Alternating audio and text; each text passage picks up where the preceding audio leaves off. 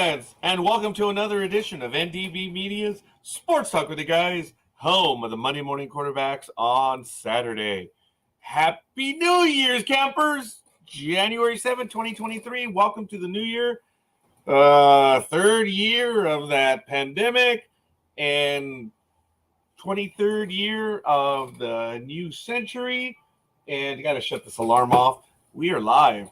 The Monday Morning Quarterbacks are live on Saturday morning, ladies and gentlemen. And of course, you know, no one is safe while we troll the digital airwaves. Join us as we discuss the latest news in the world of sports and review the events of the past week. No fantasy sports here. As you know, we keep it real. And as such, we kill brain cells. Hell, we might just be... No, we are the purveyors of the zombie apocalypse. You have been warned.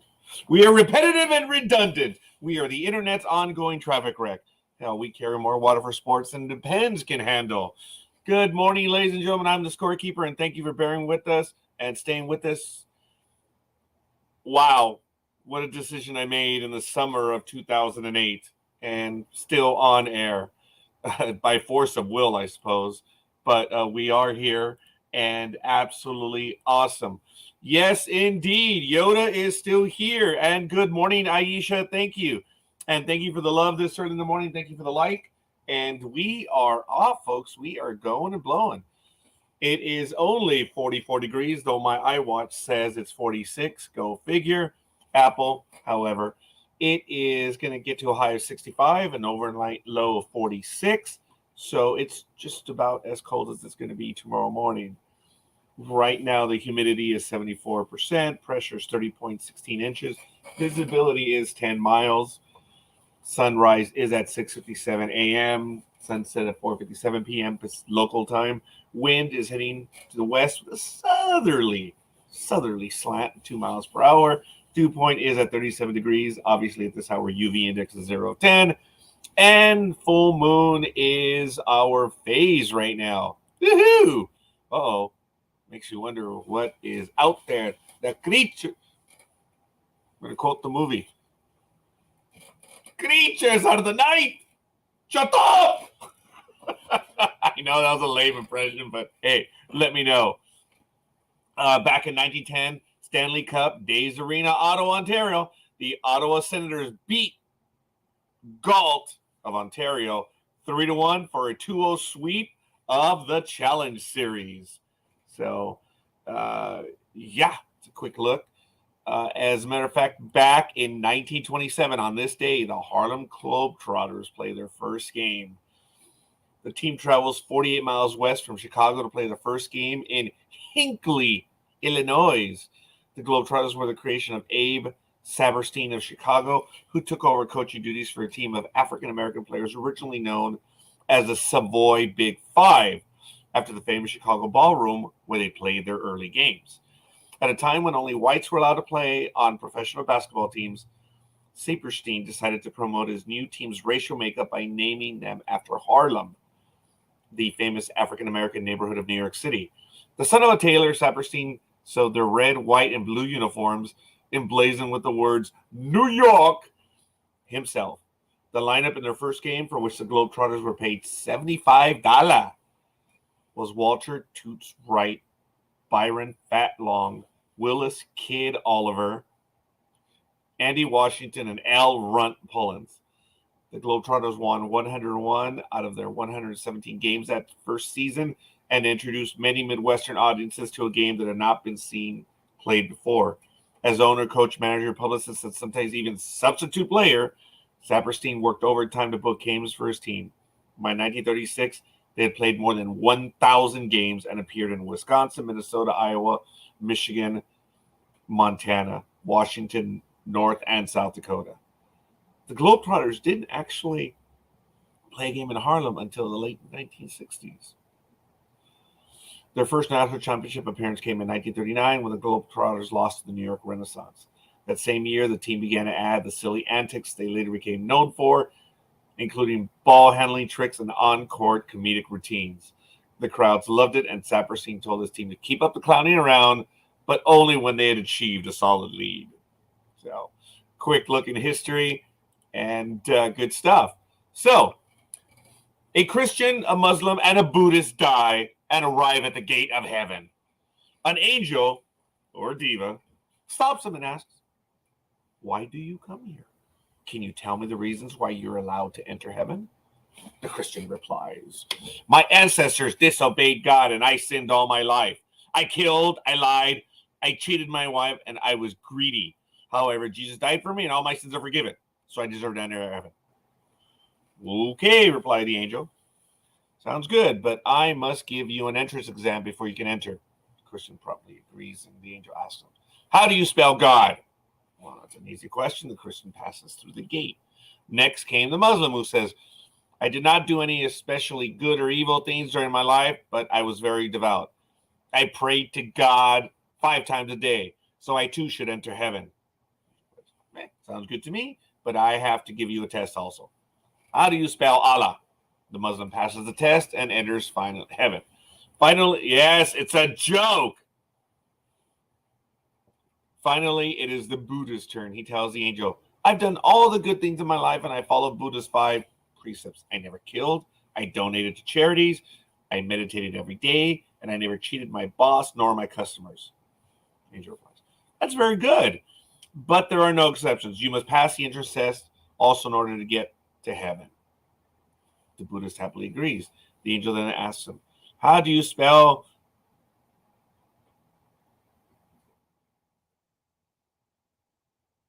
Avalokitesvara and Bodhisattva?" I should have remembered those names for my studies when I was in school. Yes, I studied different belief systems growing up. So, let me see. Oh, it's raining there. It has been raining for most of the week over here, Aisha. So, good morning, Aisha. Aisha, I understand that you are a hardcore football fan. I don't know how much you are into the baseball stuff. So, I want to go ahead and invite you as well if you are interested in voting in our brand new, which is first time ever, 2023 Sports Talk with the Guys Hall of Fame vote. It's in progress. I don't have your email, Aisha. And same thing for you, Jay. And usually it's Matt. Big Dog, you beat Matt in. What is this? Is morning. Hola, presidente, ¿cómo estás? Shocked, adrift, in a maze of, I don't get it. Un momento. Oh, there we go. Good morning. I had my SAP button on. I'm sorry. 2023 is well underway. Shit. Wow. Good job. I actually did that one time on one of the comic shows that I go to, and I said I was talking in Spanish, and I did that, and I said, "Oh, I'm sorry, I had the SAP button on." He's like, "There's an SAP button on StreamYard?" Oh my God, that is damn funny. That is damn funny, folks. That is really good. Let me get to the comments. I'm going to get to the game in a moment, Aisha, since I had the Big Dog joining me now. Right away, we can start talking about that. Yes, Jay. May the force be with you too. And of course, he's addressing Aisha this morning. Good morning. And then, response. Happy New Year, campers! As I said earlier this morning. Good morning, Gridiron Girl. So I did, folks. The email that went out, shockingly, had 76 recipients. And I've already received 2 ballots back. And the ballots will remain confidential. The only ones that really will have access to the ballots will be the Big Dog, Gmo, and myself. That's just the way it is.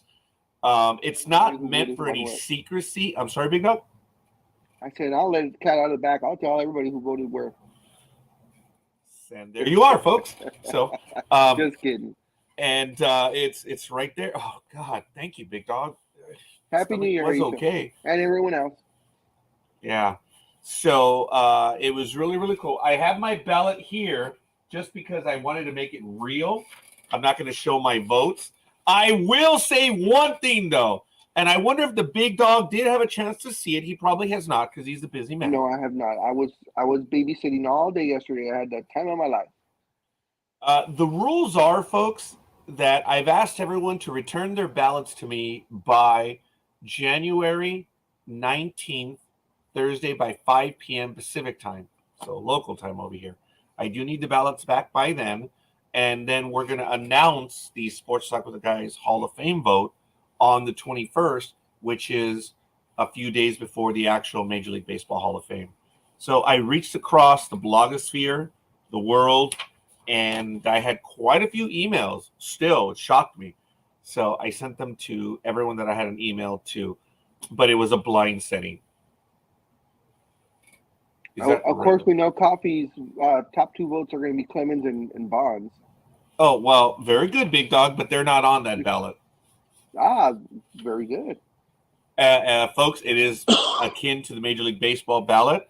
Of course, Scott Rowland, Helton, Wagner, Jones, Sheffield, Rodriguez, Kent. Rodriguez will probably have his vote. Kent, Ramirez, Vizquel, Pettit, Rollins, Abreu, Bureau, Hunter. Can you imagine where my Hall of Fame vote went on that one? That's Torrey Hunter, by the way. Carlos Beltran, Lackey, Weaver. That one surprised me a little bit. And Ellsbury, Kane, Peralta, Worth, as in Jason Worth. I wonder if you can bet where my Hall of Fame vote went on that one. Hardy, Napoli, Bronson Arroyo. I wonder if you can bet where my vote went on that one as well. R.A. Dickey, Francisco Rodriguez, Andre Ethier, and Houston Street. So I already gave you a little bit of a hint, folks. And remember, I sent you the emails. You can vote up to 10. Question, was there a spot for a write-in vote? No. As per the rules, there are no write-in votes. Okay. Yeah. So I'll touch that email later on, probably right after the show. But I was just wondering that because I know there's write-in votes in the regular Hall of Fame voting. Is there not? No. I'm trying to remember. No? Oh, okay. No. Copy and paste is a wonderful little weapon, folks. So I do want to review that email real quick. I had surprisingly quite a few responses yesterday, but I want you to consider this as part of the rules. As there are no automatic elections. If someone is automatically hitting 300 or automatically hitting 500, you can say, "Oh, well, they're already in the club, so I'm not going to vote for them." No. You get up to 10 votes on your ballot. That's it. You don't have to vote up to 10. You can vote just like a reporter. I'm sorry? I said just like the reporters. Yeah. And someone already responded to me with 4 votes deliberately. So I like that, folks. Keep that in mind. And I want to give a shout out to Aisha, Sonia, or I'm sorry, Gridiron Girl. Sorry, I have to keep professional titles. So sorry, Gridiron Girl. And Peter Gama. Oh, we have yet another one. And Jay. Thank you. Woohoo. Wow. I haven't been blown this early in the morning in like ever. So thank you. I want you to consider this as part of the ballot. Okay. This is one of the rules that I put in, and it's no accent the same as the BBWWA rules. When you consider someone for the ballot,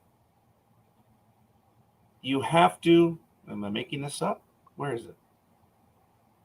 Damn it. Of course you are.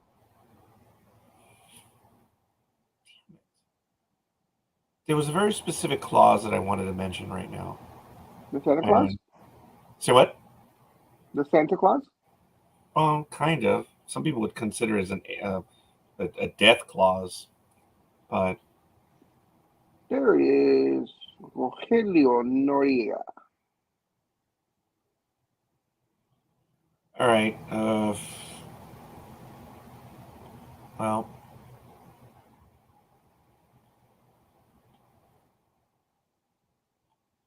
wow. In my pursuit of baseball perfection, I effed up. It's something that is important that maybe just because I'm stressed out right now, I'm not able to find it this morning. But Anyway, folks, the ballot has been sent out. It was sent out to a lot of people, like I said, and I don't have everyone's. Look, I need you to understand that I compartmentalize my world. I have my business contacts, and I only contact them for business. Sorry, Robert, and others. And I have personal emails, and then I have Sports Talk with the Guys emails and stuff. So that's why I do apologize, but it is there. So you may not have received an email from me because you were not in my sports email chain. So, yes, the pursuit of happiness. I have a question. No. So only players that have won championships are eligible? No, why? Because you say a player must have played in each of the 10 Major League Championship seasons. Oh, that's a regular season, Big Dog. Sorry.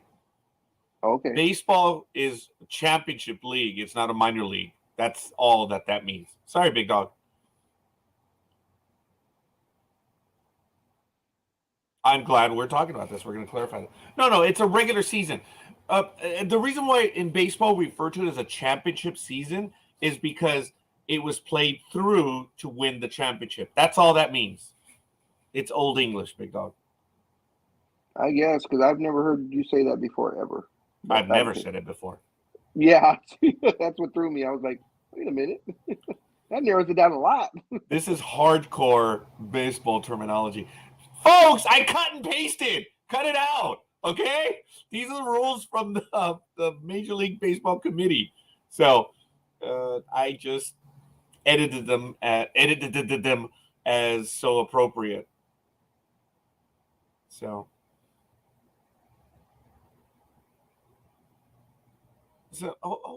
I think it's gonna be kind of cool. So it's on its way, and I look forward to your opinions. So all right. So folks, again, I do apologize for being all over the place right now. I am under the weather. I will have to tell you that after Saturday's program, I was going to run a few errands because I have a lot to do. But I received a call from a classmate. Big Dog knows who this gentleman is.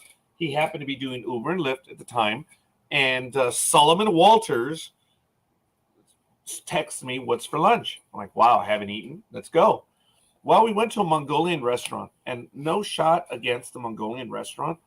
But folks, I guess I'm a racist pig. I cannot have Asian food anymore. The last 3 times I've had any sort of Asian food, I have not been able to consume it due to various issues, predominantly diverticulitis. So on Saturday night, folks, I swear to God, I felt like I wanted to die. And I was so nervous that I was so depressed on Saturday night that I was thinking, my God, for my daughters, what's going to happen? This is how bad it was. This is how bad. It was crazy. This is how I felt sorry for myself. Actually, I didn't. The story is I did not feel sorry for myself. I felt sorry for my daughters. Like, Jesus Christ, their mother's hospitalized. I'm about to buy it because I thought I had burst something on the right. It was horrible, folks. It was horrible. And I wonder if it's the MSG. Now know. I'm sorry? I wonder if it's the MSG. Because MSG is prevalent in Asian food. So I wonder if it's the MSG. I wonder if now that has a reaction to your body. Big Dog, I am never going to risk that again. I am not. I'm not. It could have been, Jay. I think it could have been food poisoning. But, and I did have some symptoms. Well, I had food poisoning once before. Jay, it happened on Good Friday, no less. I was working a Friday. And Gene Gallegos, God bless him, we went on a Saturday to purchase a Good Friday meal because we were working hard and starving. And I never consumed the coleslaw, and the coleslaw was left on the shrimp plate. Oh my God! Yeah, that was horrible. So I have had food poisoning, but my daughter Gmo did not have symptoms. Remember that. And Solomon Walters, you remember that one? That was like 2000. I remember when you said coleslaw. I remember that. And you see?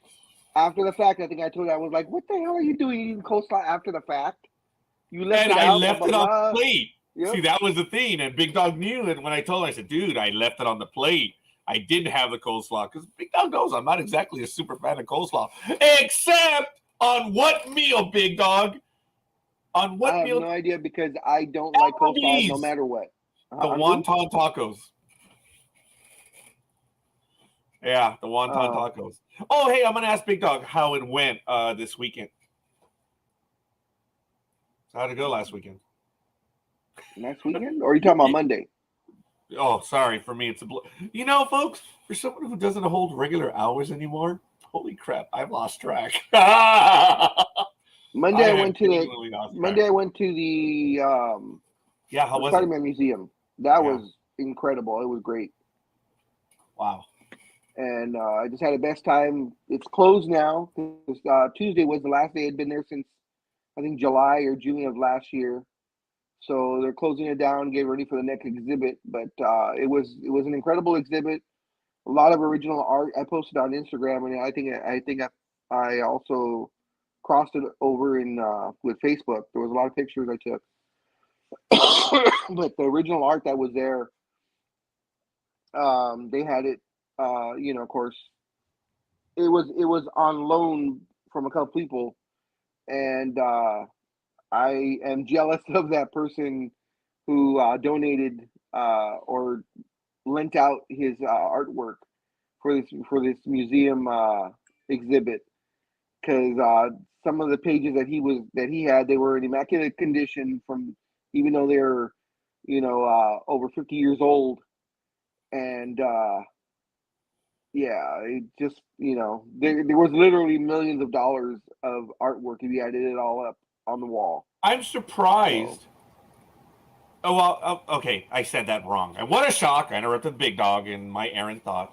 But I meant to say, I'm surprised some of your collection is not there. Let me finish. The Big Dog is an avid and, dare I say, voracious collector of art. And really, he's got quite a bit of art. So let me see. Oh my God! No, Aisha, no! Ha ha ha ha ha ha!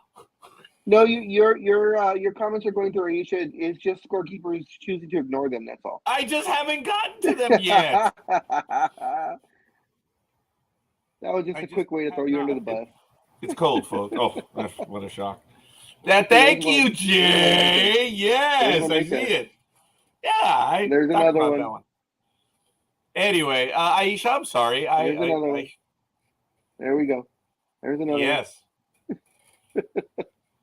So it is good stuff, folks. And Jay did comment that, yes, you did, Big Dog. Thanks for sharing.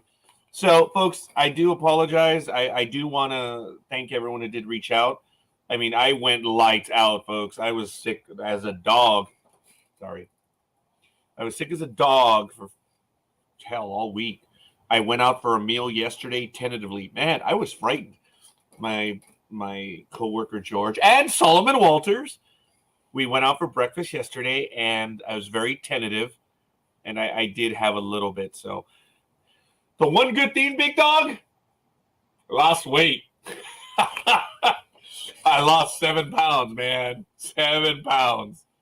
So what did you have yesterday? Just like scrambled eggs and toast to keep it safe? No. Or did you go crazy and have like Bubbles rancheros? Oh, no. Okay, first of all, hold on a minute.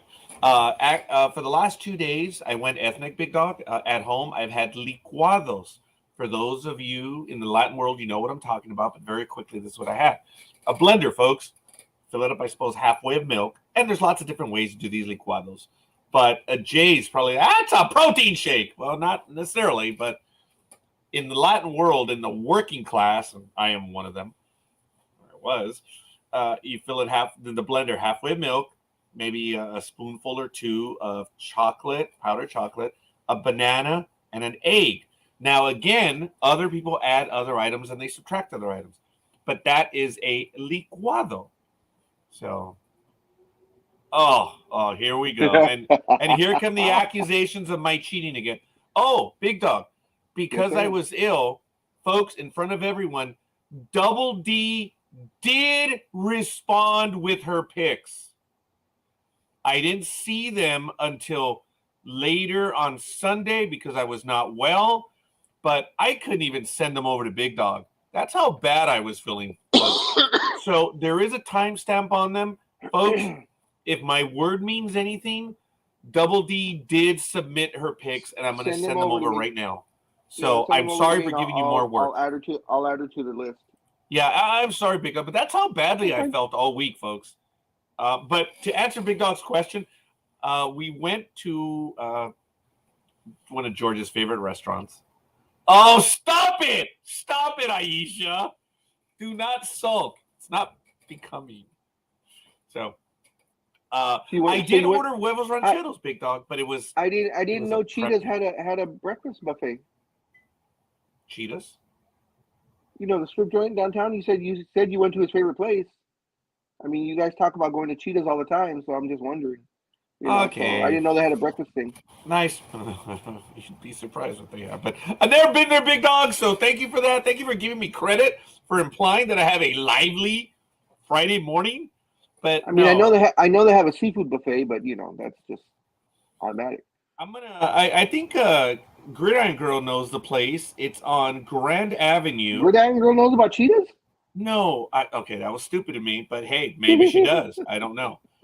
But the place that I went to is actually, it wasn't very far from Gridiron Girl.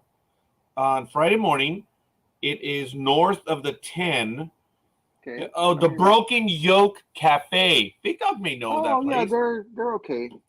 Yeah. Good morning, Double D. I was talking about you, Double D. Double D, I was not well. But I don't know if you heard a moment ago, I did say you did get your picks in to me. So I am so sorry, Double D. What the hell? You don't like me?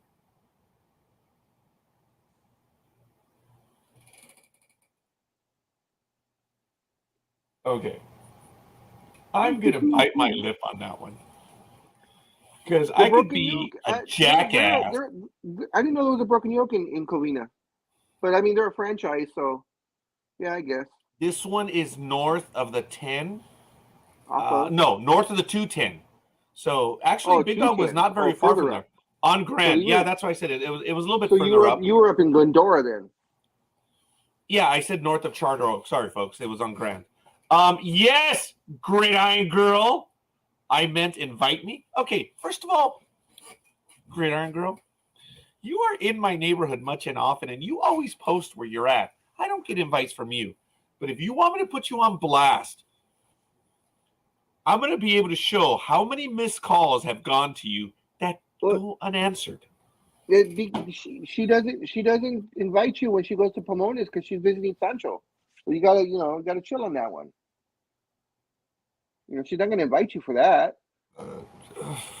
That really made me feel good. Sorry, folks. That was genuine. Sorry. Good morning, Double D again. Good morning. So, Double D, your votes were in. So, folks, I apologize. But this is what we do. We always banter and kid around and stuff. So, I do want to say a doctor compatriot that I know, I'm not going to reveal everything, but I just did. Someone who I know who has a doctorate in education has responded in one of my ballots. I was like, wow. He says, hola, Rogelio. What you doing? Like, hi. He says, what do I do with the spreadsheet? Well, doctor, why don't you just go and choose? Oh, here we go.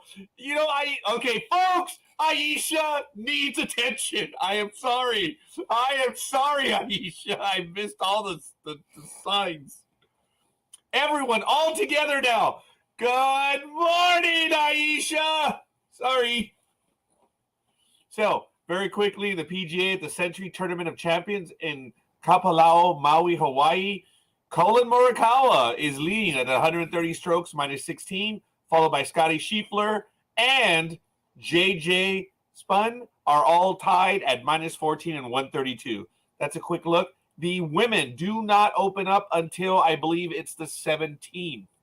Or no, I have that date incorrect. They will not open up till. But I'm going to be nice. Yeah, I actually thought about it when I said it too. I was really Yeah. stupid. I So was like, boy, Roger, you're setting me up this morning, and not.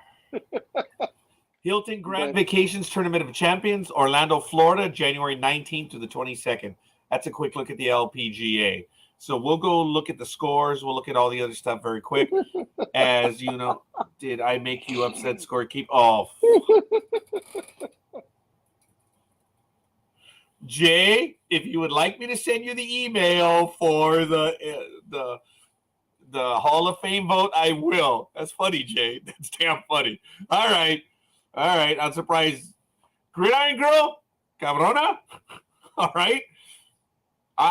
It's possible next Friday we will be in your area, so I will know the night before. I will contact you. And if I'm in that area right there, because we've gone to the Broken Yoke. My buddy also likes going to Flappy Jack's, which is like right around there. I like Flappy Jacks much better. But it was jammed, big dog. It was always jammed. is because the food is so good. And we were there even early. Even George was early. Shocked the shit out of me too. There's my cup of Joe, Aisha. I'm gonna get the cup unless someone wants to get me the cup. Just kidding. It's at a train show. I thought it was so funny. My wife said it was the trains or her. She will be missed. It's funny, man. It's funny. So, anyway, if you guys want to have breakfast with me on Friday morning, just let me know. My schedule has opened up, and it's going to remain open for a while. So, anyway, as you know, Sports Talk with Guys did receive inside information, but we were not able to announce it until it went public. It still amazes me that we beat ABC News for hours. But as you know, the Dodgers, and I guess I kind of stayed quiet on it because I was surprised. Everything that I knew and was getting from the inside was that Trevor Bauer was going to remain a Dodger. Yep. I don't know if you guys remember last week. I was like, guys, it's over. It's done. You know, I think I said I'm expecting the Dodgers to keep Bauer. So when I received news, and this was an hour before we posted on Sports Talk with the Guys, I was stunned. I was genuinely stunned that the Dodgers have decided to release Trevor Bauer. Actually, no. They did not. They designated him for assignment. So in baseball parlance, they have 10 days. 10 days to trade him, send him down, or give him his outright release. And at this point, it's more than likely he is done and he's out. So he'll be – I'm not going to go out on a limb, folks, but I guess I am by this. Trevor Bauer will be signed by someone else. Oh, yeah. Yeah. Definitely. Folks, again, we talked about this briefly last week, and I don't know if we talked about last week, but I think the weeks before when this first did in the news, is that this is, again, I'm no fan of Bauer. I don't believe the big dog is either. But he has a mouth on him, and I'm sure his acquaintances may agree or disagree, but that's not for me to comment. But he paid a heavy price in baseball terms. And my thing is just, it's done. It's over with. He should appeal it. It's not whether I agree with him or not, but he should appeal it. He shouldn't let it go. This is a workplace issue, folks. So you guys need to remember that. So different rules apply, and Mr. Bauer should continue with the process. But be that as it may, if you look at it in its purest form, the man paid a heavy price. This is what Americana is, folks. You get caught, you pay, you've paid the price, move on. So, I don't know. I guess I'm stunned. I guess I'm stunned because I had different information from the Dodgers organization. And this was very high up. So knowing that they let him go, I think the pollsters came in at the last minute and gave him the information. So we'll see. Other than good morning, Speedy, Big Dog, your thoughts on Bauer? I as well was shocked that the Dodgers let him go. Since they designated him, I don't see anybody trading for him if knowing that he'll be available as a free agent. Now, how does that work with his contract? Will the new team have to pick up his old contract, or do the Dodgers have to pay the old contract and he gets paid minimum by the new team, like the way it does in the NBA? How does that work? Okay. I would before you said that last line, I was going to say yes, yes, and yes. So it's because Speedy. It's all right. Yeah. There were a few things mixed in there, which I think you got all right, but kind of jumbled in the question. And allow me to clear. Big Dog, he's going to be released. You're 100% right. And what's going to happen is, remember, he had like a $30-some million deal.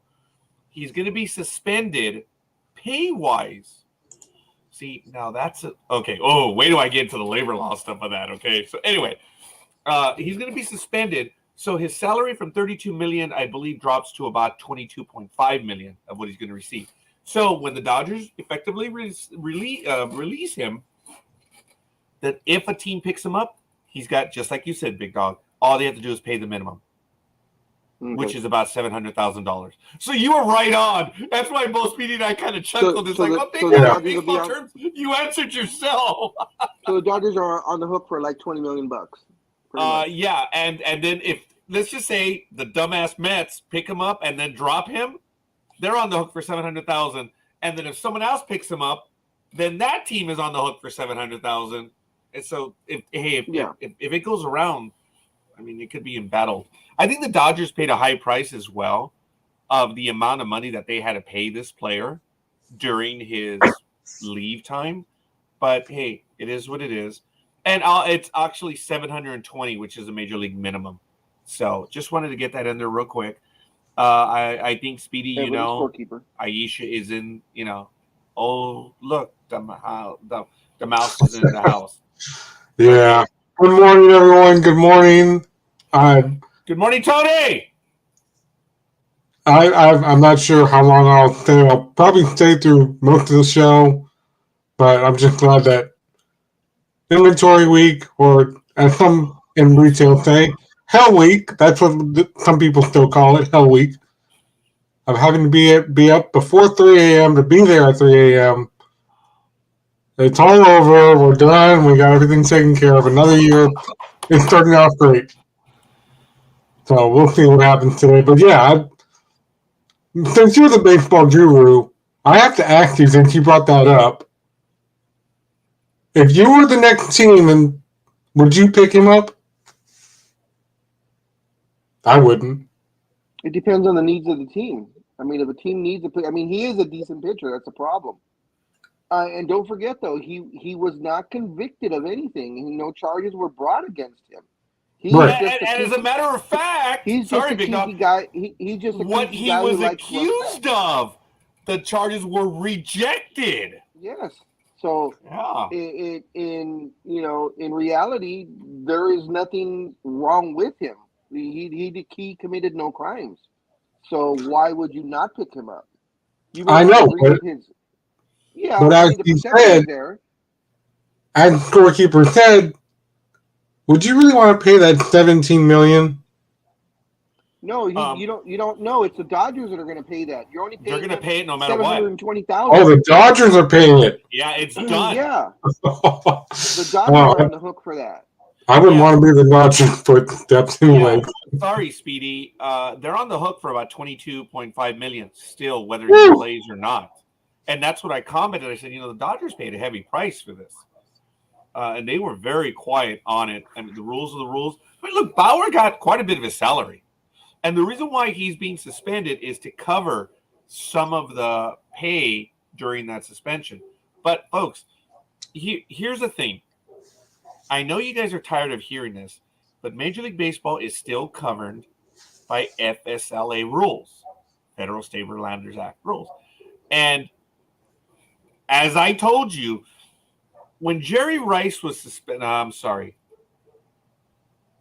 Ray Rice, right, with Baltimore, when he was suspended 2 games, I'm not relitigating this, okay? Just listen. And I've talked about it. When he was suspended 2 games, NFL did its due diligence, whatever, and they suspended him for 2 games. And then when the video came out, then they suspended him indefinitely. Folks, as per the Labor Law Act, you cannot do that. Once you suspend an employee for an act, you can't just come back. Oh, we found something else. Yeah, double And jeopardy. then do it. That's a labor law violation.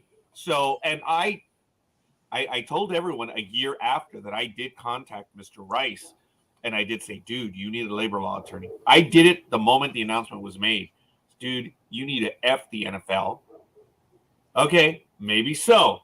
I'm not sure who you're talking about, if it's Bauer or Rice, but Bauer. Just talking okay. about Bauer. But hey, good. Ground Girl is a hardcore Dodger fan. So anyway, so folks, that was a labor law violation.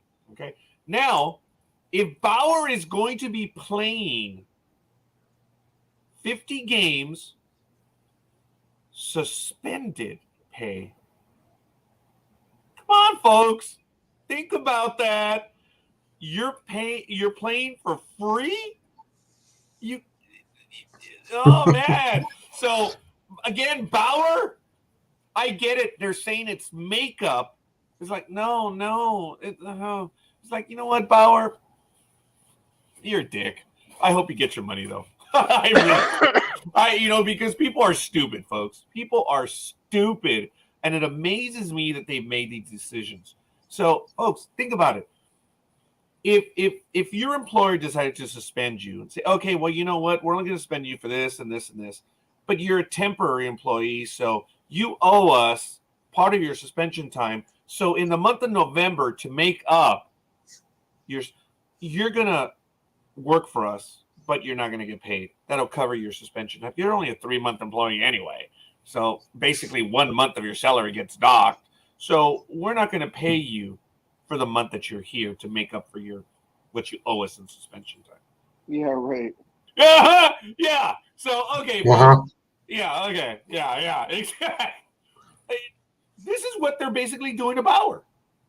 Now, if he is not signed by a team for the first 50 games, points moot. So, now, good morning, Mario. Sorry. And happy birthday, Mario. Good morning. Thank you for joining us this early in the morning. Now, since we're on the Dodgers, are you shocked or surprised by all the Dodgers that are leaving or have left via trade or not being re-signed because they just lost Justin Turner to the Sox? Mm-hmm. And we all talked about Justin. I know you weren't a fan of Justin Turner, Scorekeeper, but you did acknowledge that he was the heart and soul of the team. And the fact that he's gone now, yeah. So are you surprised by the? I don't know. It's not really a salary dump because they are picking up players at the same time, but they've eased on their salary obligations by letting. I think with Justin Turner, he's like the 5th or 6th Dodger to go in this offseason. What has happened with the Dodgers is a shock to me. In that, to answer your question in the purest form, it is clearly. I'm stunned, and I'm genuinely surprised. All these players leaving, this should be on the Athletics. This should be on the Rays, Miami, even Texas, to lack of it. Right? I'm seriously, yeah, right, guys. Mm-hmm. The folks, the Dodger clubhouse is not a happy clubhouse, because if you would think that, okay, well, Scorekeeper doesn't like the redheaded stepchild from third base for the Dodgers that went to Boston. And folks, it's not that I hate him or dislike him. It's just, I know, hypocrite with the beard, right? That mountain man look. Dude, if you want to be an ass, you want to be a spoiled child, do whatever. There's a level of professionalism. Yes, I know the level of hypocrisy right now being displayed is abhorrent. But it's just, he just rubbed me the wrong way.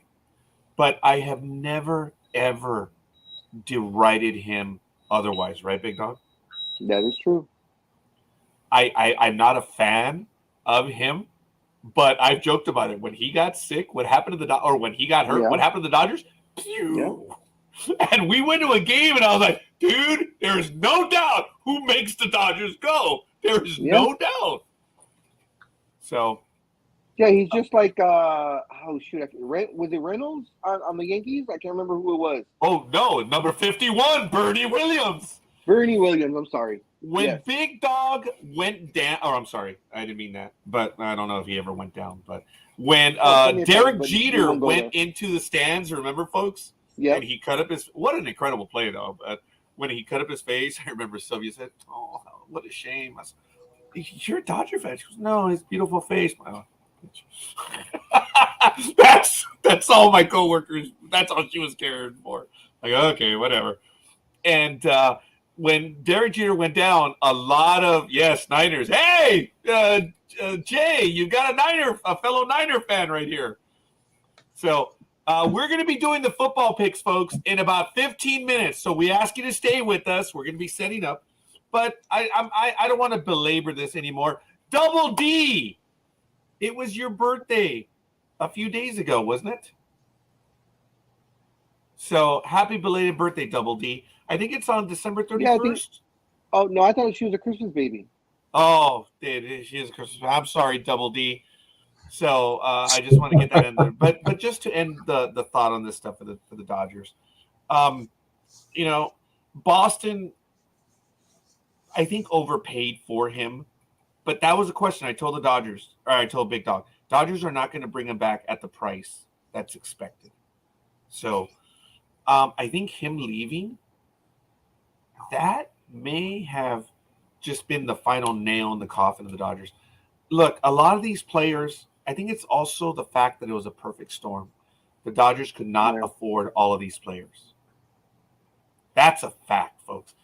I've been saying this for a few years now. The Dodger team was loaded and management was paying to win. But it gets to a point that, folks, it doesn't matter who you are. You can only spend so much. And the Dodgers had gotten to that point. So I think it was just a perfect storm that the Dodgers would have to make some decisions, and some players just got paid somewhere else. So good for them. I've told you, folks, I have nothing against a player that earns money. Look, they're not like us. They're going to go out and get the money. Good for them. It's when they bitch about how much they earn. It's like, shut up, man. Shut the hell up. Shut up. You have no right to bitch, And the great Ricky Henderson signs a 4-year, $12 million deal right before the explosion of the major contracts in 1990, I believe it was. And Ricky's 4-year, $12 million was immediately eclipsed within like 3 months. It's like it was a $12 million 1-year contract for every other player that was coming up. So, and then remember the donation jar that Ricky Henderson had? Remember that, Speedy? Oh my God! I mean, that was a bit more of a joke, but it was just a temporary joke. But Tony, thank you for being here. I understand your pain. I went out to my car on Sunday. Like, well, got to go to church. Got things to do.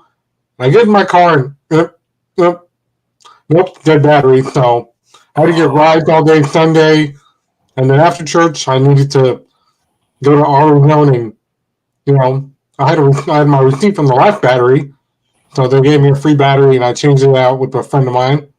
And they gave you a free charge? Aw. No, they gave a new battery. Replacement for the same battery. He actually kept your receipt. Yeah, that's why he a battery charge. Yes. Oh, What are you, a Tesla driver now? No, I've not hit such arrogantly stuck up levels. You guys heard the story though that Gmo a few months ago said, "Hey Dad, I think it's time for us to get a new car." I'm like, oh, really? The Maxima's not enough for you? I'm sorry. My slummy little Nissan Versa is not enough as our commuter car. So you want another car, huh? So what do you think we should get? I think we should buy a Tesla. Now notice, her Maxima is her car, but whenever a payment is mentioned, it's our car. So, I'm like, all right, well, we'll see. I just died laughing when she said it's time for us to get a Tesla. That's when you answer back. Well, as soon as you make all the payments, no problem. Sure, go ahead and get one.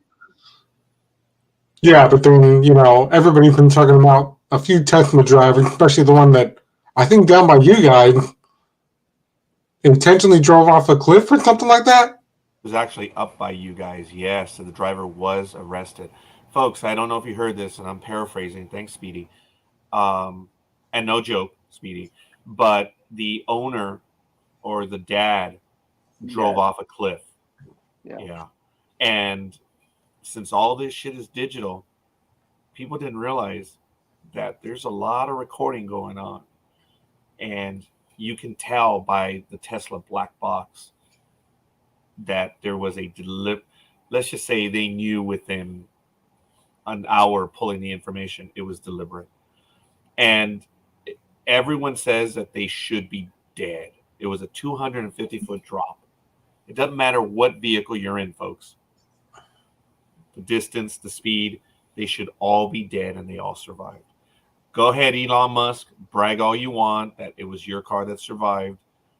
But no, it was by the grace of the almighty being that you want to believe in that they're alive. And well, it also goes back to, there's stories about it on YouTube where they're like, well, our airplane had this problem, well, because of this and this and that. But then they go, no, it's because the captain of that flight actually turned off the autopilot thinking we wouldn't track it. What an idiot. And so they're fired. That's funny, yeah. Yeah, there's a lot of recording devices on there for obvious reasons. That's like saying I didn't steal anything, but yet it's on camera. So that's not you? Yeah, boy, do we know about that, huh, Big Dog? Oh, yeah. Oh, my God. Hey, folks, we're all retail here, so I'm actually I asked Big Dog and Speedy to carry the conversation right now. I'm setting up. I put the link in the chat room, folks. Well, this is going to be week 18. So this is what we're going to do. I'm going to take a look at the NFL website, do the standings. Then I'm going to ask the Big Dog to do where we are as standers in our 18 week. God, this is the first time that we're going to complete 18. We've never done 18 weeks here on Sports Talk with the guys. Never. We've always done 17. Well, actually, I think it was just customary, right, folks? Because I think it was a holiday weekend. We would just never do week 1 of football. And this year we made a conscious decision to do week 1. So now we're doing it. But anyway, like I said, if you guys want to follow along, and if my co-hosts wish to join me as well, they can choose the games that they want to help cover. But I'm setting up, and in the next few minutes, I asked my co-hosts. I was actually going to say my crew. Yeah, that's not a bad word. And I appreciate that, but I thought I was going to get bitch slapped on air by both of you. Man, they're not your crew and all that shit. But anyway, You should have a question, though, from a few minutes ago. Yeah. She wants to know our thoughts about the Dolphin news about Tua and was it Bridgewater? Yeah, I think so. They're both out for today's game. They're both out. We have a lot of other stuff to talk about too, because everybody's talking about this whole thing with Derek Carr, and then everybody else is like, "Oh, you're just Derek Carr's brother. You're just being the brother and protecting and coming to his aid." But wouldn't you, if somebody was, badgering your brother or your sister because you were related to them and sibling wise, and I would, because I've done that for my sister too and my brothers. What did you say about my family member? Why don't you come over here? We'll handle this face to face. Oh, no. I'm good, no problem. Yeah, you better turn around and start walking away. Oh. I remember. Yes. But everybody's gonna probably say the same thing here in the chat room, but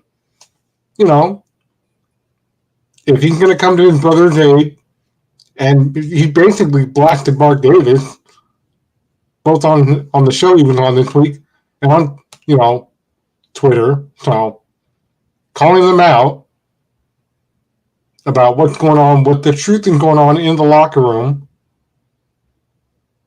But I mean, and then of course, the Omar Hamlin incident, gosh, that was scaring itself on Monday night. Oh yeah, definitely. Oh, folks, I've been wanting to do. This is how bad I felt. I've been wanting to do an episode of The Professionals or a special primetime sports talk with the guys. If we ever had an issue to do it, we could have done it any day this week. But folks, I'm not. I guess I'm bringing glory, and I'm not trained to. That's how bad I felt. I just could not get up to do a program. Had my co-host said, "Let's do a program," I probably, or if anyone would have asked, I probably would have. But it was horrible, folks. I just could not get around to it. I've been sick all week. Still am, actually. The mental part doesn't count. But going back, yes. So on the Derek Carr situation, what do you feel is going to happen? I feel he's gone.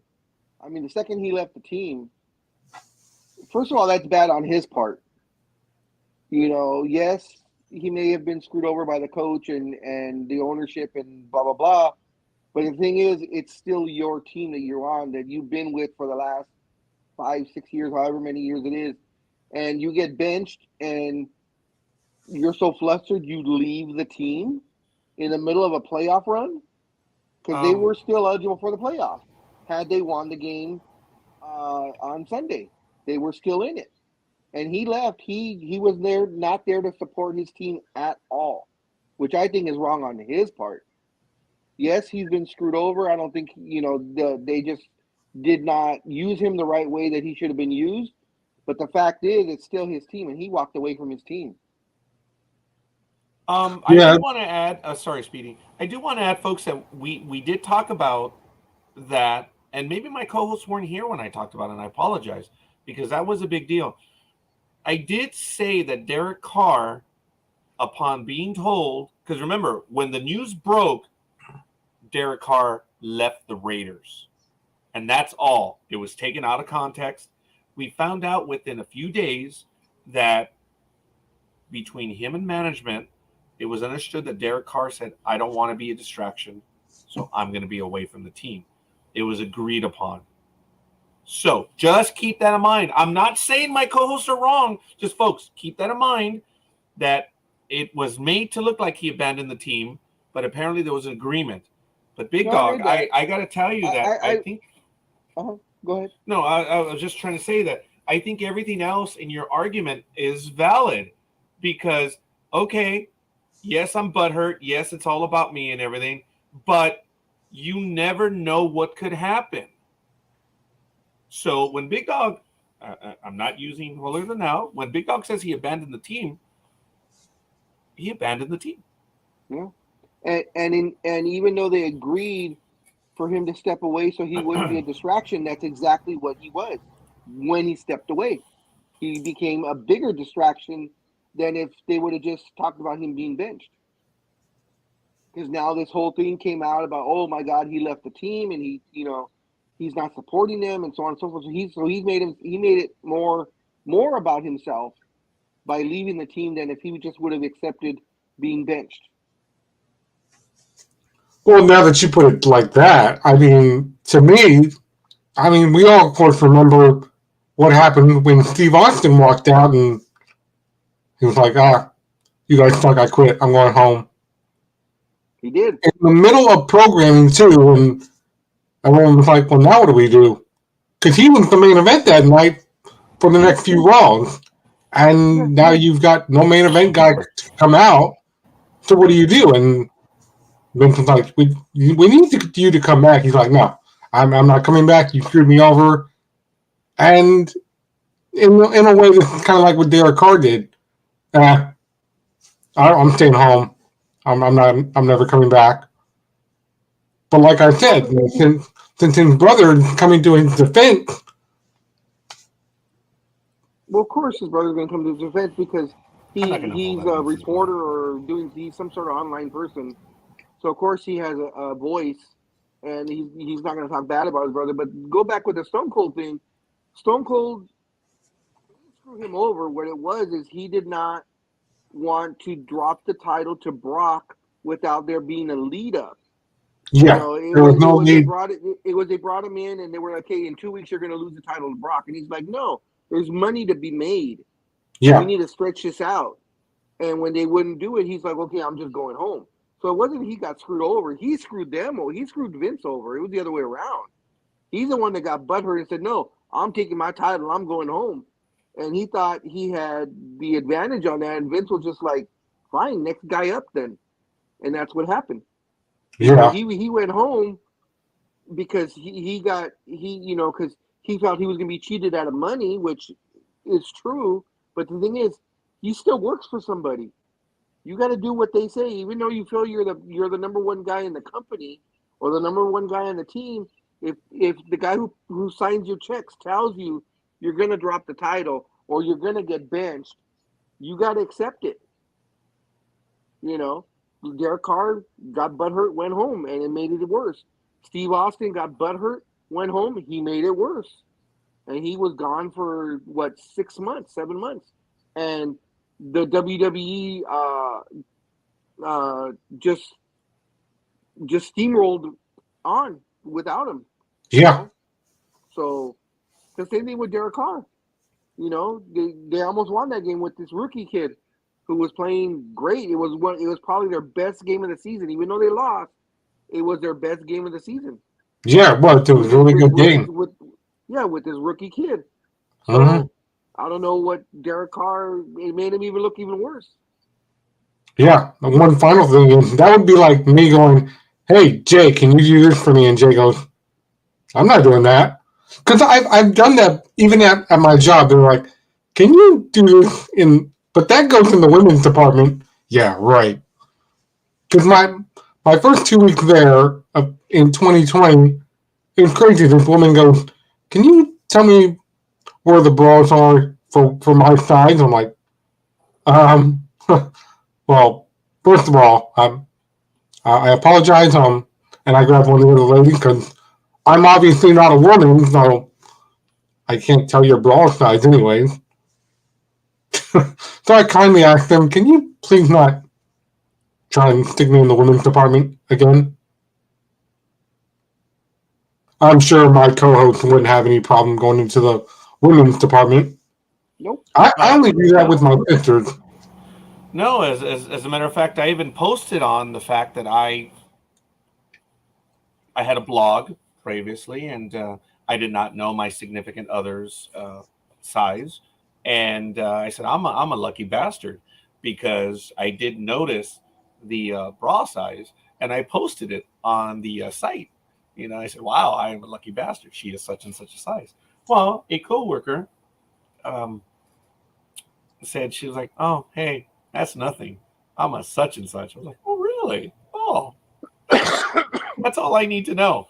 Thank you, female coworker, for letting me know that your bra size is 2 sizes larger than my own." So, all right. So I waited, and the situation presented itself so quickly. So my coworkers, we had gone out to lunch. We were at Carl's Jr., not far from my workplace, and it was a cold, rainy day. And everyone was talking about what they were taking for colds and coughs, and it just, we were not feeling well. Someone was taking Contracts, another one Robitussin, another one, whatever the medications were. And good old young lady, poor thing, she was over on the other side, and she was about to take a bite, and I turned to her and I said, 44D? The cough medicine, 44D, And all I did was like, 44D? And she was caught in between them. I think she was taking a bite in her salad, and she instantly turned crimson red. And people didn't figure out until later. But I was like, all right, you show me up like that, I'll gladly show you up too. So I got my revenge. Oh, you think you're larger? Okay, fine, no problem. Everyone was talking about the medications they were taking, and I just asked, 44D? What a bastard. That was the size, by the way. But to answer Aisha's question, actually, it is not a strange thing. It's just surprising that they could. Yes, Jay, that actually happened, dude. This was like, Jesus, this was like about 20 years ago, man. It really happened. Dude, when I am gone, I will have a memoir just for all the stupid shit I did. Folks, Aisha's referring to the fact that the Chiefs released youngster after emergency reunion. The Bills. I'm sorry? The Bills. Actually, it's the Chiefs. But she made a question about the Bills, though. Yeah, she's questioning the Chiefs. No, that's why I have it up there for you to read. Okay, Aisha said this, and then right there she said it's the Chiefs, not the Bills. So again, so it's all right. So the Kansas City Chiefs reunited with kicker Matthew Wright on January 6th after an injury update on starter Harrison Butler. So if I'm not mistaken, this guy's on the practice squad. So of course the Chiefs had to create a spot on the practice squad. Oh, there it is for Wright, and they did so by releasing linebacker Justin Hilliard. Their official Twitter account announced the news of this happening. Now, you may be wondering why that was done, but look, it was an emergency signing, Aisha, that was done for the practice squad. Now, the way you asked your question, I saw a lot more into that, in that why did they do this? Well, they're always making moves, and it's just strange that it's like before the final week. They don't happen all that often, but yeah, especially if the kicker has been missing kicks. It does. It does. Yes. Yeah, they'll replace him, or it could have been the kicker was hurt too, so that might have been the reason why they replaced him also. So it was an emergency signing, and it's not that strange, Aisha, but it does happen. Usually, it's an emergency signing or emergency replacement, or as Big Dog has said, they suck. And kickers also develop the Steve Sax syndrome. Okay. Oh, geez, yeah. Okay, Speedy might be a little too young for that one, but that was an adventurous season, wasn't it? I told Big Dog that my dad took me to a baseball game in the 1980s, and we were out in left field, and this was in between the innings. It was versus the Pirates, when the Pirates were becoming a damn good team in the middle. They had a lot of young talent. Well, you have to be looking in from left field. Steve Sax was taking the warm-up tosses, and he was at second base, and he got up to throw it, and he threw it at first base, and all the players, there were like 4 players in the dugout, they all did like this. Oh my God, Steve Sax was just glaring into the dugout because they were effing with him. They know it was an issue with Steve Sax. He had the yips, or whatever you want to call them, on throwing to first base, because it was an adventure, folks. But the Pirates were effing with Steve Sax, and you couldn't see it. It wasn't on video. You had to be in the stands. My dad and I saw it, and we're like, hey, that was hilarious, man. That's what you do to get under the opposition's skin. Some call that Bush League. That's his youthful exuberance screwing with the pro or the veteran. That was funny. So, it's part of the game. It's part of the stuff you don't see. But, folks, we do have a game this Saturday, and there are some changes. We'll talk about it. Both Speedy and the Big Dog will be ready to go to talk about the playoff news regarding the Bills and the Bengals, if I'm not mistaken. I think they have the story for me. But in the meantime, I'm going to start with what we do. It's time for our football picks. So let's take a look at the picture entering the final season, Week 18. Remember, this is the final week. There is no Thursday, and there's no Monday night game. So when everything ends on Sunday, it ends on Sunday. So let's get to it, folks. And starting off let me go to the view, and you can follow along with me. So, all right, folks, here we are. In the NFL, in the American Football Conference, here it is. In the AFC East, the Buffalo Bills are 12-3. They've won a playoff spot as well as their division. They're followed by the Patriots and Miami at 8-8, and the Jets are 7-9. In the AFC North, the Bengals have captured the division and a playoff spot and a divisional one at 11-4. The Ravens have captured a playoff spot at 10-6. The Steelers are 8-8. The Browns are 7-9. In the AFC South, it's still wide open, folks. Jacksonville is 8-8. The Titans 7-9. The Colts are 4-11. The Texans are 2-13. In the AFC West, we have the Kansas City Chiefs, who have won the division obviously, and qualified for a playoff spot. So I shouldn't read it backwards. They've qualified for divisional. Anyway, you know what I mean. They're 13-3. The Chargers have qualified for a playoff spot at 10-6. The Raiders have dropped to 6-10, losers of 2 in a row, as well as the Broncos, losers of 2 in a row, falling to 4-12. In the National Football Conference, in the NFC, the East, the Eagles have captured a playoff spot at 13-3. Folks, a lot needs to be decided in this division on the last day. The Cowboys are 12-4, have also qualified for a divisional spot already. And the Giants are 9-6-1. They have also qualified for a playoff spot. The Washington Commanders are 7-8-1. They're pretty much, well, they're not in it at the moment. In the NFC North, the Minnesota Vikings have qualified for the playoffs and have the divisional championship at 12-4. The Lions and the Packers are 8-8, and the Chicago Bears, are 3-13. In the NFC South, once again qualifying for the playoffs as well as winning the division, the Tampa Bay Buccaneers are 8-8. The Saints are 7-9. Carolina Panthers are 6-10, and the Falcons are 6-10. Now, folks, it's interesting to see that the Buccaneers have already won the division, whereas they're 8-8, and the team following them is 7-9. And you guys know why. If Tampa Bay loses, they could go to 8-9, and if the Saints win, they go 8-9. You think, well, what's the deal? Well, there's lots of ways that they determine it.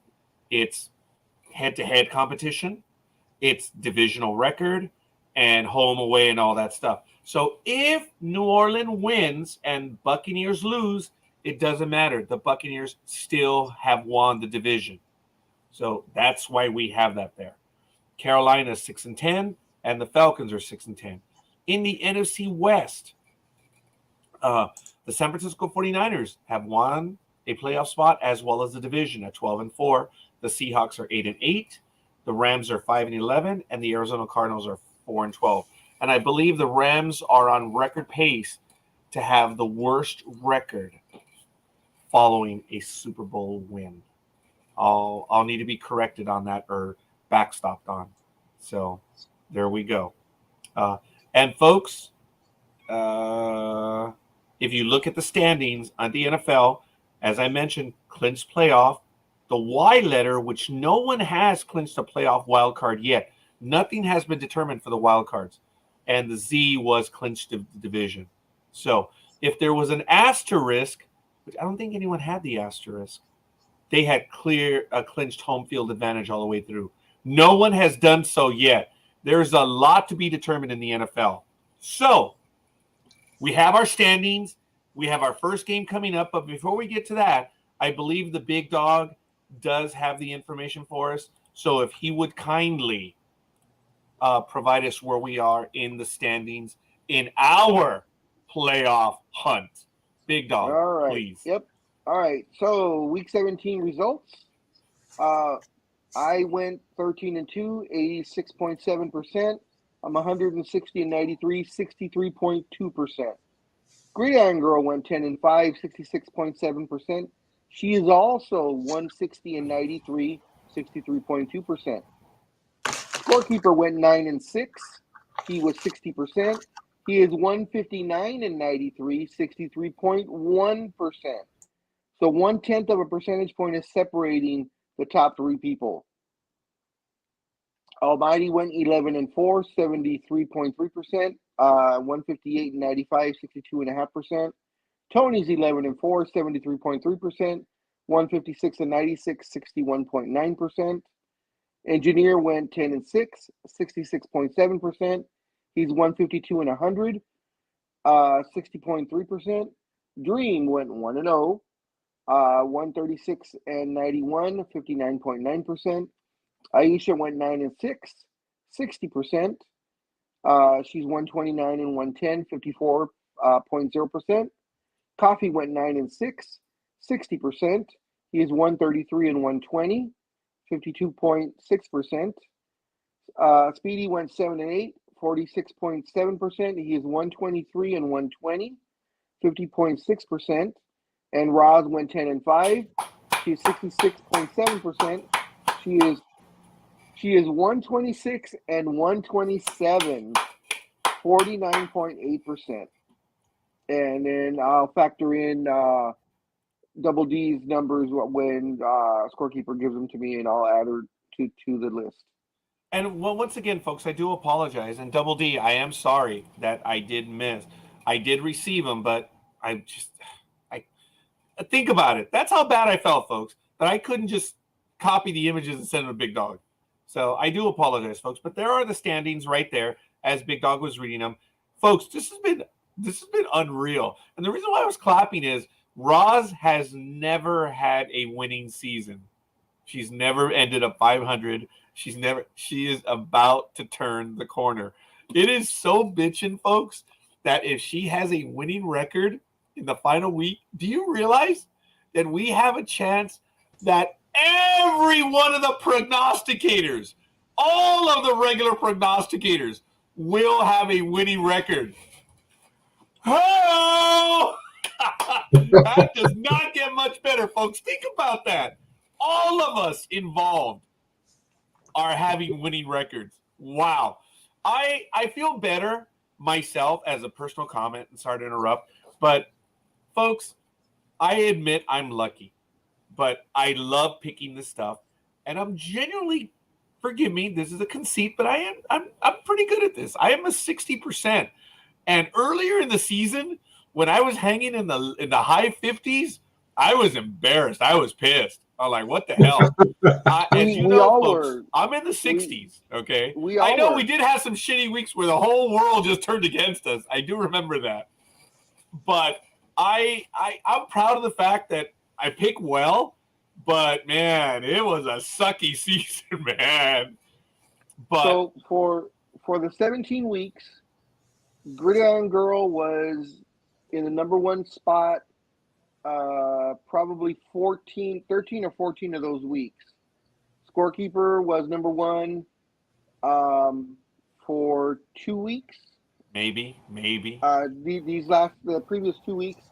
And then I had an exceptional week last week, and that jumped me to the top spot, but I'm tied with Gridiron Girl. So several of us, I think at one time or another, Almighty, Tony, Gridiron Girl, yourself, me. I don't know if Speedy did. He may have had one too. But folks, we've had several 13-2 weeks, or even 14-2 weeks. Only one person had 15-1, I believe.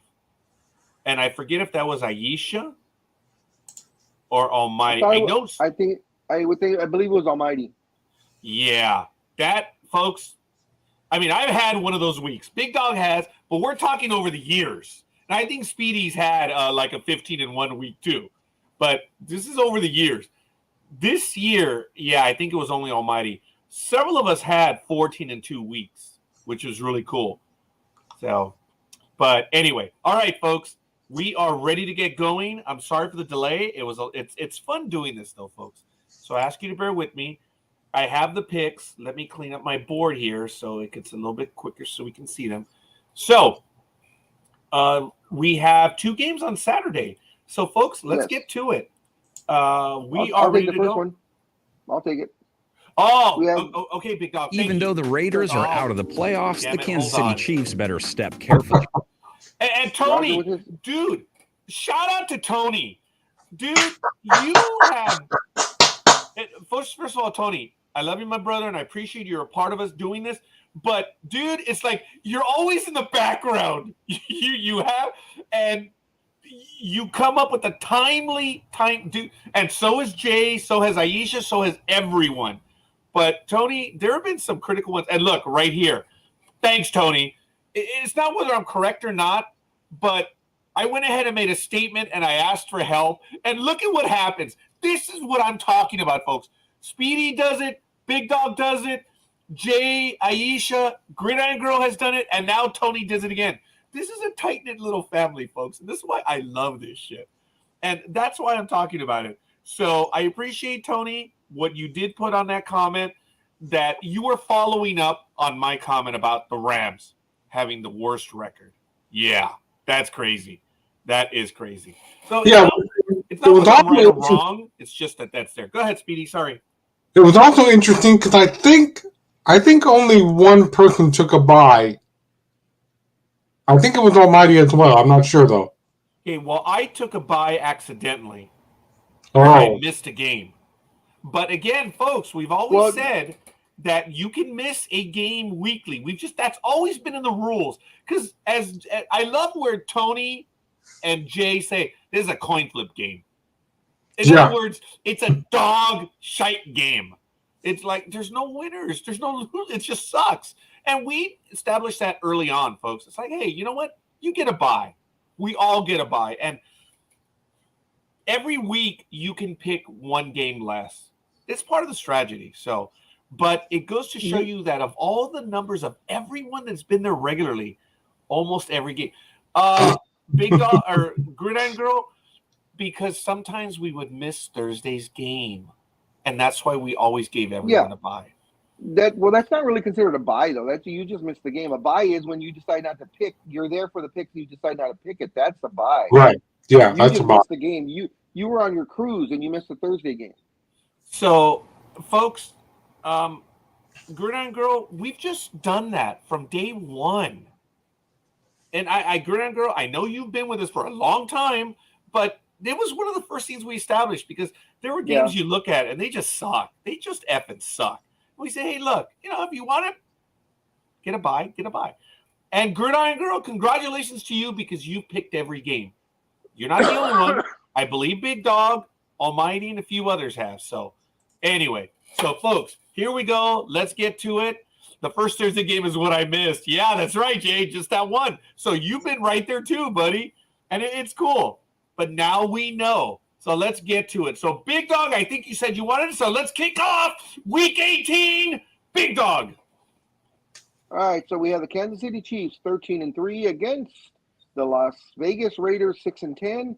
They are going to be playing in Allegiant Stadium in Las Vegas. On the comparables, the Chiefs are number 1 in offense. The Raiders are 10th. The Chiefs are 13th in defense. The Raiders are 26th. The Chiefs are number 1 in passing. The Raiders are 11th. And the Chiefs are 21st in rushing. And the Raiders are 16th. In their last matchup, which was October 10th of last year, so just about 3 months ago, it was the Chiefs over the Raiders 30-29. And if we look at what we have, Big Dog provided us, it was 9.5 in favor of the Chiefs. Does that hold? It should. I checked it late last night, but let me make sure. There was a lot of changes. I mean, and it was. It's 9 now actually, so it dropped again. There were actually a couple of games. I think it was the Jets and somebody. Who was the Jets playing? The Jets are playing the Dolphins. Originally, the Jets were actually the favored team. Oh, so that changed. On Wednesday, and then all of a sudden, yesterday, it was the Dolphins by 3. So someone laid a ton of money on the Dolphins because the Dolphins, the point spread swung 4.5 points in 2 days.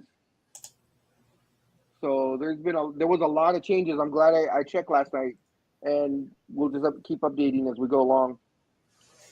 Okay, so since Big Dog gave us the information, I'm going to go to Speedy for his pick. What's it going to be, Speedy?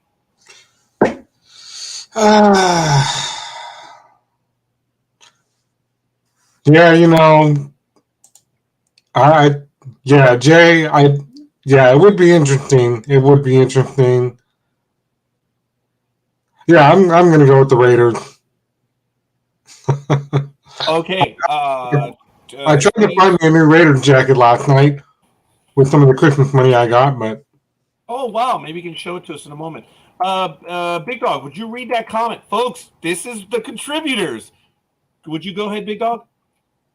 All right, this is Maisha. She says, okay, so here's me trying to be smart by a copy and paste. Unless the Chiefs are done in by some Jarrett magic, It sure looks like the first season of the post-Tyreek Hill era will end with 14 wins. It seems that the Chiefs have weathered his departure just fine.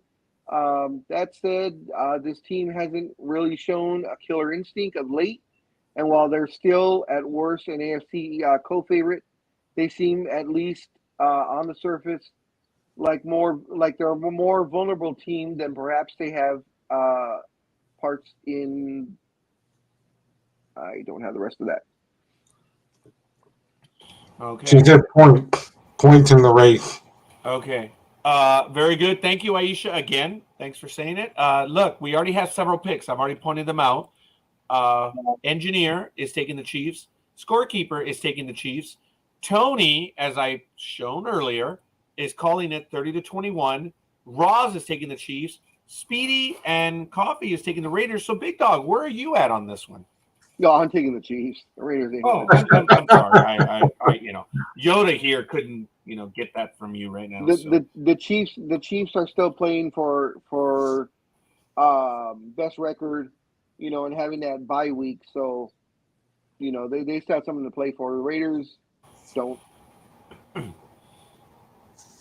I would say the Raiders have pride to play for, but even that, I don't think they have. Yeah, well, this guy Steedham, we'll see. We'll see how he is moving forward for the Raiders. But he is not their quarterback of the future. He is their backup. And no, that's Tom Brady. I'm sorry? Huh.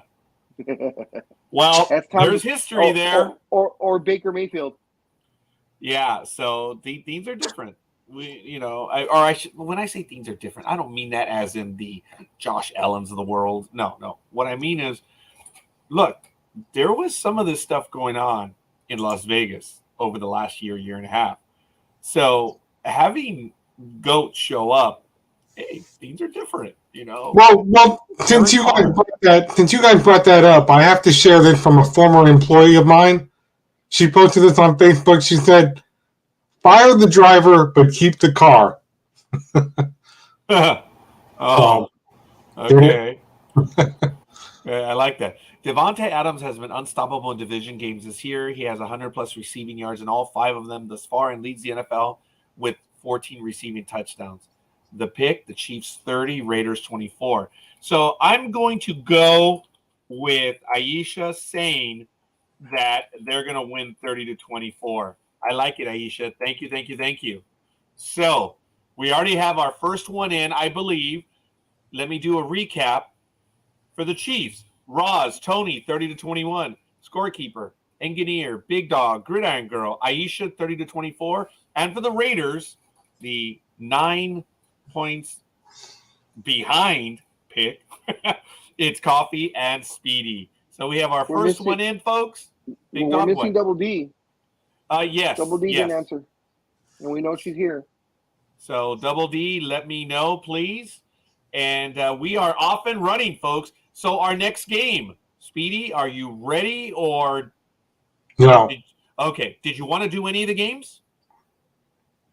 I'll probably do one. Okay. Let me know in advance, and we're good. So the next game on Saturday, Tennessee Titans 7-9, visiting the Jacksonville Jaguars 8-8, 5:15 p.m. on ESPN.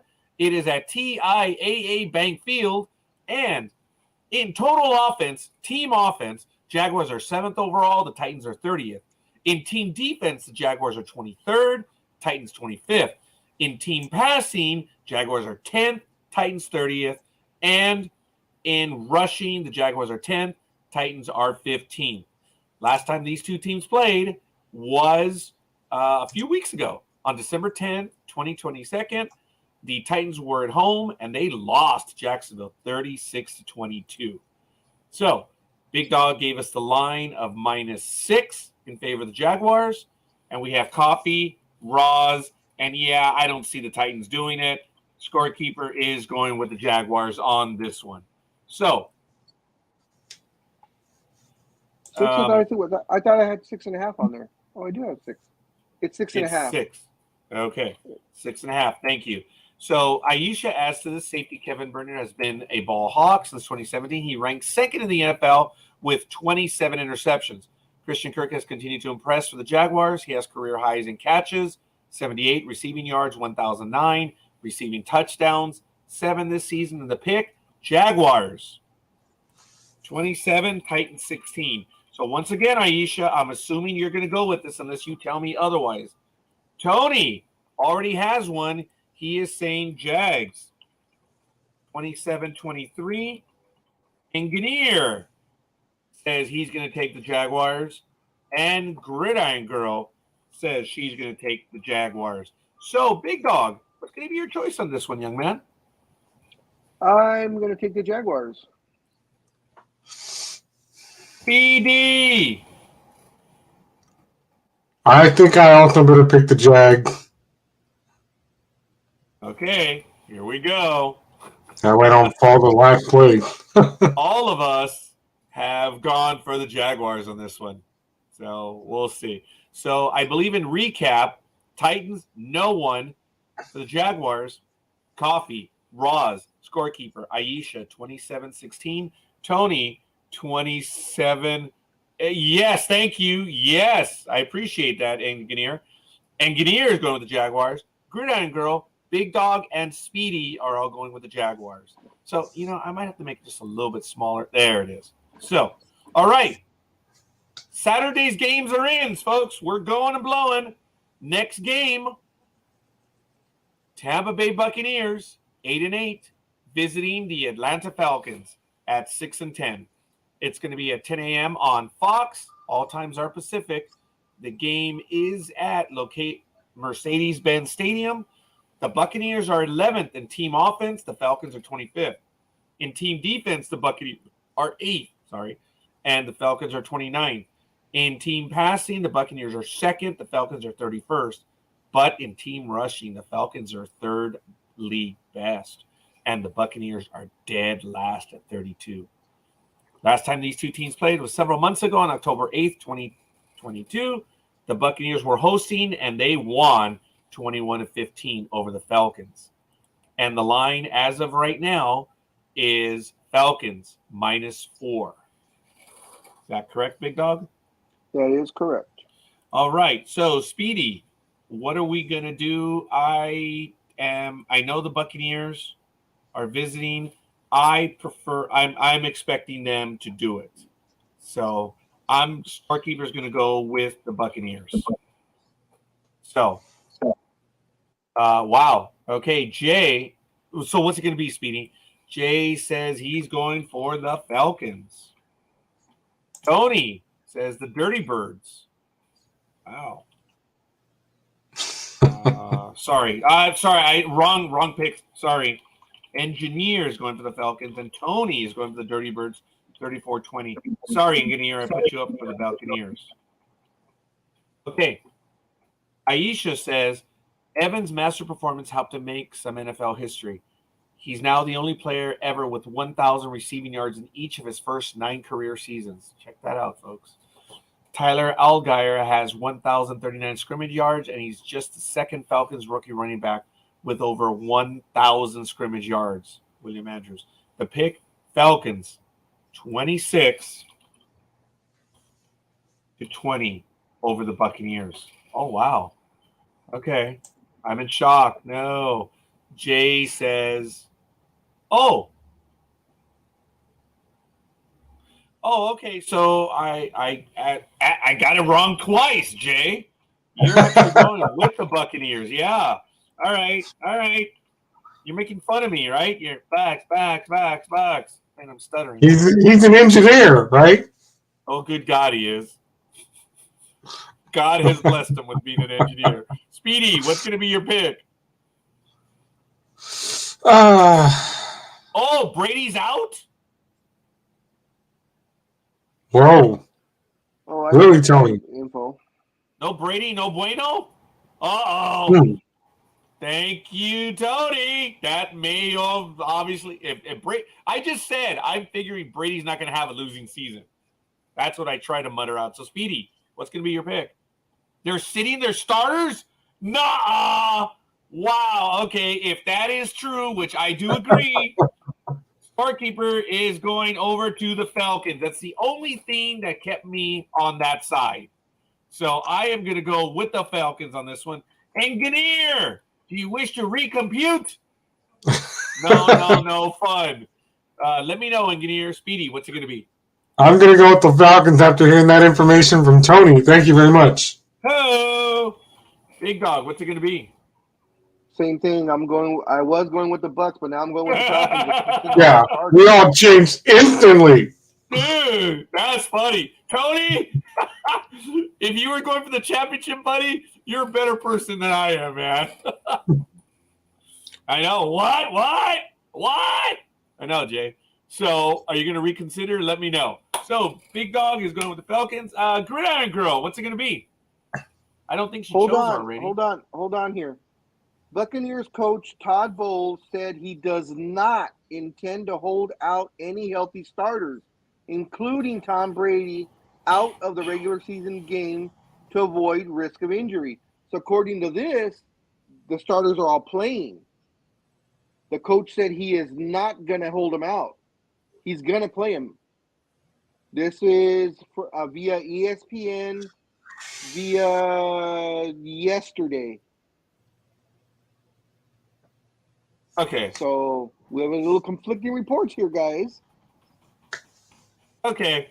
I'm going to be watching this for the game because if Brady's playing, I'm going with Brady. That's it. He's playing for pride. He has enough. The Falcons are a good team, but they're not that good. And he's also going for some sort of record also. Yes. So. Yeah. Good job, Engineer. I'm going to stay with you on this one. I'm going to stay with the Buccaneers, and no matter, but I might change depending on. Flip me now. Go put me on the Bucks, please. He said, the only reason why. Speedy, what's it going to be? I dropped it. Are you going to stay with them? Yeah, just leave me there for now. Okay. Gridiron Girl says, "Oh, that's funny." Dude, is this one where we're going with veteran talent? I think that's what it is. We're all making the choice on Brady. That's it. Yeah. That's funny.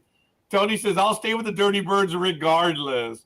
Maybe they sit Brady at halftime. Yeah, well, we can't make the changes at that point. It's cool. We're down the middle on this one. So hopefully we have everyone in. And that's funny, folks. That is funny. So, it doesn't get much better than this, folks. This is funny. For the Buccaneers. Here, I'm going to throw in I'm going to throw in option C. You guys could use this as a buy since we don't know what the hell's going on. Skip this game. Aisha says, one guy don't make a team. That is correct, Aisha. But one guy who is in a pivotal position, such as Brady...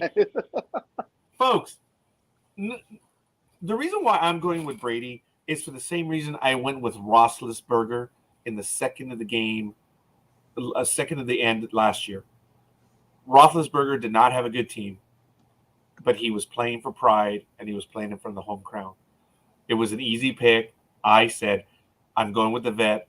We're going to see some Roethlisberger magic because it's his last home game. Folks, it was the easiest pick in the world. And what happened? Roethlisberger, a gutty performance.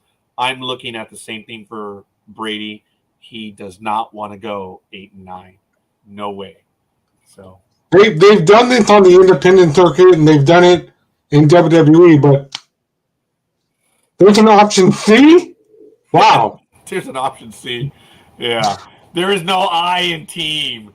And as Kobe said, yeah, there isn't win. I think that's what also Jordan said. And there isn't win, though. So, yeah, I agree. There is no I in team. But someone actually did answer that there actually is an I in team. There's an answer to that joke. Isn't there, Big Dog? Yeah, that was Kobe saying, but that was when Shaq was telling Kobe to spread the ball around, that, there's no I in team. Me. And Kobe said no, but there's a motherfucking I in win. Okay. Yeah. But actually, I think there is a joke. So I apologize, Big Dog, that someone actually made out and said, no, actually there is an I in team. So I think there's a joke. So if someone wants to do me a favor, we'll see. Tony does say Gardner Stink Show. So unless the name is Gardner Minshew, because he stinks. So Gridiron Girl did say sometimes one guy does. Yes. And that's what I'm going with on this one. So in recap, I think I did the recap. I messed up. For the Buccaneers, Roz, Engineer, Scorekeeper, Big Dog, and Gridiron Girl. And for the Falcons, it's Coffee, Tony, 2420, Aisha, 2620, and Speedy. So we're good. Next game, folks. I got it. Go ahead, Big Dog, please. Okay, well, he got it. I was going to get it, but. Well, yeah, the New England Patriots at 8-8 versus the Buffalo Bills at 12-3. They will be playing at Highmark Stadium. In the comparables, the Bills are fourth in offense, the Patriots 26. In defense, the Bills are number 1. The Patriots are 9th. In passing, the Bills are 9th, and the Patriots are 21st. In rushing, the Bills are 9th, and the Patriots are 23rd. Passing was 21st, I'm sorry. In their last meeting, which was December 1st, so last month, it was the Bills over the Patriots, 24-10 in New England. And we have -7 for the Bills right now. Roz has taken the Patriots, and Coffee has taken the Bills. This one's easy, folks. If the Bills beat them at New England, I see the Bills taking this game. Further, I know what has happened with the Bills. Let's not be dumb, not be stupid, okay? I know that. I see that. And I actually see the Bills using this as we're going to win this one for all of us together. Oh, yeah. We're going to win it for him as well. It's not a fake. It's not a lame line. It's this team has reason to play. Look, I don't know if anyone, and correct me if I'm wrong, folks, but now returning to the situation that happened last week, and we're going to talk about this after the picks, okay? They removed the breathing tube. So he's able to speak with his family now. And folks, that is good news. Let me tell you, when they removed the breathing tube from my significant other, she was almost immediately able to spew her hate speech at me. And I wanted to say, can you put that shit back in? But I didn't tell them to do it. And you know the funny thing was, Rod, when you said they removed the tube from her, I was about to jump in and say, and she cussed the shit out of you. It's true. You know, folks, you know that you know, even though she still lives with me here, my estranged wife, her attitude has changed. She knows that she is not well. She knows that this went bad on her. I'm not saying she did it. No. I'm saying she knows she's not well, but she wants to get better, and I'm really happy for her that she does. So it is good news. It has been very difficult. I have joked about it. You guys have heard me say it. I feel so bad for my significant other that the only person that she does not want to have there is the only person that's there every day. So she's got it bad. So I do apologize. But before I get into any other picks, I know we already have one. Aisha says, Ramondre Stevenson needs just 121 scrimmage yards to become the first Patriots player to top 1,500 in a season since Wes Welker in 2011. I actually do remember that. Bills safety Jordan Poyer is one of just 4 players in the NFL, Kevin Byard, Rasul Douglas, and Justin Simmons, with 4+ interceptions in each of the past 2 seasons. Aisha is saying that the Bills are going to take the Patriots 27-21. Tony says that they're going to roll. This is one of the bigger spreads that Tony has ever given me that I can recall. He says it's going to be 31-16 over the Patriots. So Gridiron Girl says, duh. I'm going with the Bills. Well, she said Buffalo, and that's why I said duh. Big Dog, what's it going to be? Oh, the Bills. Is that a duh? Let me see if that's a duh. Speedy, what's it going to be? Yeah, I'm going to take the Bills for this one. Okay. Yeah, Speedy, you got your 500 record on the line, dude. Yeah, I do. This is it, man. Scorekeeper is like, yeah, he's not a Cheatriot fan. So, I don't think any of us are. okay, it's very difficult, Jay, for me to copy that. Can you send that to me by a video? What is the YouTube? Oh, this is for I and Team. Oh, you found it. Oh, Jay, you are the bomb, dude. Okay, there's a video on this. Okay, folks, we're going to take a quick little one. I'm going to get my – oh, Jay, can you – it's very difficult for me to get that link. Let me see if I can get that post. Hold on a minute. Oh, there it is. Okay. You got it? I do have it, and this is the Big Dog one. So – in my respect, here we go. Hold on, folks. Guys were complaining. So Shaq, Kobe's not passing. Oh, damn it. Damn it. I said Kobe. Okay. This is very good, Jay. This is the story. Shut up. Okay. Here's the story that a Big Dog is talking about, and Jay went ahead to show it. So here we go, folks. Enjoy. In my respect was the guys were complaining. Said, Shaq, Kobe's not passing the ball. I said, I'll talk to him. I said, Kobe, there's no I in team. And Kobe said, I know, but there's an in me in that motherfucker. That's right, it is! There you yes! That's the one I was talking about, Jay. Thank you, yes! Check it out, folks. That's what made it funny. Look. There's no I in team. And Kobe said, I know, but there's an in me in that motherfucker. That's the one. Yeah, you are awesome. So I went back.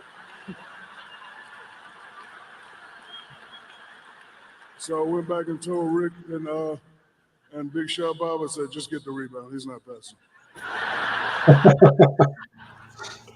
Mamba, you were. Yes, thank you, Jay, for remembering. Yes, brother. That's what I was talking about. There was a joke about it where they said me, and I was trying to remember it, and it was very good. That's absolutely awesome, folks. I'm telling you, that's why we're a team here. Yeah, we did. Big Dog was talking about it, but I knew that they had said something about me, and of course they used MF. Good job, guys. Appreciate that. So we're going to get to the let me recap. I think we have everyone. So let's see. Dewey, Patriots, Roz, Bills, Coffee, Aisha, 27-21, Tony, 31-16, Gridiron Girl, Big Dog, Speedy, and Scorekeeper. And Engineer is taking the Bills. So now we do have everyone. Okay. Yes.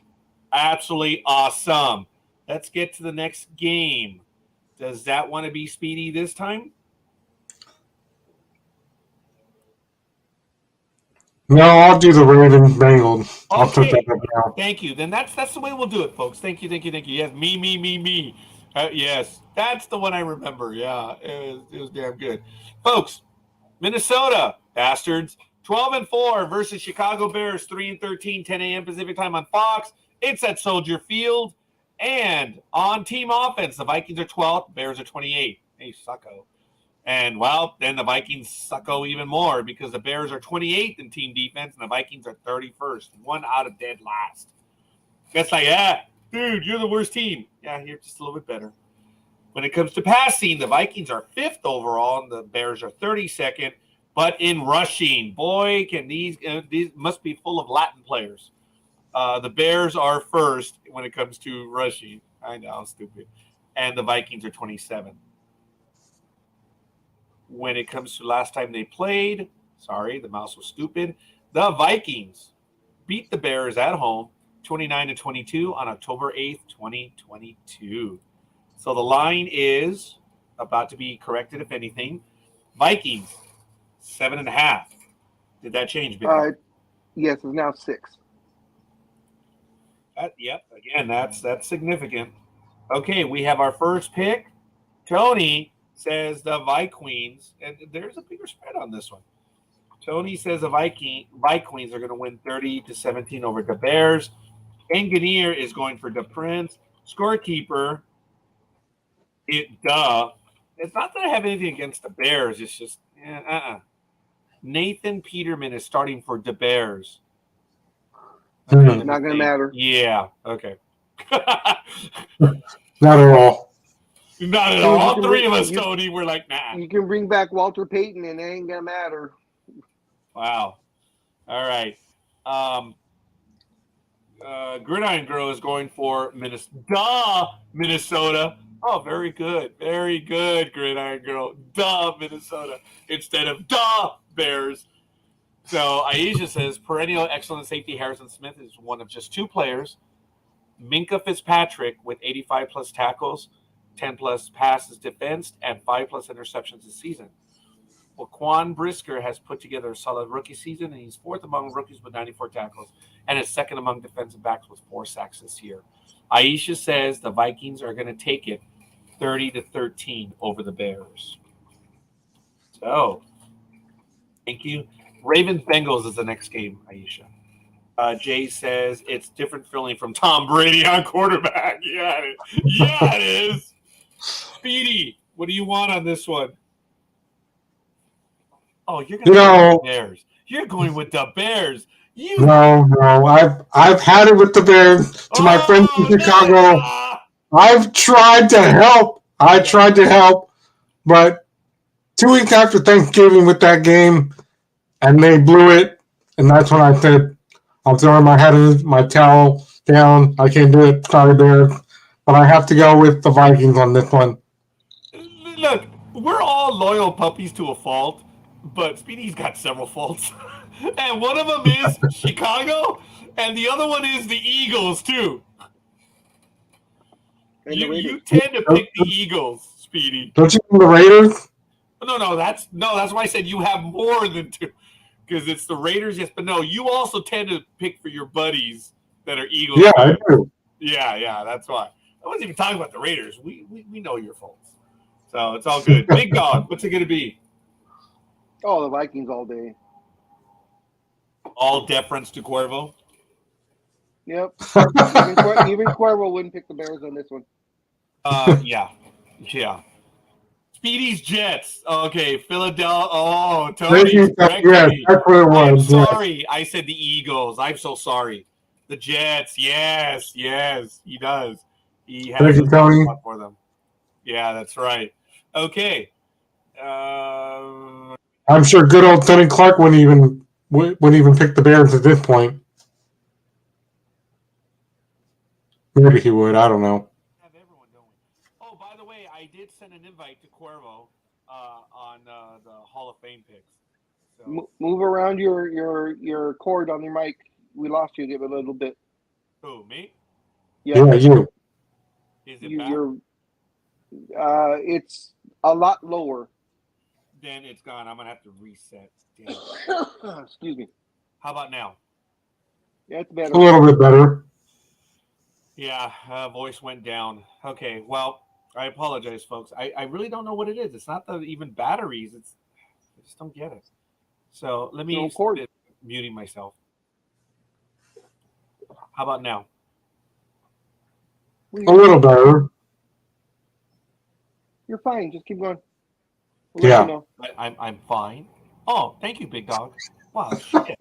He says you're fine. Wow, my world You're is fine. Yeah. Right. Especially when you bend over. 17, Engineer, Scorekeeper, Gridiron Girl, Aisha 30-13, Speedy, Big Dog are all going for the Vikings, and Coffee is going for the Bears. And if you think about it, folks, following the Coffee rule, Coffee has a winning record by a lot. Mm-hmm. Yeah. Take the home team, and so, or what's the rule, Big Dog? Take the home team, unless it's the Vikings. Unless it's the Vikings, yes. And always take the Packers, no matter whether they're home or away. Yeah, there it is. That's a very simple rule, and he has a winning record, so there's something with it. So, all right, next game, folks. Go ahead, Speedy. Next game, ladies and gentlemen, Baltimore Ravens taking on the Cincinnati Bengals at 10 a.m. Pacific Standard Time from Paycor Stadium. I think I butchered that, but anyway, The Ravens are 18th in offense. The Bengals are 15th in offense. The Ravens are 11th in defense. The Bengals are 4th. In passing, the Ravens are 29th. The Bengals are 7th. In rushing, the Ravens are only 2nd. And the Bengals are 29th. The last time these two teams played was on October 9th, just a few months ago, where the Ravens beat them 19-17. And just off the bat, I'm going to go with the Bengals. Oh, okay. Speedy, What are those numbers? What do those numbers add up to? They're pretty close. Yeah, I was going to say. Give me a moment, folks. So whipping it out. 18, So 18, 11, 29, 29 and 2. 60. Okay, then the other one is 15, 55. 4, 7. So 55 to 60? Yeah. Yeah. Pretty nice. This is probably the game of the week as far as records go. Tony is going with the bungholes on this one. He says that they're going to do it 31-19. Aisha gives us the line. J.K. Dobbins has been shredding the AFC North of late. He's averaged 112.7 yards per game in the past 3 contests against division opponents. Speaking of shredding the division opponent, Jamar Chase is averaging 125.3 receiving yards per game in his 3 career games against the Ravens. The picks: Bengals 31 to 17 over the Ravens. And again, let me know if I'm wrong on that one.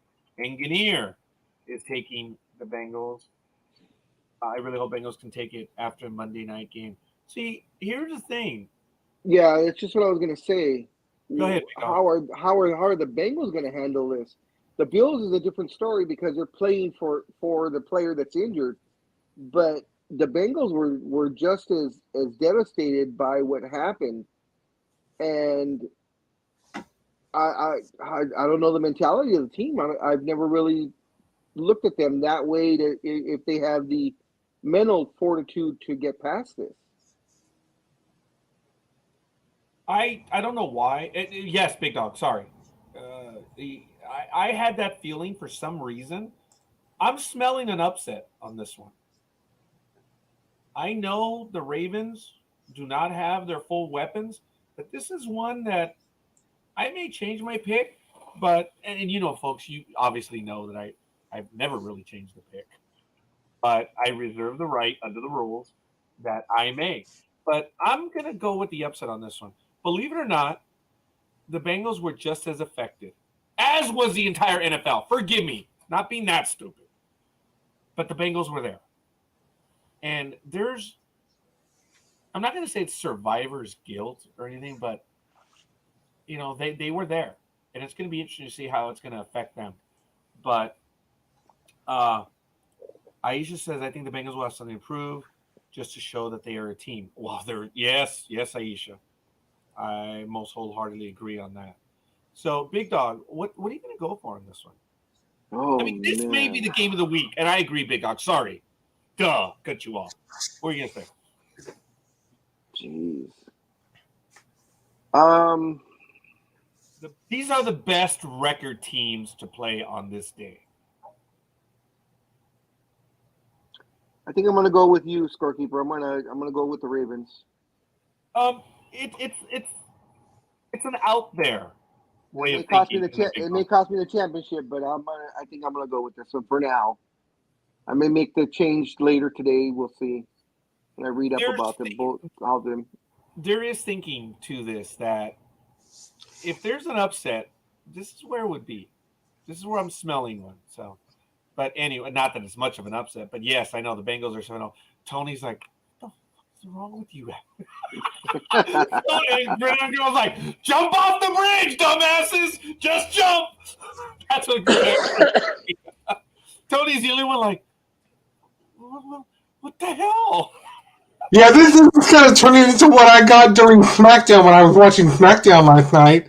Yeah. And the 2 hours of AEW, because you guys were all going back and forth, and Dreem goes, thank you for coming to my TED Talk. And I'm like, what? What are you guys doing? This was me. This. I was thinking before anything. I said, "Oh shit, this might be my Waterloo right here. This is the damn hill. Oh God, the Bengals and the Ravens. This is my hill to die on." Oh. Yeah. But I love it though. I thought it was funny because Jake said, "You lost me at verbs." Oh, by the way, that's from Jerry Maguire. You had me at hello. Yeah, I know. But That's still. all right, folks. Here we go. In recap, there's some solidarity and emotional connections, and the Big Dog and I are there with Roz. Roz is like, that's her team. So it's Roz, Scorekeeper, and Big Dog are going to the Ravens. Folks, is this like a slow suicide? This is a slow suicide. And for the Bengals, it's Coffee, Speedy, Tony, 31-19, Aisha, 31-17, Engineer, and Gridiron Girl. Gridiron Girl's like, yeah, jump off, dumbasses, go. And, Tony's like, what are you doing, idiots? And notice, Tony and Gridiron Girl have gone silent in the chat room. They're like, hey, if these dumbasses are going to go that way, let them go. Oh, my God. This is funny. This is a slow suicide. All right, folks. It is what it is. So it is what it is. We have our next game. Anyone in the co-hosts want to take that one? If not, here we go. Houston, 2-13-1, visiting the Indianapolis Colts, 4-11-1. We went from a marquee game to a who gives a rat's ass. Are they actually going to play this game?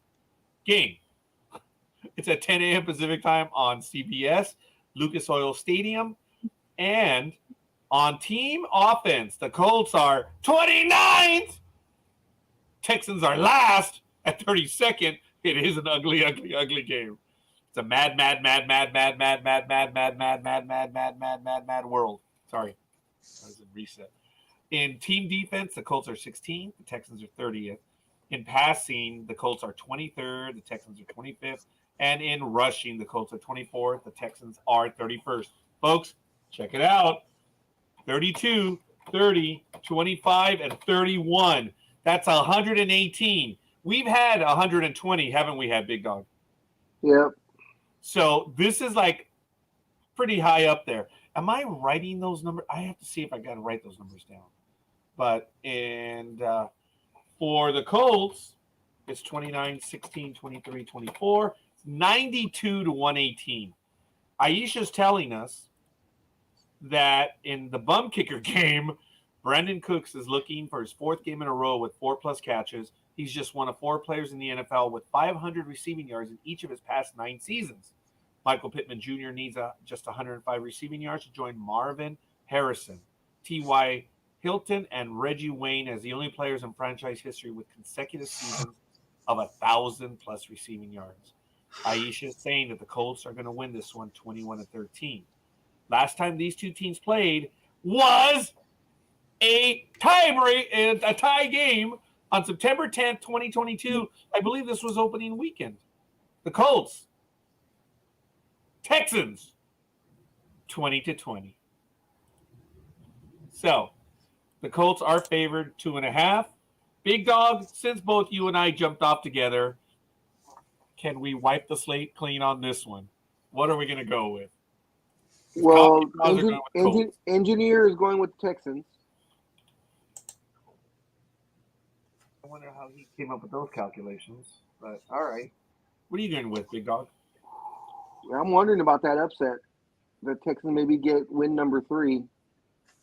But Tony is calling an upset. Can history play itself again? Oh, wait. Are we looking at another tie? Imagine. That'd be crazy. That would. I don't think 2 teams have ever tied in the same season. In the same team. Well, okay. I don't think 2 teams have ever tied. The same teams. That's what I meant to say. Because I think there have been teams that have had 2 ties in a season. So Gridiron Girl is saying, I'm going with the Colts. She's going with the culos. In a way the way you said it almost sounds like cooties, but that's neither here nor there. Doc Lolos. I'll take the Colts. What's it going to be there, Big Dog? Colts. I'll take the Colts. Okay. Speedy, what's it going to be? I am pretty sure some of you aren't going to like this, but Oh, no, I'm not going to like it. I didn't even say anything yet. For Why do you have a third of my friends in Texas, I'm going to go with the Texans. Okay, what did you say, Big Dog? I didn't hear a thing. I said, why do you have Speedy down for the Colts when he hadn't even picked yet? Because I'm stupid. Because I said his name and I typed it. At the same time, yeah, I caught that too. Big Dog, back off. Actually, that should be my name there. Remember, because I picked the Colts. You never put myself down. Oh, that's what I think you Oh. did. I think you meant me, but you wrote Speedy because you went to Speedy Yeah. right after. so that means I refer to you as Speedy. I'm sorry. Yes. Okay. I should be privileged that you thought of me as Speedy. Don't fuck with me today. That's a compliment. Ladies and gentlemen, Sports Talk with the guys. I'm Big Dog. That's Speedy. That's Scorekeeper. Home of the culos. Home of the culo. No, I don't think that fits at all. Well, Yeah. that's what Gridiron Girl said. Say what? That's what Gridiron Girl said. See, Oh, right. Culos. Yeah, I'm not smelling an upset. I'm going with the Colts. Oh, and what, pray tell, did I do? You have my pick.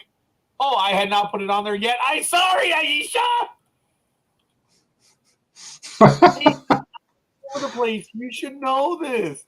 The Scorekeeper's brain has gas. I'm sorry. Oh my God, he even quoted me on that one. Yes. Yes, I'm sorry. And then stupid Siri sticks her nose in, little wench. All right. We're having a lot of fun, folks. This is what it's about. Tony, I'm not going to bother to confirm nor deny it. The evidence speaks for itself. Had I, as you know, I'm having stomach issues this morning. Had I burped, it would have been perfect. So for the Texans, in recap, Engineer, Tony, 2620, and Speedy, Colts, Coffee, Roz, Gridiron Girl, Big Dog, Scorekeeper, and Aisha, 21-13. Next game is going to be the Jets versus the Dolphins. I got this one. All right, thank you, Speedy. I'll take the next one. Oh, thanks, folks. Let me tell you, it's a lot of fun when we do it this way. And folks, if you want to join us, and here's the invite, folks. Forgive me, I'm going to put the invite in the chat room. If you want to join us live, and if you want to do these picks with us, folks, you come on, go ahead and join us. There's the pick. For those of you that are in the chat, you already received the link already. So if you want to join us, there it is. And I can't wait for Aisha one of these days. She'll join us as well. As you know,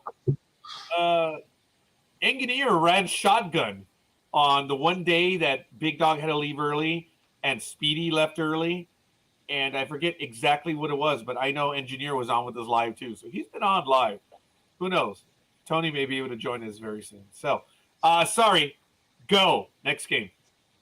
All right, ladies and gentlemen, the next game is the other team I picked.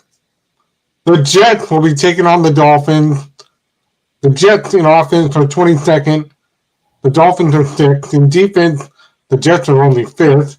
The Dolphins are 20th. In passing, the Jets are 15th. The Dolphins are 3rd. In rushing, the Jets are 25th. The Dolphins are 26th. The last time these two teams played was October 8th. My mother's birthday. Rest in peace. Where the Jets won 40-17 of 2022 just a few months ago. We have the Jets at -1. Is that updated, Big Dog? Oh wow, talk about a switch. Now it's Miami -3. I'm sorry, Big Dog. I'm going to correct that run right now. Aisha, boom! Coffee's been in the chat room, or he's been in the program listening the whole time, and what does he do? He takes a shot at you. Coffee says, we fought a war to get away from Aisha's people. It's too soon to let her join in. Aisha, let's respond there, young lady. Big Dog, I'm sorry. You said it was -3 now, right? No, it's Miami -3. Oh, you did say that. Wow. I was Big change. kid. Lot of money. Yeah, no kidding. So, yeah, thank you, Jay. It was fun having you on. Seriously, it is. Folks, you guys all have an open invite. You know that. And I don't always put the link on there, but it's there. And if you're in the chat, which I got to tell you, folks, there's a lot of stuff that happens in our Facebook chat. It is cool. It's a lively chat. And I do read them. I'm not always able to comment. As you know, I'm not going to be able to comment in the few weeks because I'm going to be getting busy, but that's neither here nor there. And Jay says, shut up. I think the Jets. Jay says Dolphins. What are you talking about? Yeah.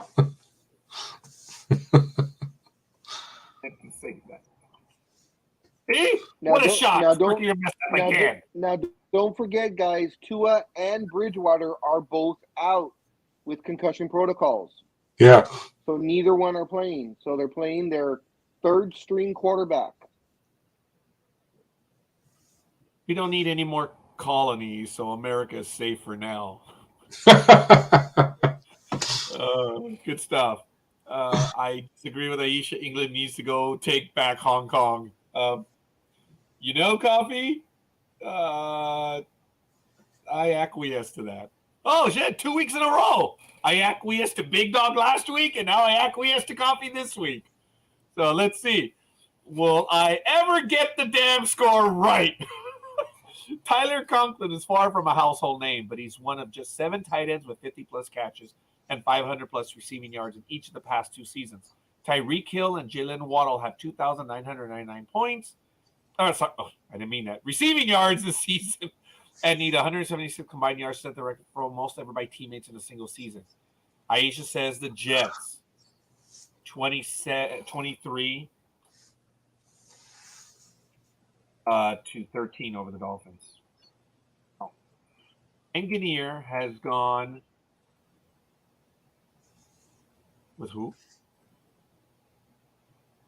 Oh, Tony says the Jets are going to win. Wow. 24 to 17. Okay. A says 49ers is doing pretty good with the third string. Okay, yeah. Jay did go with the Dolphins. Okay, Speedy, what are you going to go for?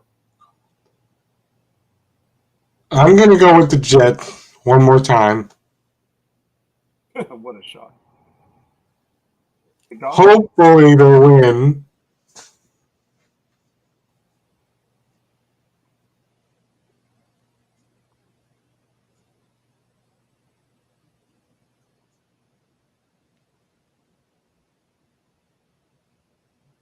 That's the quietest Big Dog has ever been in a while. Oh, did you call me or what? I did, sir. I said Big Dog. Oh, I'm sorry. I didn't hear my name. I'm just looking real quick about Miami. You know what? I'm going to go with Miami because the Jets have been eliminated from the playoffs, so they're not playing for anything. Yeah. So, and Miami's still playing for the playoff lives, so I will go with the Dolphins. So says Big Dog. So says Scorekeeper. We still need Grand Girl. Going to celebrate song. Copy says, I don't watch the NFL, but from what I've seen, you that don't. Whatever. on the Vikings is something like 175 yards. Yes, as a matter of fact. Yes, Coffee. Aisha actually had that. She gave it that information.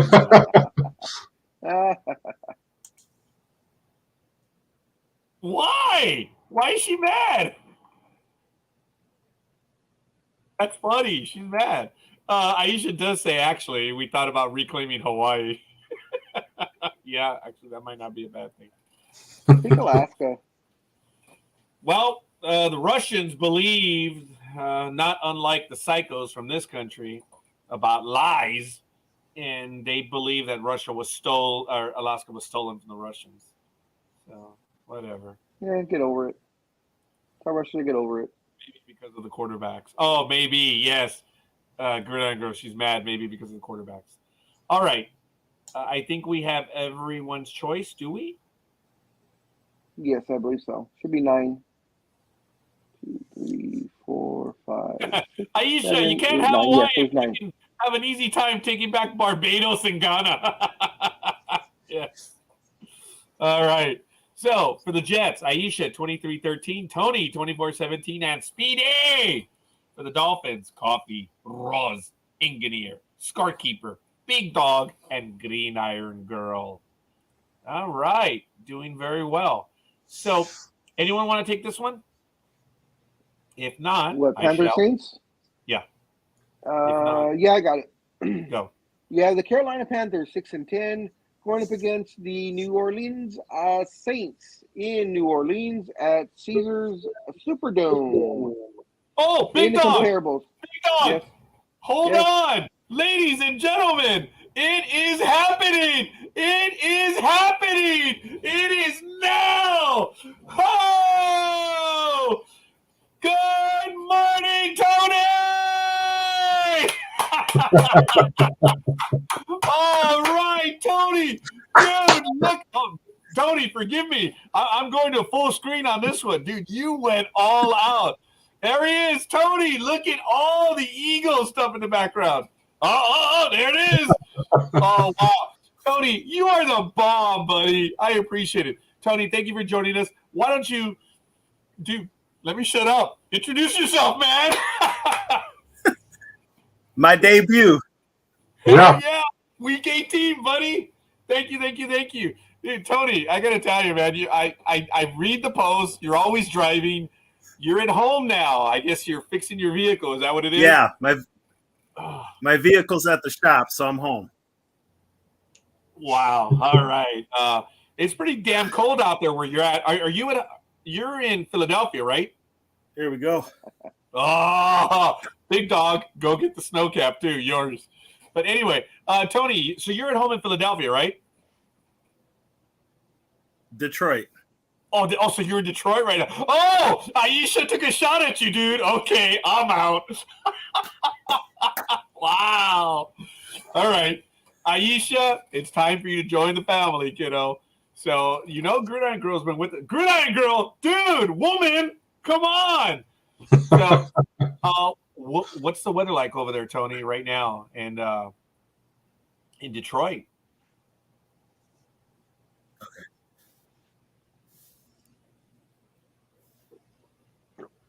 I guess not.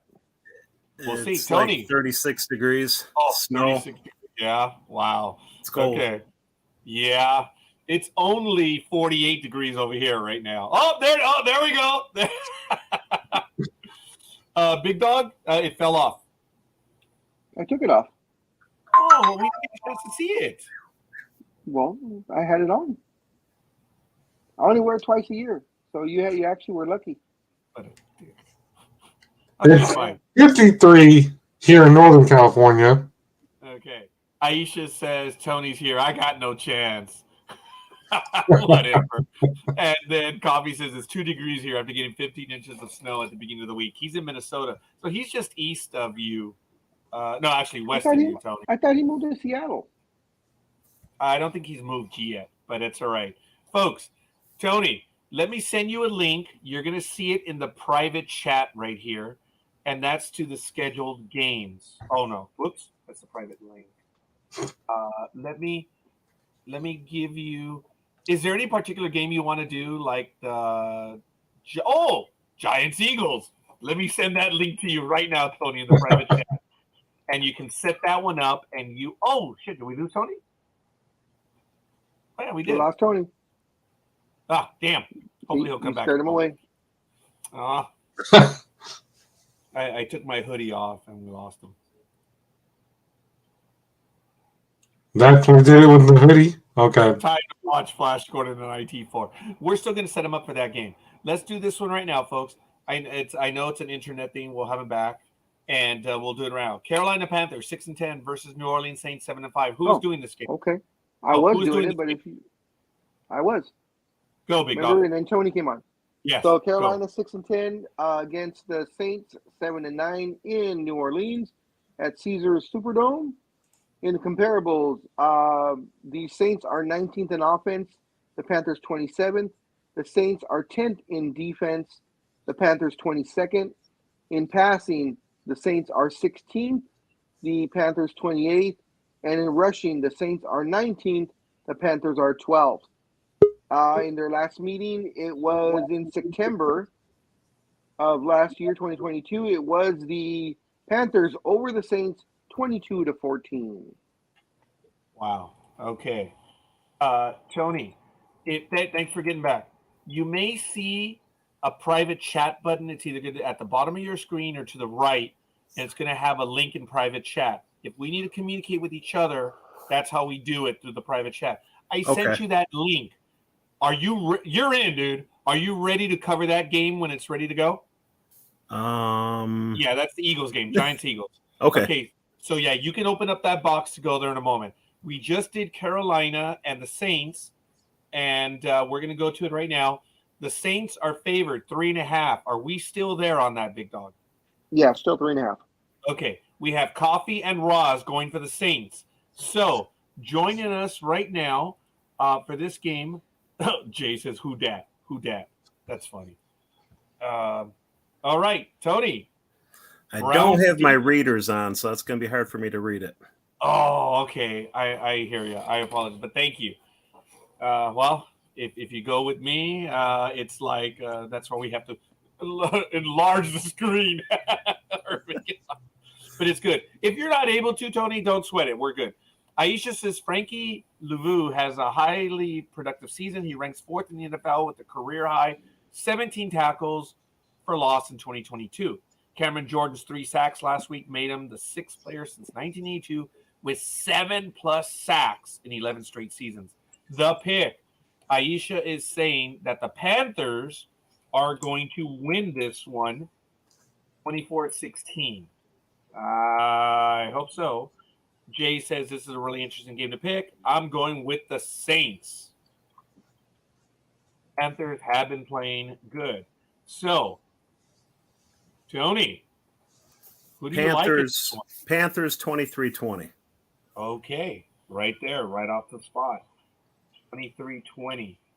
And Tony, you know how it is. Just interrupt, say your piece, comment, however. And you're part of it now, pal. Thank you. Thank you for doing it. Are you having a cup of Joe this morning? Always. And my Michael Myers mug. Yeah, that is awesome. Yeah, he's holding this up. There we go. That is really good stuff. Okay. Speedy, what do you like on this one? I've got a feeling about the Panthers, so I'm going to go with the Panthers.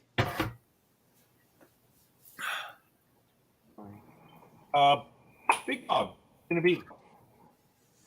I will go with the Holy Rollers. Nice. Live pick with Tony. Yeah. Yeah. Yep. Yeah, we got that instant. I'm sorry, Big Dog, you said the Holy Rollers? Yeah. Neither one are playing for anything. They both have been eliminated, so. Now that Tony's here live, I don't know if I want to show him. Oh, well, there it is. Gridiron Girl went Saints. So, of course. I was thinking Panthers, but you know what? Go with the Panthers. Yep. I'm feeling Tony right now. Tony's like, oh shit, there goes Scorekeeper.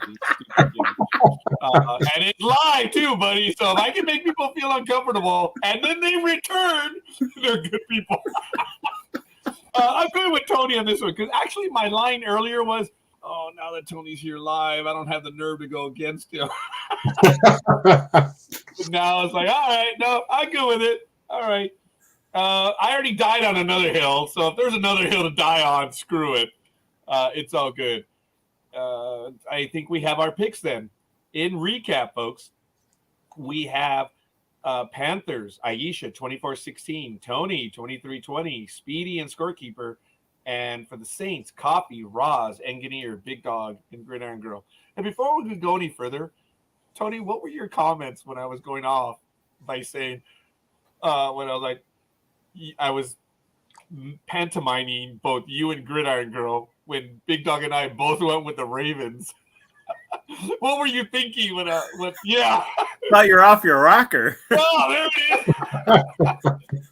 Dude, I thought that's what it was because I was saying that Gridiron Girl was like, go ahead, dumbasses, you go.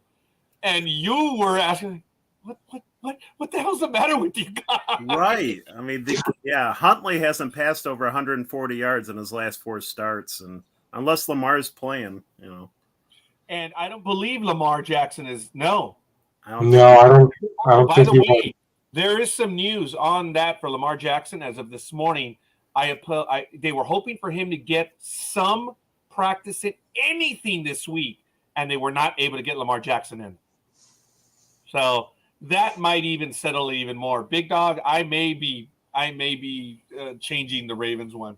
I didn't want to go against Roz on that one. So Double D. Oh, Roz gives us the likes on this one too. So thank you. Up to likes were Aisha, Gridiron Girl, Big Dog, Jay. Who else? Who else gave us the likes? Sorry. Big Dog. Double D, Tony, and Roz. Thank you. We're up to 7, folks. So it looks like we have all of our picks for Panther Saints. We're now going to do Browns Steelers. Did you want to do that one, Speedy, or I've got it? I'll do it. Okay, go ahead. And then I'll take Dallas Cowboys at Washington. But Tony's going to do Good morning, Gridiron Girl. Giants at Philadelphia will be for Tony.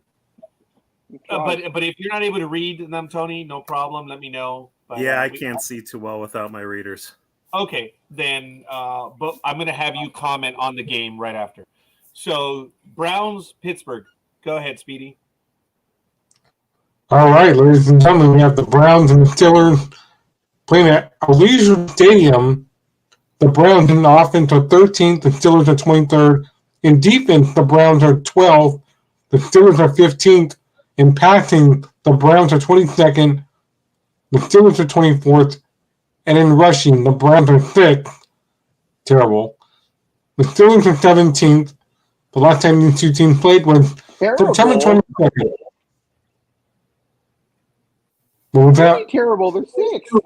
They're 6th in the league. Okay. How is that terrible? When you said the Browns are 6th in rushing, that's terrible, which you really should have said that's terrible. But be that as it may, why is that terrible, Speedy? It's not that the big – have you been thinking all this time that the bigger the number, the better? That would explain. No, I'm not. Well, then why is 6 terrible? I'm just curious. Oh my God! Let's just move on from this and pretend this never happened, even though we are live. Oh yeah, I never edit an episode. You guys know that. There's no point. Watch out, Scorekeeper. Whoa, what the hell, Jay?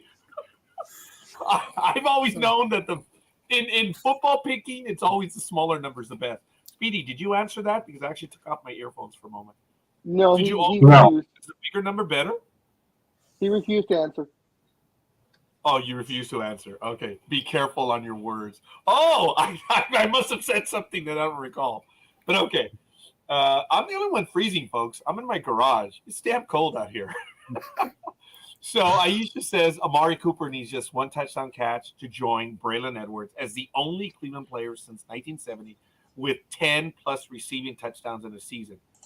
Pickett is the first rookie in league history to have a game-winning touchdown pass in the final minute of back-to-back games. So the baby ship Browns, 24, Steelers 20 for this one. So Speedy, I know we didn't say that, but that's who played. The Browns upset the Steelers. Oh, no, the Browns beat the Steelers 29-17 on September 22nd, 2022. The line is Steelers 2.5. Is that correct, Big Dog? I'll tell you right now. 1 second. I'm sorry. Let's see. Don't be sorry. You're already here. Yes, it's still 2.5. Still 2.5. Look, Yes, Tony sir. made it. He's not sorry. So stop it. So it's all good. Jay says LOL. Jay says yellow towels this time. So I'm sorry. I'm sorry, Aisha. Aisha says it's going to be brown. Oh. Ooh. Browns 24-20 over the Steelers. Wow. Speedy, tell me. So yellow towels. So that means Steelers for Engineer, right? I think so. I think that's what he meant. Yes. Oh, well, thank you, Speedy, for thinking it through. What's your pick, Speedy? My brain might not be in the best place because I'm, doing 3 a.m. shift this week, but I'm going to go with the Steelers. Okay. Big Dog. Going to be. The Browns have been eliminated from the playoffs, and the Steelers are fighting for their lives. But I think the Browns want to go out on a positive note, and they want to be spoilers. So I'm going with the upset and taking my baby shits. And they're taking them all year long. Folks, it is so fun when we give our analysis, as you call it. And there are times that no one has anything else to add to it. It's once it's said, it's done. It's like, what are you going to do? But I know I'm ruining it by even going anymore. But Tony, what are your thoughts on this game? I think it's a toss-up, even though the Steelers are fighting for something. Cleveland played really well last week. So that's kind of got me nervous because I'm pulling for the Steelers. I'm going to go Steelers 24, baby shit Browns 23. Ooh, by one. Dog, isn't it kind of like almost poetic the way it was mentioned? Using your phrase, the baby shit Browns.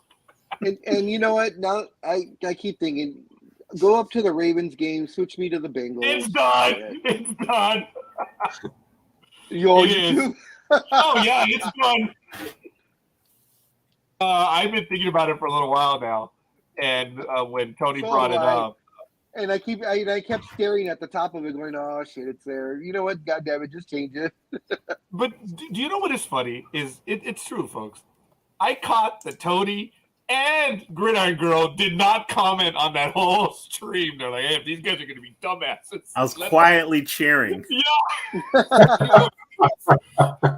Yeah. Well, just because you're a good guy, but Gridiron Girl was like, "Go, dumbass, go blow." So we got a last minute order from the general. Abandon that hill, dumbasses. Come on back, and we did. So all right, there it is. I'm going to follow Tony on this one. I'm going to go with the Steelers. They're playing. The Browns have, but I'm going to go with Steelers. Big Dog, So you good? I'm basing the championship of the season on my baby shits because this is the only game now that we've differed. So really, yes. Oh, okay, very good. Right. This is that's a decider so far, unless on the rest of the games. Oh, we shall see. Fair enough. All right, folks. Well, then in recap for the Browns, Aisha 24-20 and Big Dog. And for the Steelers, it's Coffee, Graz, Engineer, Speedy, Gig, Tony 24-23, and Scorekeeper. Wow. Okay, we got it. Well, we're going to do the next game. You're having trouble, right, without your readers? Yeah. Okay. I can get it if you want. What's the next one? In honor of Tony's. Oh wait, Grand Girl says, I'm going with the baby shit Browns. I changed my mind.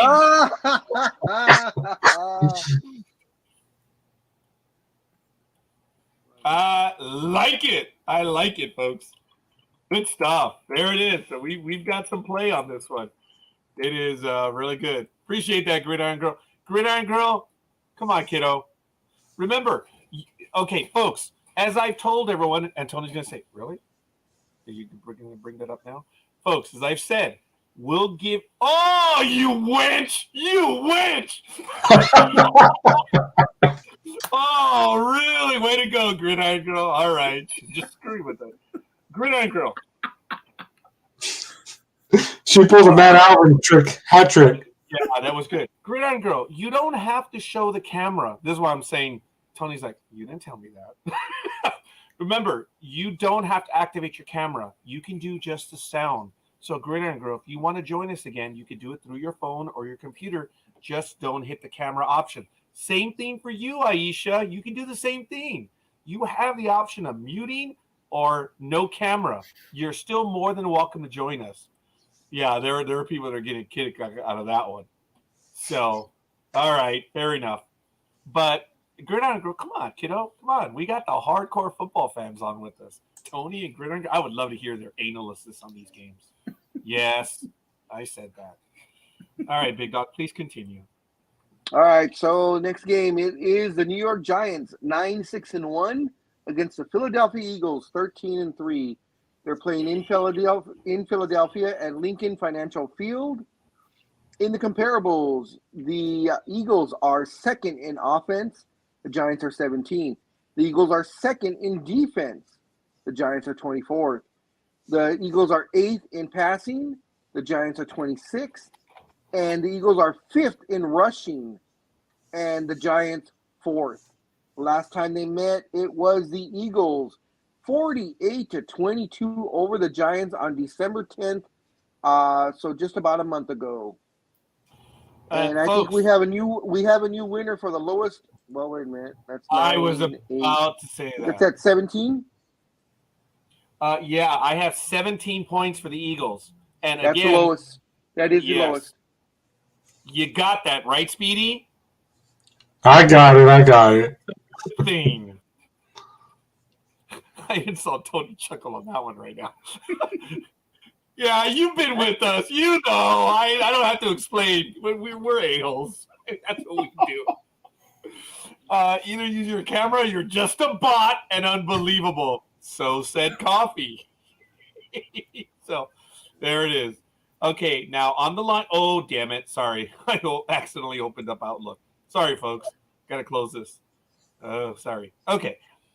Here we are. Has it changed, Big Dog? Eagles 14. 14.5 now. Wow. Okay. Tony, the only ones that have picked on this one are Coffee and Roz.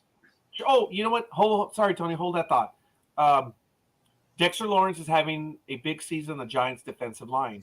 His career highs in sacks, 7.5, tackles for loss, 7, forced fumbles, 2, and pass defense, 3. Wow. The Eagles lead the NFL with 68 sacks this season and need 5 sacks to surpass the 1984 Bears for the most by a team in a single season in league history. I remember that team. The Eagles are also the first team even with 4 players with 10-plus sacks in the same year. Wow. So Aisha says Eagles 28, Giants 16. Tony, this is your team. What's it going to be? It's going to be Eagles 33, the Giants 13. Sounds about right. Jalen Hurts should be coming back this week, so it'll make a big difference. I'm sorry, did you say 16 or 18? 33-13. Oh, 33. Oh, what a shock. I even missed that. I'm freezing in here. It's twice as warm in Cali. I'll give you Detroit. It's 52 degrees now, but I'm in my garage, so it's still cold in here. That's why. 52 is T-shirt weather. Wow. Actually, I was about to say that. T-shirt and shorts. Hey, folks, I'm not kidding. When I was in Alaska, when it was 29 to 49, once you get up there and you're there for a few days, I walked around without my jacket. I think I had like the short sleeve. No, it was a long sleeve thermal. But I had that on, and that was fine. But I went around without a jacket. It was good stuff. I'm not sure if I told everyone, but the day that I got back from Alaska, it was 55 degrees here in LA. I was sweating. Yeah, I acclimated like this, Tony. I was like, it was. I had a trouble the first 2 days that I was back. I loved that weather. But anyway, so you thinking it's going to be a close game, 33-13, Tony? No, Jalen Hurts is going to come back, and that's going to boost the team. And the Giants are sitting a bunch of their starters as well. Oh, okay.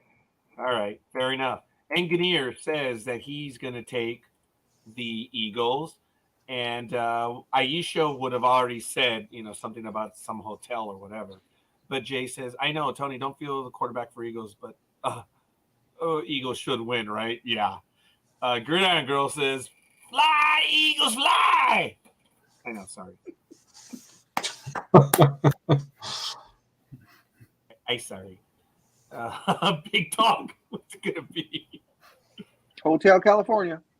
And there it is. Bam. All right. Big Dog. Speedy, what's it going to be? Yeah, I'm also going to go with the Eagles on this one as well. You like in respect of Tony, or you just don't give a rat's ass? No, I'm seriously going with the Eagles. I was it because their number was bigger or smaller? Just curious. No comment. Ooh, okay. See, now I'm being a dick to Speedy. Sorry. Actually, no, I'm not. So. No, I'm not. Yeah, no, I'm not.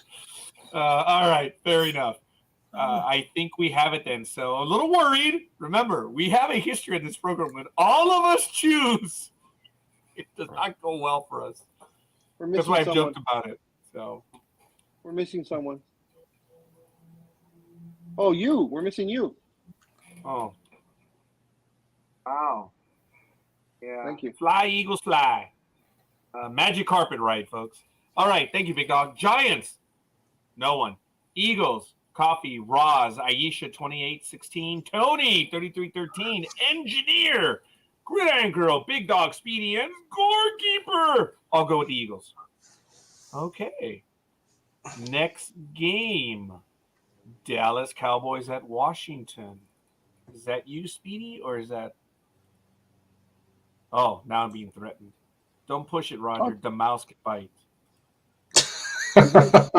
If he's not ready, I'll take it. Okay. Go for it, Big Dog. Thank you. And then I'll take the Chargers at Denver. All right. So we have the Cow Turds at 12-4 versus the Commodes at 7-8-1. They are playing in Washington at FedEx Field.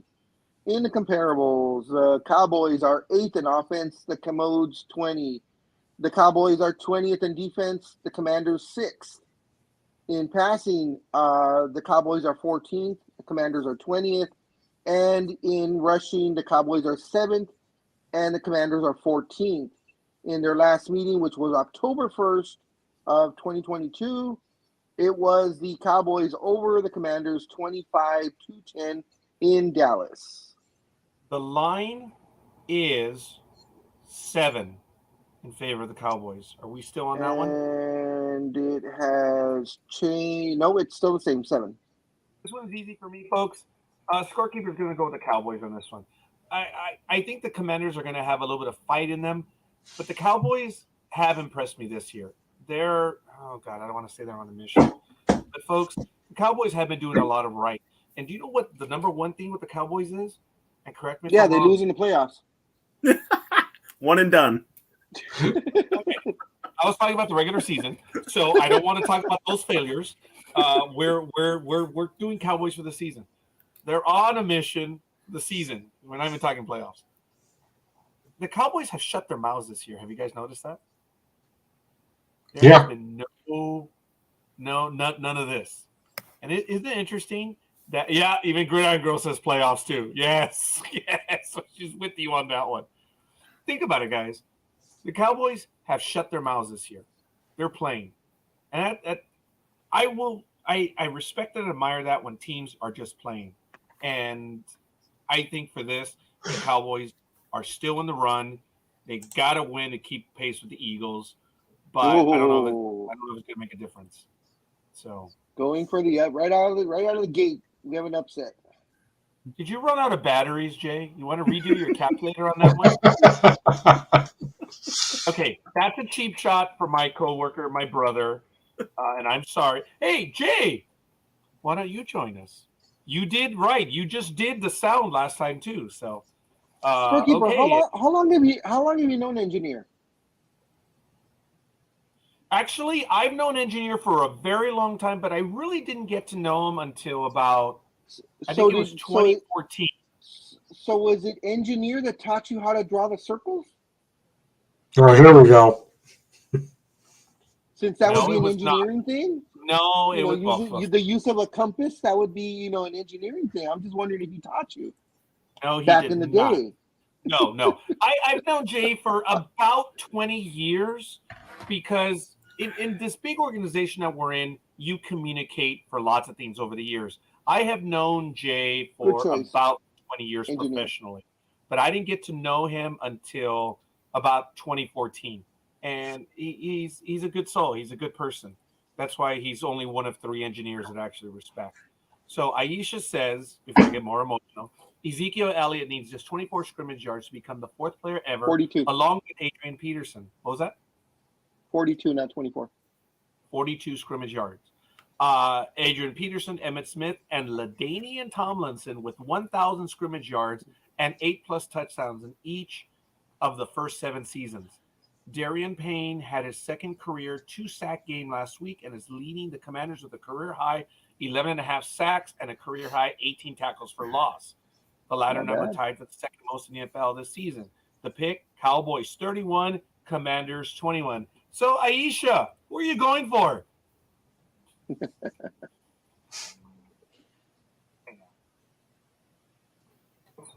got her name right, dude.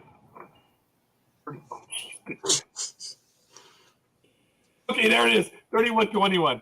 Gridiron Girls going with Dallas. Oh, Big Dog. Cow turds. Oh, wow. Speedy. I'm not picking anybody for this game. Oh, you are. Really? You're pushing. Okay. I'm sorry. You're choosing to buy. Yeah. Speedy, Okay. it's a slam dunk.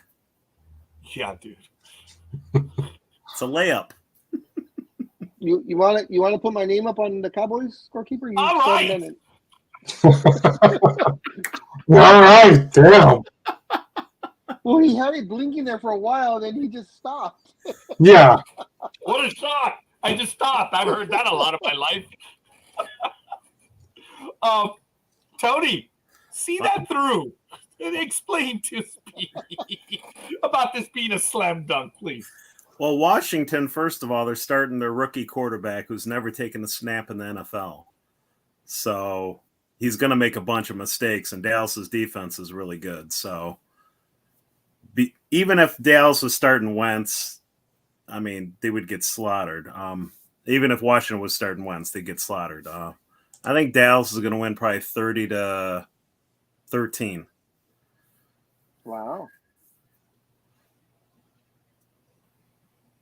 Just because I want to keep numbers in order, Tony, this is out of deference to you. 31-14. They're going to be just full touchdowns. Just, there's going to be full touchdowns and a field goal. That's it. That's all. Just because I'm an accountant, I'm a tax preparer, number's going to be right. But this is along with you, Tony. I agree. Scorekeeper is saying it's 31-14, which is almost the exact same score as Tony. So, Aisha, you're getting a lot of love on this one. So, Speedy is going to pull the ripcord, right? Yeah. Okay. Not that you have to justify your picks for any reason whatsoever, but yeah, you got to know. Why, dude? Why? Why are you bailing on this one? I mean, did you get beat up by a cowboy when you were younger? I mean, what? No, not at all. In fact, we didn't even have any cowboy problems to worry about growing up. Until recently. One of our camping trips, when you went with your church on the weekends, maybe you went to a dude ranch and he had the rank of commander and he was a cowboy and he whooped you. I mean, what the hell do I know? I mean, no, just why? I have to know.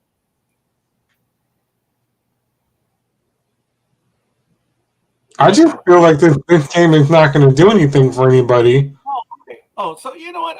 All kidding aside, you're just not feeling it, right? Right, yeah. And then jokes, all kidding aside, folks, we've said that. sometimes we're just not feeling the game, and that's why we give everyone an out. So, oh, stop it, Speedy. She's not telling me that. Mouse only likes big numbers. Oh, dude, they're not going to let it go. You see, Jay's a Thank good you, person. Jay. Thank you, Jay. Dude, but that's having like an angel on your shoulder saying, he's okay. Don't worry. Be a man. Don't worry. All right, we're good. So Speedy is out on this one. So really screw up Big Dog's way of keeping track of everything. So in recap, folks, sorry, it's Scorekeeper 31-14, Aisha 31-21, Gridiron Girl, Big Dog, and Tony 30-13 for the Cowboys. I think this is the first time ever that we've had 3 called games on Sports Talk with the Guys, meaning we give the numbers, the actual scores. First time ever that we've had 3 of them called for one game. Commanders, Speedy, what does that tell you? And for the Commanders, it's Coffee, Roz, and Engineer. Engineer? You actually went with... Oh, yeah, you went with Commanders for Senator. Yeah, okay. Good man. All right, next game. Los Angeles Chargers at Denver Broncos. 10-6 versus 4-12. At 1:25 p.m. Pacific time on CBS. It's at Empower Field at Mile High. As the comparables, as Big Dog says, Chargers are 9th in total offense, Broncos 24th. In total defense, the Broncos are 7th, Chargers are 19th. In total passing, the Chargers are 4th, Broncos are 19th. And in rushing, the Broncos are 22nd, the Chargers are 30th.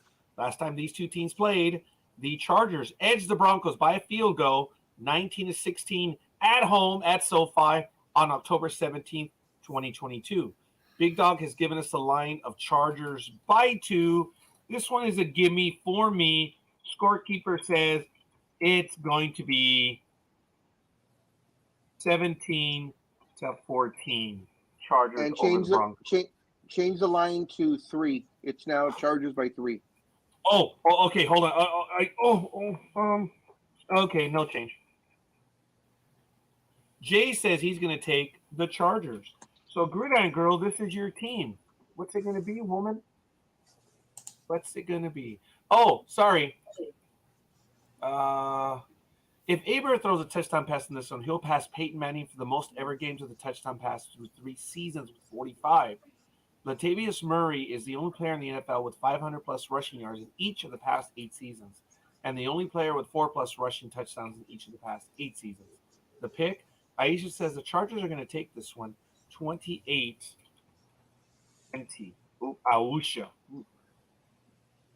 Aisha 28-20. Okay, yeah, not shocking.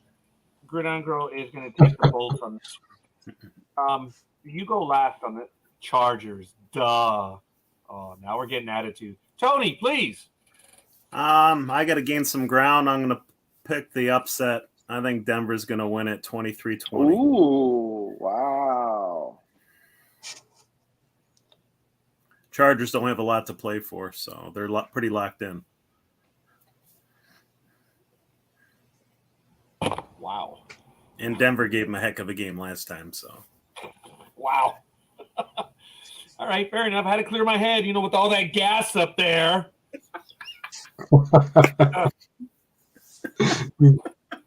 I wish I had a paper which I could, ring around to the ear and just go to clear out some of that dust. All righty then. Big Dog. Wow. I'm not quite as enthusiastic on the Broncos as Tony is. I'm going to go with the Chargers because I think they're trying to tune up and get ready for the playoffs, and a beat down on the Broncos will do them good.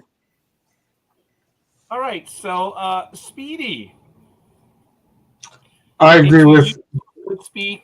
Big Dog's statement. I'm going to go with the Chargers as well.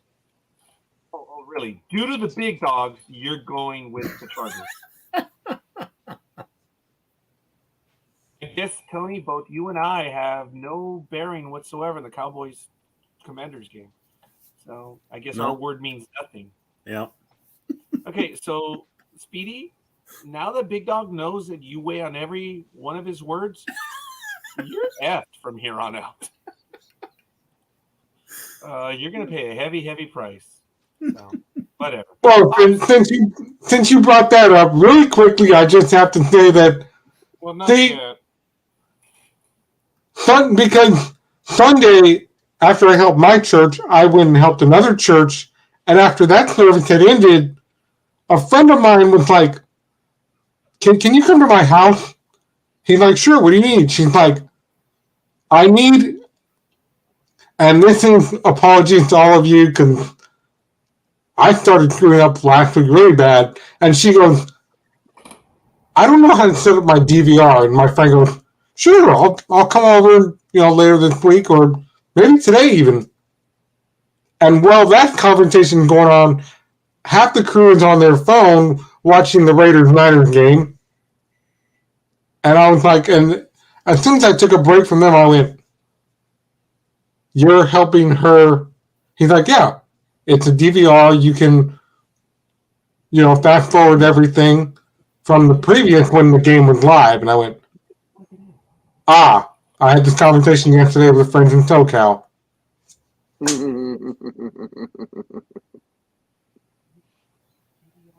She's like, yeah, because I can't afford to watch it live. And I was like, that makes sense. So you guys were correct last week. More expensive. It took you a whole week to figure that one out? No, because I knew about it until he mentioned it. I'm going to her house to help her set up her DVR. So, anyway, we can move on from that. How long did it take you to set up the DVR? Me? Speedy. How long did it take you to set up the DVR?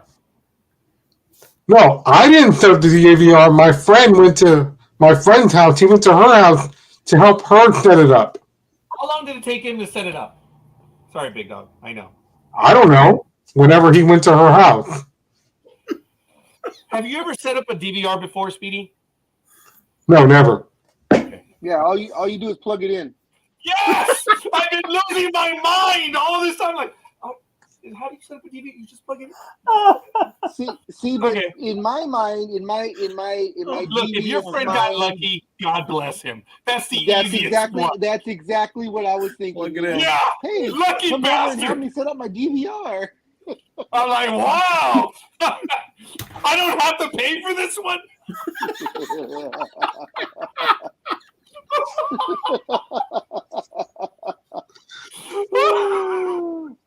Oh my God, that one's gonna. I know, Grid, you're killing me. Stop it! It hurts to laugh. Oh my God! It takes the mouse sometimes to let things sink in a week. Sometimes about right. Oh my God, Speedy, we love you, dude. And we're having fun. We're being a-holes. I'm sorry, but of course you are. We're not being mean. We love you, pal. It's just just remember, we're laughing with you. It's just you forgot to laugh. Yeah, that's true. Okay, all right. Oh my God, it's like. This is not directed at Speedy, but it's like you hit the damn dog and they go, "Rarf!" Like, hey, you're the stupid one. I'll hit you again. So, well, I'm thinking an aspect for her because she was the one that asked my friend, "Can you help me come to my house and set up my DVR?" Because someone asked you to go and set up a DVR, Speedy, for the love of God, say yes. For the love of God. And then, Speedy, you tell me that someone asked you, and I will send you the YouTube video on how to install that DVR, okay? Okay. And then when she answers it... No, Tony, what was that? Kind of like if a woman buys you a drink, you ask who bought that drink.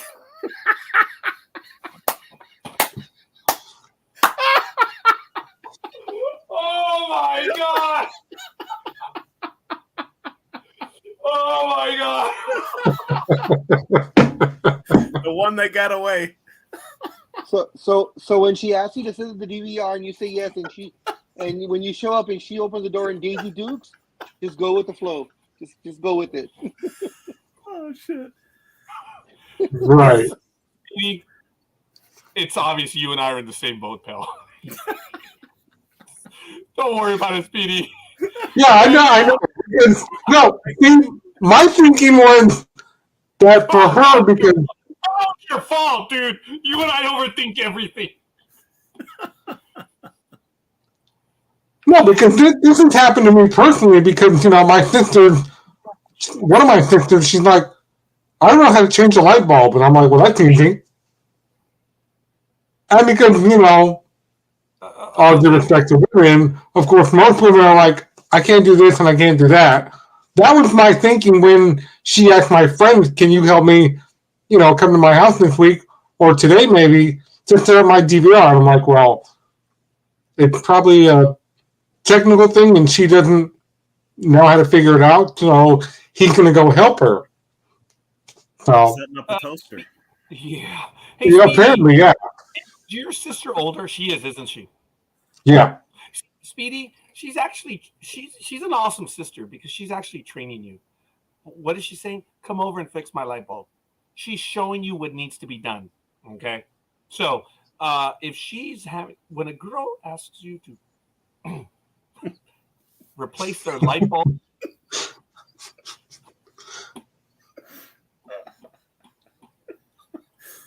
Oh boy.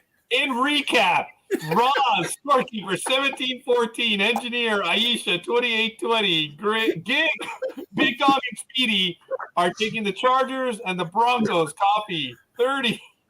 That's Coffee. And Tony, 23-20. So I think we have everyone in on that one. Folks, Speedy, don't worry about it, dude. We're all laughing at each other because I admitted I'm in the same boat with you, pal. And I get it. We're doing very well. We got to get through this. This is one of the longest we've ever taken to choose all these, but it's way too much. The next game that we're going to go. Oh, here we go. How many mice does it take to change a light bulb? Mice can't reach to change a light bulb. I like it. Thank you, Aisha. All right. Next game. It's going to be the Rams. All right. Go ahead. I got the next game. Go ahead, Speedy. Yeah. All right, so ladies and gentlemen, from Lambeau Field, the next game will be the Rams taking on the Seahawks at 1:25 p.m. Lambeau Field is the Packers. Oh. No, I know. I said Lumen. Oh, I heard Lambeau. I don't know. What'd you hear, Scorekeeper? I don't want to comment. I heard cheese. I heard cheese. You're a better From person. the mouse. You're a better person. From Lumen Field for the third time. Lumen, fourth time. Let's get this going. The Rams are 31 in offense. The Seahawks are 14th. In defense, the Rams are 17th. The Seahawks are 27th. In passing, the Rams are 27th. The Seahawks are 12th. In rushing, the Rams are 28th. The Seahawks are 18th. And, of course, the last time these two teams played was just recently.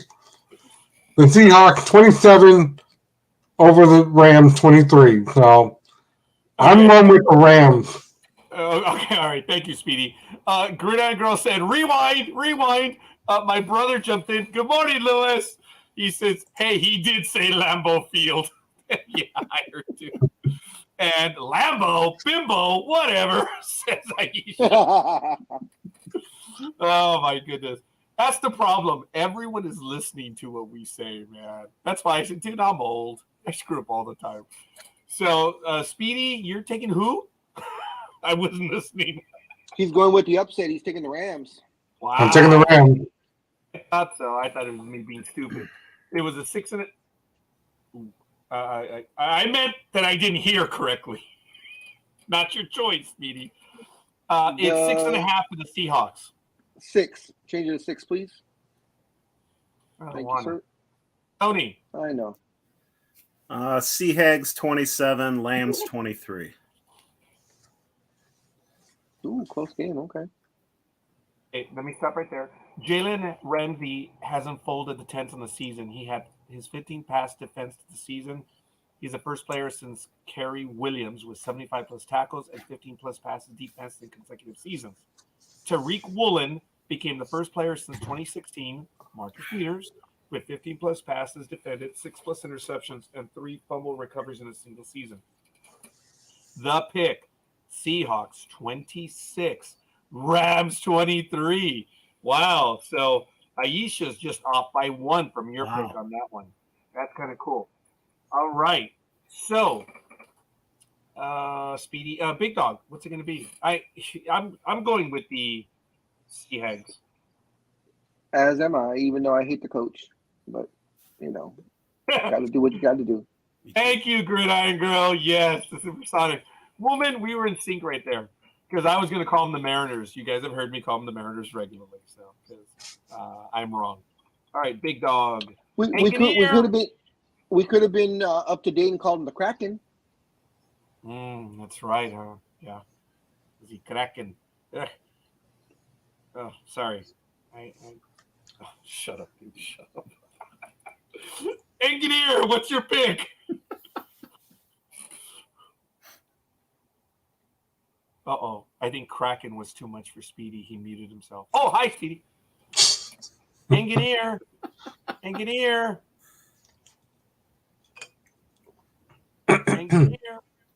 Put your protector down. Make a pick. That's a big word. All right. So for right now, in recap, we have Rams, Speedy. I still like the sea chickens. Thank you, hermano. I still like the sea chickens. Yep, I do too. I like that, Lewis. My brother is not a Seattle fan. There's no doubt. So, all right. Rams, Speedy. Wow. Everyone else for the Seahawks. Coffee, Roz, Tony, 27-23. Aisha, 26-23. Scorekeeper, Gridiron Girl, and Big Dog are going with the Seahawks. All right, folks, let's get this done. We got 2 more to go. Engineer just stepped away for a moment, obviously. So he'll be back. Did I say 3 games or 2 games? Oh, 2 games.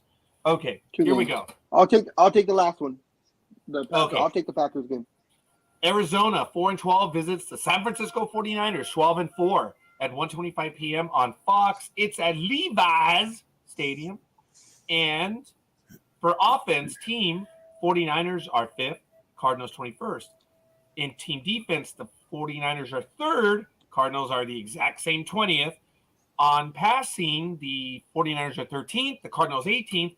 And in rushing, the 49ers are 8th and the Cardinals are 20th.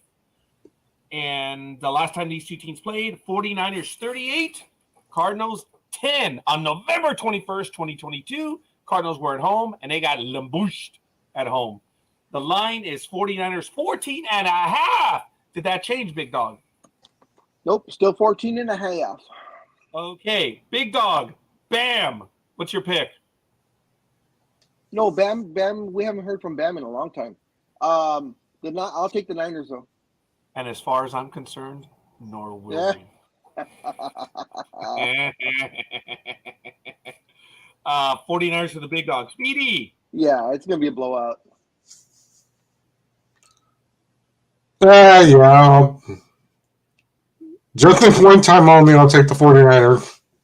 What is it? Okay. All right, Speedy. You're a good person. All right. Anyway, Aisha says Watt is going out near the top of his game. He has 10.5 sacks this year, good for 6th career 10-plus sack season. He also leads all active players with 192 tackles for loss and is 3rd in sacks with 112.5. Purdy has a chance to join Justin Hebert as the only rookie quarterbacks in league history with 2+ touchdown passes in 6 straight games. Oh, the pick, 49ers 35-10 over the Cardinals.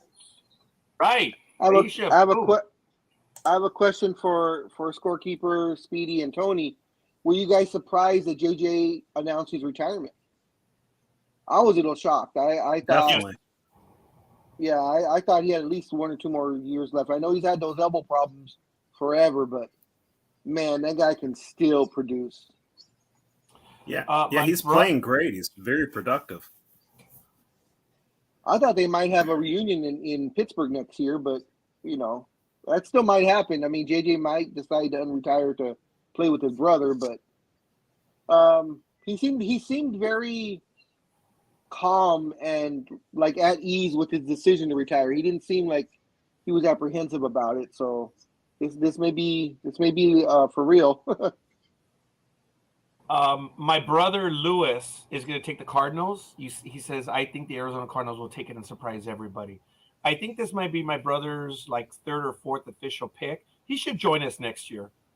Get off his retired lazy. Oh, I'm sorry, I didn't mean that. He should join us on Sundays for the picks. Sorry, Louie. Just kidding. So Gridiron Girl says 49ers. Yeah. Scorekeeper says, duh. Sorry, Lewis. Coffee says, only way Cardinals win that game is if they get Jake Plummer out of retirement. That's funny. I like it. Tony. 49ers 30, Cardinals 9. Sounds about right. Okay, because Scorekeeper's a dumbass. 31-7. Mario, thank you, Mario. You're with us on this one. Mario says it's going to be the 49ers. Okay, appreciate that, Mario. Okay, so that's cool. We have quite a few picks. Engineer stepped away, obviously, because he would have given us the pick by now. I know that he's a 49er. I'm going to go on a limb. I know he's not going to I'm not going to do that. Not fair to everyone else. You can go ahead. That's fine. I know he always picks them, so that's fine. It is his team. It is.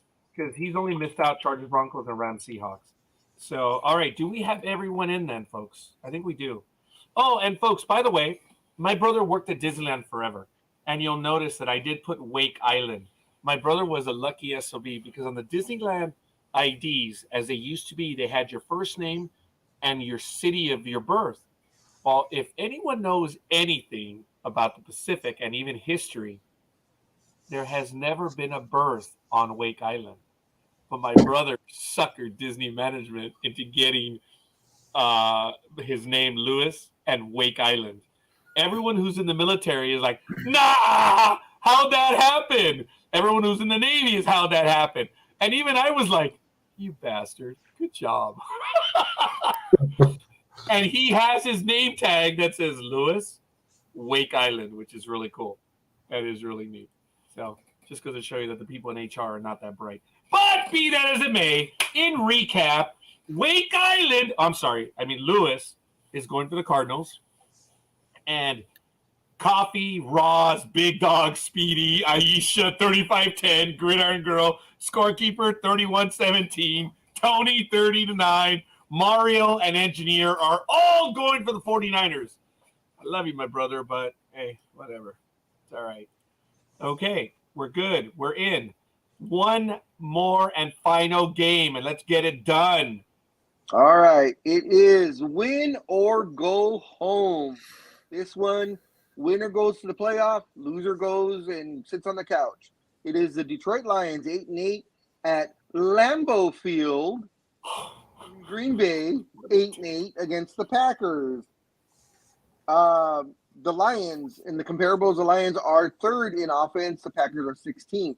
In defense, the Lions are dead last, 32nd. The Packers are 18th. In passing, the Lions are 6th. The Packers are 17th. In rushing, the Lions are 11th. The Packers are 13th. In their last meeting, which was November 5th, the Detroit Lions beat the Packers in Detroit 15-9.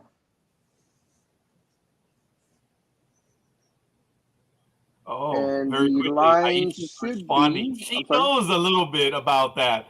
And here's me thinking your family had some secret with Wake.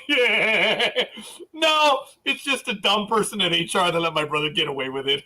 That was all. Oh, so I apologize. Is Packers still 4.5? Yes, sir. Okay, Big Dog, you're a Packer fan.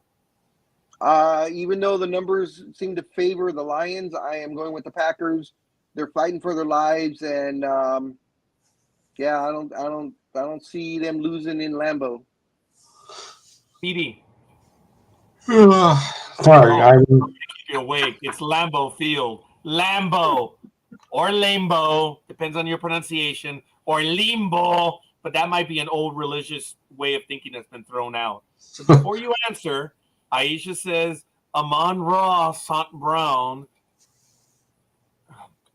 needs just 7 receptions to pass Michael Thomas and Justin Jefferson for the most by a player in his first 2 seasons in the NFL history. Royers has had an up and down year, but he still notched his 13th career season with 25 plus touchdown passes, the 4th most in league history. Aisha says Lions 27, Packers 24. So, to the Big Dog, says Aisha, and exactly that exact same tone. My brother says he'll take the kitty cats. And yep. Thanks, Lewis. He'll take the kitty cats over the cheeseheads. Lewis, if you want to get your picks in for the rest of this, let me know, and I'll send you all the rest of them, or I'll send it to you via Facebook. Speedy, 8-8 each team. What's it gonna be? No passes, no buys, no ripcords, no. I don't want to play because of Gridiron Girl. None of those excuses. No, I can't use the buy because I already used that for the other game. You've used buy before? I'm gonna go with, Remember the Dallas game? He Yeah. took a bye. Took a bye in the Dallas game. I'm sorry. I was referring to the buy. I know he's taken a buy, but stuck up stupid English major scorekeeper was going someplace else with that. But that's okay. Oh, okay. Well, I'm gonna take the Packers. Oh, why? Okay. I believe. Jeez. You believe you could fly? Not on this game. This is a tough game for me. Wow. I don't know. I'm interested to see what Tony's gonna say on this one. Do you want me to jump in now, Raj? Yeah, please. All right. Yeah. Well, if Seattle loses earlier in the day, the winner of this game is in the playoffs, grabbing that last wild card. I think it'll be higher scoring than the first matchup for sure. But the joke's on the winner because the winner likely will go to San Francisco next week and get stuck. That is true. So I think Green Bay's playing a little bit better than the Lions are right now. I'm going to say Green Bay 34-27 in overtime. Ooh.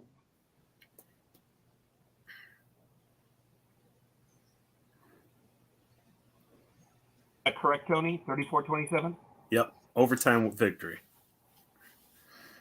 Okay. All right.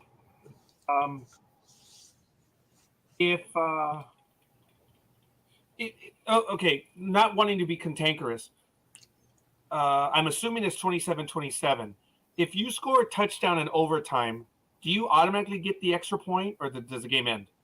No, the game ends and it's 6 points and that's it. Yeah, so it's just it is? Okay, I thought they had a kick. You're right. I was thinking the same thing, brother. I kept thinking they changed the rule when Kansas City and the Bills played last year. Remember? And they with the score they don't do the extra point because you've already won the game. Yeah, it's over. The second team don't get a chance at all? Okay. No, not on a touchdown, no. Okay. It's only on a field goal. All right, 33-27. Yeah, okay. No, that's cool. All right, I got it. Hey, Jay. Okay. Right, as we've taken so long, now I had to leave and go visit my mom. So stay safe and keep safe, and Mouse, stay strong. See you guys. Aisha, you are the bomb. I know we kept bye. Aisha. Thanks, Aisha. You are the bomb. Wasn't ignoring you, kiddo. I really wasn't. But thanks. Thanks for staying with us. Happy New Year. Yes. Very good. Damn Imperials. So Jay's back. Thanks, Jay. He's taking the Packers. Jay, we threw you in for the 49ers. He put down the Seahawks, the Niners, and the Packers. Oh, thank you. Okay. Sorry, hold on. In Seahawks, Yes, sir. Niners, which we put in, which we got them for, Packers. and Packers. Okay, and we had And I believe everything that- else in. Thanks. Yes. Thanks, Jay. You are the bomb. Okay. Gridiron Girl said the Packers. And yeah, I'm agreeing with the two smarter people in the room, which is Tony and Gridiron Girl. Okay. All right. Security, yeah, no problem. Okay, Speedy, we got yours. Big Dog, we got yours. Tony, thank you for that. I think we have everyone then. Yes, Lewis 9. is taking the Lions, and Aisha is taking the Lions. So in recap, Aisha 27-24. Sorry, and Lewis for the Lions. For the Packers, Coffee, Roz, Big Dog, Speedy, Tony 33-27 in overtime. Engineer, Gridiron Girl, and Scorekeeper. Okay. I will be listening. Going to be going to be a duty, but I will be listening. Yeah, you're doing stuff. I got you. I hear you. Oh, he might actually have been called in due to the inclement weather. Yeah, this was the first week, folks, that it was strange that due to the inclement weather, I was not on standby. I was not on alert. I was not on anything. So that's strange. Wow. But that's because you're not there. That's why. Otherwise, you probably would have, right? I've been out sick, yes, because I actually had to take 3 tests this week related to COVID because my symptoms were so bad, and each time they were negative. So I don't know what the hell that means. So I'm not part of the club. So that's gonna be it, folks. I think we have everyone. We are good. We are done, and we have all the picks. Speedy, how you feeling, brother? I know you're tired, and I think that's why we've been taking advantage of you, brother. It's not personal, dude. We've been effing with you. We've been effing with you hard. We know you're tired. So you still with us for a bit? Yeah, I still am. Let's go over some stories real quick. Okay, well, let's go. And Tony, I don't know how long we have you on with us, but I thank you. Folks, let's get to the story that happened on Monday night. And I think, Big Dog, I think you're in the lead for this one. Do you have that story ready to go on what happened on Monday? You think Speedy's got it? Okay. I believe. If not, well, I can wing it. Yeah, I know we can actually all wing it. Tony, did you want to go on this one? No, I didn't even see the play. Oh, you did not? Okay, then I will go ahead and get it on YouTube. That one is actually an easy one on YouTube. But folks, I actually had Lamar Jackson news. Ooh, anyway. Yeah, you talked about Lamar Jackson, that he wasn't that they were trying, but he. Remember when we did the Ravens pick, you were talking about that. But as far as DeMar Hamlin goes, of course, with less than 6 minutes left in the first quarter, it was an open field tackle, and from what it seemed, the video. Okay, so it's a nothing play. When you see it, you just look. I mean, at first people thought it was a helmet to chest hit, and it was not. It was more of a shoulder to chest. But I think what happened is the guy that hit him, he just got hit in that spot. You know, it's that 1 in a million shot where you just get hit right in that particular spot. And you see Hamlin get up after the tackle. He took maybe 1 step and then collapsed to the ground. And they immediately called for the trainers, who then immediately called for the paramedics because they saw that he wasn't breathing. So my understanding was, and I believe from the article, saying that they administered CPR for a good 9 to 10 minutes on the field. And they also brought out a defibrillator, and they did shock him back to rhythm. And he was there for about another 10, 15 minutes. Because I know in totality, from when he collapsed to when he was taken off the field via ambulance was about 30 minutes. And that whole time they were working on him. Let me interrupt you, Big Dog. Sure, go ahead. Here we go, folks. I may not have sound on this. That's fine. There it is. There's a play. He's coming in, number 3. Boom, okay? Look very carefully. Wow. He gets Okay, up there it and is. then right. Oh, damn it. So the fans didn't see that. So this is actually not a good video. He staggered There it goes. ever so briefly and fell. This was serious. And look, the training staff was already on the field, man. So this is all live on this video. I'm obviously going to get another video so you can see it. We're going to have the replay in a moment. Is this? Yeah, hold on. I think he passed it. No, it's all the view of the field. Actually, oh, there it is. Okay, here we go. Watch this. Okay. This was bad on Monday night. Here we go. Look at it. Okay, number 3 is in the upper right, in the top. Boom, he hit him. Now pay attention to him. There it is. He gets up and right Boom. there. Yep. See, if you see that it's a shoulder going into the chest. And like I said, it was one in a million shot. You just hit it. He got hit right in that right spot. Went into immediate cardiac arrest. Now, I'm going to remove this video for a moment because I have another one. I tried to post this video, but I was not feeling very well.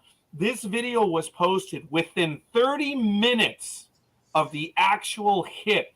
This guy is a doctor, and he specializes in this stuff. He called it within 30 minutes. No one knew outside of the players, the team, medical. This guy called it. Check it out.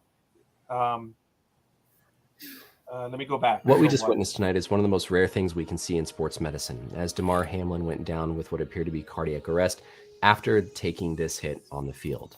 Welcome back, everybody. I'm Dr. Brian Suter, and on this channel, I try to teach you about the sports medicine world and give you some insight into what we see on the field. What we saw happen tonight is not related to any sort of vaccines. This is almost certainly something called commotio cordis, an extremely rare condition that's one of those things that we typically only think we're going to read about in textbooks. Essentially, what can happen is if you have a blunt trauma to the chest that occurs at exactly the right time in the cardiac electrical cycle, your heart can be sent into cardiac arrest. As Hamlin comes in here, we can see this square hit to the front of his chest. We see him get back up momentarily before ultimately collapsing back down to the ground and requiring CPR on the field. This is a tracing of our heart's electrical activity. Basically, this is one cycle of the heart squeezing. It starts off with this P wave, which is the electrical activity of the atrium at the top of the heart squeezing, then the QRS complex, which is going to be the ventricles acting. But then the last phase is this T wave, where the ventricle basically depolarizes and kind of resets to get ready for the next cycle. For commotio cordis to happen, you have to suffer this blunt trauma to the chest at exactly the right moment, specifically on this upstroke of the T wave, in order for the heart to then be sent into this arrhythmia and subsequent cardiac arrest.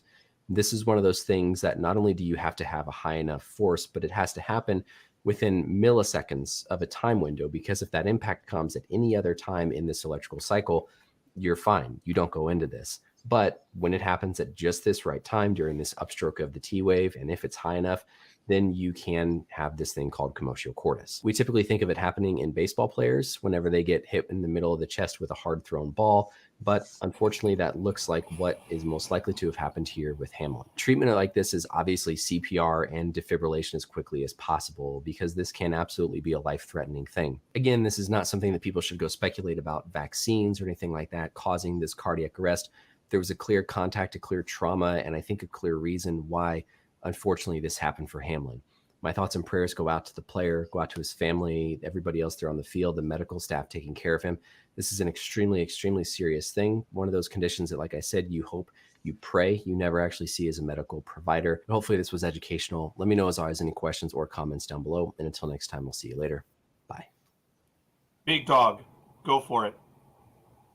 So yeah, so I mean, I was talking off the top of my head, so having the cardiologist pretty much say exactly what I did. It was a 1,000,000-to-1 shot. He hit him at the exact right time in the exact right spot, and it sent him into cardiac arrest. And he was in critical condition for about 72 hours, still in critical condition. He's listed as critically ill now, is what he's listed at. They took his breathing tube out yesterday. He was able to talk to the family. They said he FaceTimed the team and talked to them. So the team was very happy, of course, about that. It's going to be a slow recovery for him. As they were saying, he couldn't speak or write. He was just using hand gestures. And they need to get, when something like this happens, it's kind of like a stroke where your body, once you recover, forgets how to do everything. You need to learn how to walk again, use your arms again. He seems to be in that kind of a category where they're having to get his muscles back into form where he can start using them again, because they said he has very limited hand movements. I'm not sure how his writing is anymore or right now, but he, like I said, it was a 1,000,000 to 1 shot, and it just happened. In the one thing that's in his favor, of course, that he's 24. He's in peak physical condition as a premier athlete, in the NFL. So he's in top shape, which of course is a positive. Where if like I had it, that'd be way worse. But someone that's in that type of shape helps him. So he's in the best care right now, and hopefully we won't see this again. I mean, it's like, I know I keep going back to it, but it was a 1,000,000 to 1 shot. My brother commented, and that's the hospital I worked at for 3 months as an admitting rep. He's telling me that happened at Coastal Communities Hospital. It's right there, 2701 South Bristol. I still remember the address. Funny. They had a guy come in, and he was playing football and got hit in the chest. So he remembers that one time it happened within the last 30 years. So, Speedy, okay, what do you guys think of the video, though, of Dr. Brian Sutterer, MD? Wow. Okay, I'm interrupting you now, Speedy, but when this happened, I got the breaking news, and I was able to see it, and I was floored like everyone. I was angry because I wasn't feeling well, so I had different feelings, but I was angry that it happened to him, if you guys can understand that. And I wanted to see the video again, and his video popped up. And I kid you not, guys, I checked. All this is going on, and no one can get any news. And this doctor posted this video. It was within 30 minutes to an hour of the incident. No one really knew what was going on. What's up? I was going to say, it was great the way he explained it, because he did it in layman's terms. Oh, yeah. I was going to get there. It was in English, man. He could have been one of those guys that's giving you all the technical terms, and you're like, well, what the hell does all that mean? And he gave it in layman's terms, which was great. It's funny, too, because his video was the one I was going to send you. Oh, you saw that one too, huh? Yes, I saw, because like Big Dog said, all the other doctors were like, well, blah, blah, blah, blah. And I'm like, wait, nobody can understand that if we air the video. And I was like, I should send this one to Scorekeeper. But then, I never got around to doing it and blah, blah, blah. But what came out of this was what the news had initially reported, because they had said, well, he's been suspended and taken by ambulance. And I went, what do you mean suspended and then taken out by ambulance? And then people were posting about it on Facebook, and I went, oh, this is not good. And the way he got up and tried walking, probably off the field, reminded me of my situation in Vegas. Because my neighbor was like, dude, are you okay? Do you need some food? Because there was there's a food court at the Vegas airport. And I was like, I should get a Sprite or a little sandwich or a burrito or something. But I was like, no, let's go to the hotel. And I only took two steps, just like Hamlin did. And I fell. And next thing you know, that's when I woke up in the hospital, and he was really confused. I was too. I wake up and all my brothers and sisters in there, and I'm like, what are you guys doing here? And I tried to move my arm, and I realized, wait, I'm hooked up to a bunch of machines. What am I doing here? And then the doctors came and explained what happened to me. But the first thing out of his mouth, once he was able to talk on Wednesday, did we win? Did we win, doctor? I was like, oh, I think it's going to, like Big Dog said, it's going to take him a while to recover, a long time. But that's the first thing he wants to know was, did we win? Tony. I think it's crazy. I've heard about it all week. I haven't seen the video till now. I imagined a much bigger collision. You know, I mean, he's seen it coming. I mean, he's the one actually in the hit. He's tackling the guy. Yeah. But then I thought if it wasn't a big hit, at least maybe he didn't have time to, you know, get in better position. But it seemed like a long time to get in position, and it wasn't the impact that I thought it was. You know, now thinking about it for a week, imagining it, it's just such a fluke, crazy play. Yeah. And, you know, the way he got up, I mean, I'm pretty sure he got up and he was just thinking, okay, next play. Right. And, and then all of a sudden he was probably like, oh, shit, you know, my heart. And then that's when he collapsed. But, yeah, when you look at it, it's a nothing, you know, it's just a regular play. It's a regular play.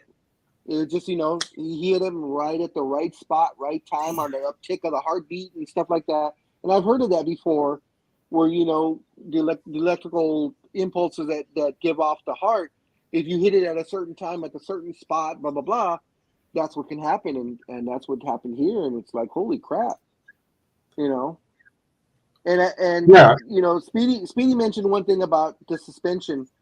I can't believe that the freaking NFL took almost an hour to decide not to play this game. You know, a guy's life is literally hanging by a thread. And the NFL's like, oh, okay, well, we're going to play in about 15 minutes. Get your guys ready. You know, I mean, and I it wasn't heard until the coaches. I heard they did that so the ambulance and, you know, he could get treated and sent out of there versus everybody leaving the crowd at once. The NFL said they purposely delayed so he could get to the hospital. Okay, well then I'll give him on that one. I hadn't heard that one, but okay, that makes sense. That means Goodell wasn't giving the orders for that one because, of course, he can't think. So. You're muted, Scorekeeper. Dale, is he involved in this? Because let me give you an example in baseball, folks. I'm not being dumb. I just need to clarify this thought. The home team in baseball is the one that runs the game, and the moment that the umpire decides to play the game, the umpire is in control at that point. The home team has no say whatsoever until the game is over. Once the game is over, then, well, the game's over. But the umpires, the crew chief, actually run the game in Major League Baseball. Okay. Tony, are you familiar with the rules in the NFL? I got to believe it works the same way. No, we've never discussed this. We don't know the rules. Speedy, you're nodding. Big Dog, you're also nodding. We've never had this, guys. Well, you saw it in the video where the referee's like, you know, like, this is it. We need to stop. And you saw him go over to the Bengals coach, and that's when, because the Bills did a lot of press conferences. They did one yesterday. It's about 30 minutes. I watched it this morning. And they were like, well, we were trying to communicate with the NFL, with seeing what they were going to do, and seeing what I checked in with the other coach, seeing what they wanted to do. And that's when we decided, no, we're not going to play. We can't. Why would we go out there anyways when there's someone's lives at risk and he could possibly die? We don't know what's going to happen. Well, during the whole thing that was happening, because I was watching on Monday Night Football, and then I heard it afterwards when they were doing the interviews. The game wasn't decided to be suspended and or canceled, however you want to put it, until both coaches told the NFL, we're not going back out there. Yeah. The NFL told them to go back out there. So as far as Scorekeeper, in your question, no, the referees are not in charge. It is the NFL that will. The referees can put a halt to the game, but as far as it being suspended, canceled, or continue playing, that goes to New York and the NFL makes the decision from there.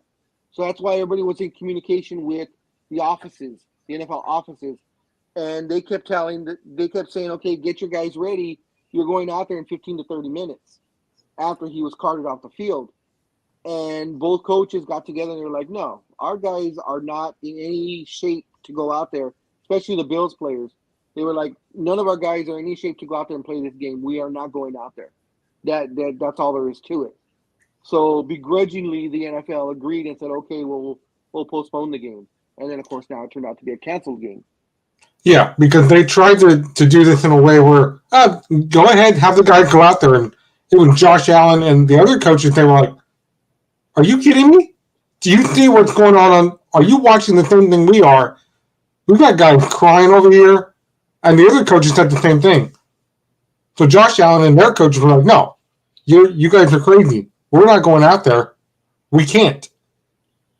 And it's interesting, too, because a few years ago at the men's conference that I went to, we were playing football, too, just like these guys were. One of our guys, he got hit and he said he was fine. And he's like, I'm just going to lay here and relax on the field. And we didn't think anything of it. My friend and one of the pastors had went over and they made sure he was okay. And then turns out he wasn't breathing. And then he had no pulse. And then next thing you know, we had to call 911 to bring all the, someone to our campground. And it's unfortunate what happened to him. And you can get that picture for that guy. I played this video again. Check it out. This is amazing. Okay.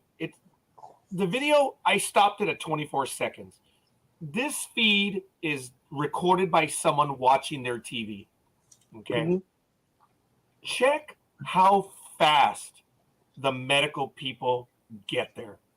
Just stunned me, guys. Look. Okay, here's the play. This is happening in real time. This is the first video we showed you, Tony. That's why you didn't see it. Look, okay, watch.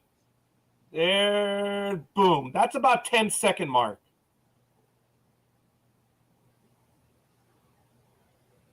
They're already there. Yep. So it's rough. Whether you want to argue, when he fell, it was either at the 10-second or 12-second mark. 23 seconds in, you already have 1, 2, 3, 4 trainers out there. At the 18-second mark, if we go back, just about right here, there it is, 18 seconds. Look, you already got 2 guys there. Wow. That saved his life. The trainers saw him go down, and they sprinted to the field. They haven't even finished calling the timeout by the ref. Nope. That's impressive. That is impressive. Because on this video is only 148. It's all in live. It's crazy. The team actually still doesn't even know what's going on, and we're 30 seconds in. In the video, this is only 20 seconds from the moment that it's happened. It's crazy. And look, you already had 2 guys go down on a knee. Yeah, they knew that something serious was happening now. Yeah. Tony, you've been with us for about 2 years or so. You haven't heard us talk about it, but the Big Dog and I had the privilege of doing play-by-play for the California Quake Women's Football League out here in the West Coast.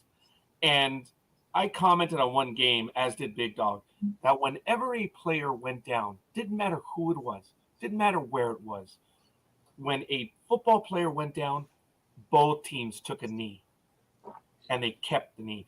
I was stunned seeing the entire team taking the knee on this one.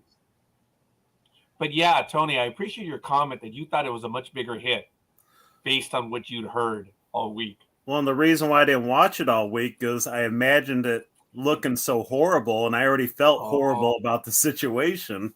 I didn't even want to watch the video, so I'm just building this up in my mind. It's just now that he's doing better, it's like, all right, I could look at the video, but I'm surprised that it looks the way it looks. Okay, so being that as it is, Coffee makes a comment here. let's get something straight here, though. The players. Now, whether it's the coaches or the players, it's the same thing. Okay? Yeah. Just want to make that clear. Not the greedy, shitty league. Yeah, I said that too. I mean, you saw my comments when it was happening. You know, I was saying the same thing. You know, damn NFL, all they care about is bottom line. They want to get their commercials in so they can get their money. Yeah. You know, and I'll give it to ESPN because the game was Monday Night Football, so it was on ESPN. Scott Van Pelt went into great reporter mode and was trying to report it, as best as possible. And he kept talking about that, saying, why hasn't the league already, why hasn't the NFL already, called this game? What are they waiting for? He goes, a man's life is in danger. A man is barely clinging to life. How can you be worried about playing a game? And I'll give it to him because usually ESPN doesn't allow that kind of talk. ESPN is really strict about what their people say. Mm-hmm. And I'm glad they let Scott Van Pelt just kind of give his opinion. I think he's been there long enough where he's earned that respect where he can speak his mind. But I wasn't shocked that the NFL took so long because I know that's what their bottom line. Well, what about how are we going to get our money back? I can hear them saying that. Yeah. No. Go ahead, Speedy. Sorry. It also felt in the moment, it brought back memories of the Owen Hart situation, which, of course, Big Dog, about. Mm-hmm. Where they took so long, and Vince was like, okay, fine, we can cancel the show, but I need money. And, Josh Allen said it yesterday morning, on their press conference about it. Like, well, we're glad he's doing better, but when they came to us and said, you're going back out there whether you want to or not, and Josh Allen's like, no, we're not. What are you talking about? We're going back out there. You've got me crying. You've got everybody else. Guys on the other team are crying. Why would we do this? Well, and they probably said something like, well, it is money. No, they would never say that. They would never say that. This game had just started. Yeah. 6 hours, 10. Damn it. There was 6 minutes, 10 seconds left to play in the first quarter. There's no way the NFL. This is. I mean, I don't know if a decision has been made, but this is a waste of time, folks. The fans get their money back. It's done. It's like that's it. And no certificates. No, we'll give you a stub for another. No, it's done. Because the NFL did not do what it promised, and that was to have the game. So I know they're probably going to give a voucher. I know the rules, but in this case, the NFL has to do the right thing because that's it. It's done. Because there was a question that if they were going to replay this game, they were going to replay at another site. Well, what about all the fans that pay? So no. They would have to refund the money, and I think they are. I'm probably making this bigger than it even should be. And of course, they did change the rules now, too, because of this. Oh, yeah. This is a precedent-setting moment. They did it on the fly. So if the Bills and the Bengals tie with the same record, then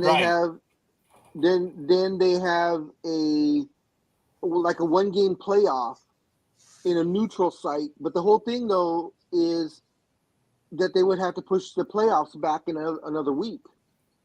Because you got to squeeze this game in, and then how do you let these players, the Bengals and the Bills, who are both playoff teams, they still need to get their week off of rest. So the entire league would have to push the playoffs. So they're still trying to figure out what to do. Okay, sorry to interrupt you on that one, Big Dog. No, that's fine. The NFL has an extra week in there.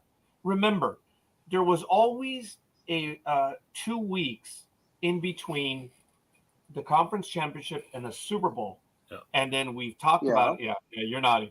Yeah, we all know. They threw in the Pro Bowl game in that off week before the Super Bowl. But I guess there's no Pro Bowl anyway. So yeah, they're not doing that anymore.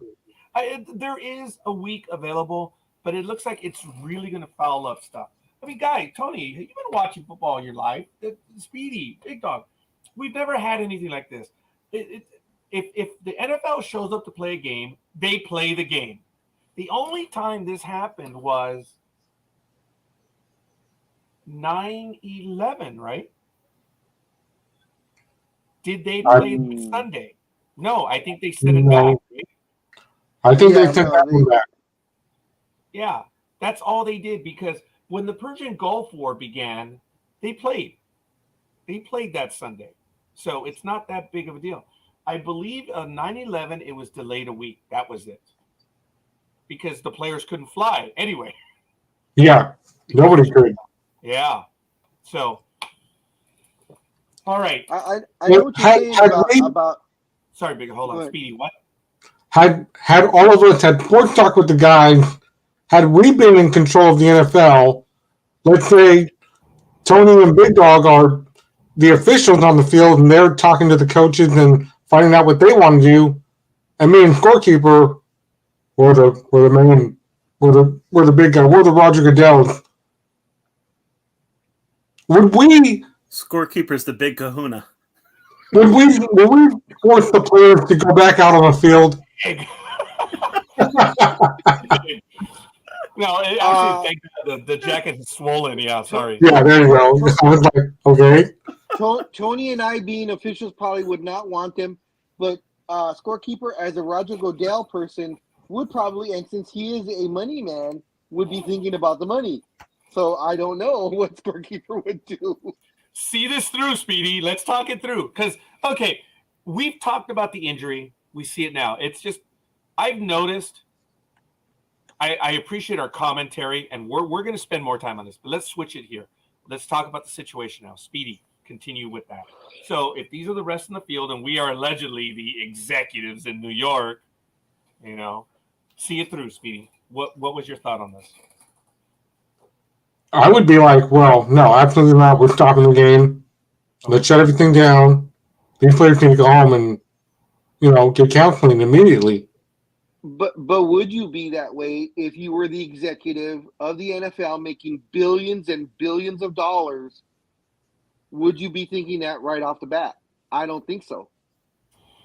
Us on the field, yes, but the guys up that only worry about money, and all these guys, they're saying, okay, we have X amount of players that make us this much money. That's all they think about. Well, they think about PR too, though. Yeah, I understand what you're saying, that you, right now, in the way you are, that's how you would feel. But if you're the guy up in upper management making the decisions on billions and billions of dollars, would that still be your thinking? And before you answer that, guys, this is the Monday morning quarterbacks in action. Think about that. We really are Monday morning quarterbacking. Actually, I guess it would be Tuesday morning because it was on Monday night. But this is genuinely Monday morning quarterback. And so we have to keep that in mind. We are Monday morning quarterbacking. So before you answer this, Speedy, let me throw two concepts at you. And there's two things involved that I want to share. It's called battlefield fog. And no, I'm not comparing football to battlefield. I'm comparing the situation. Battlefield fog is when you're actually there, you don't see everything.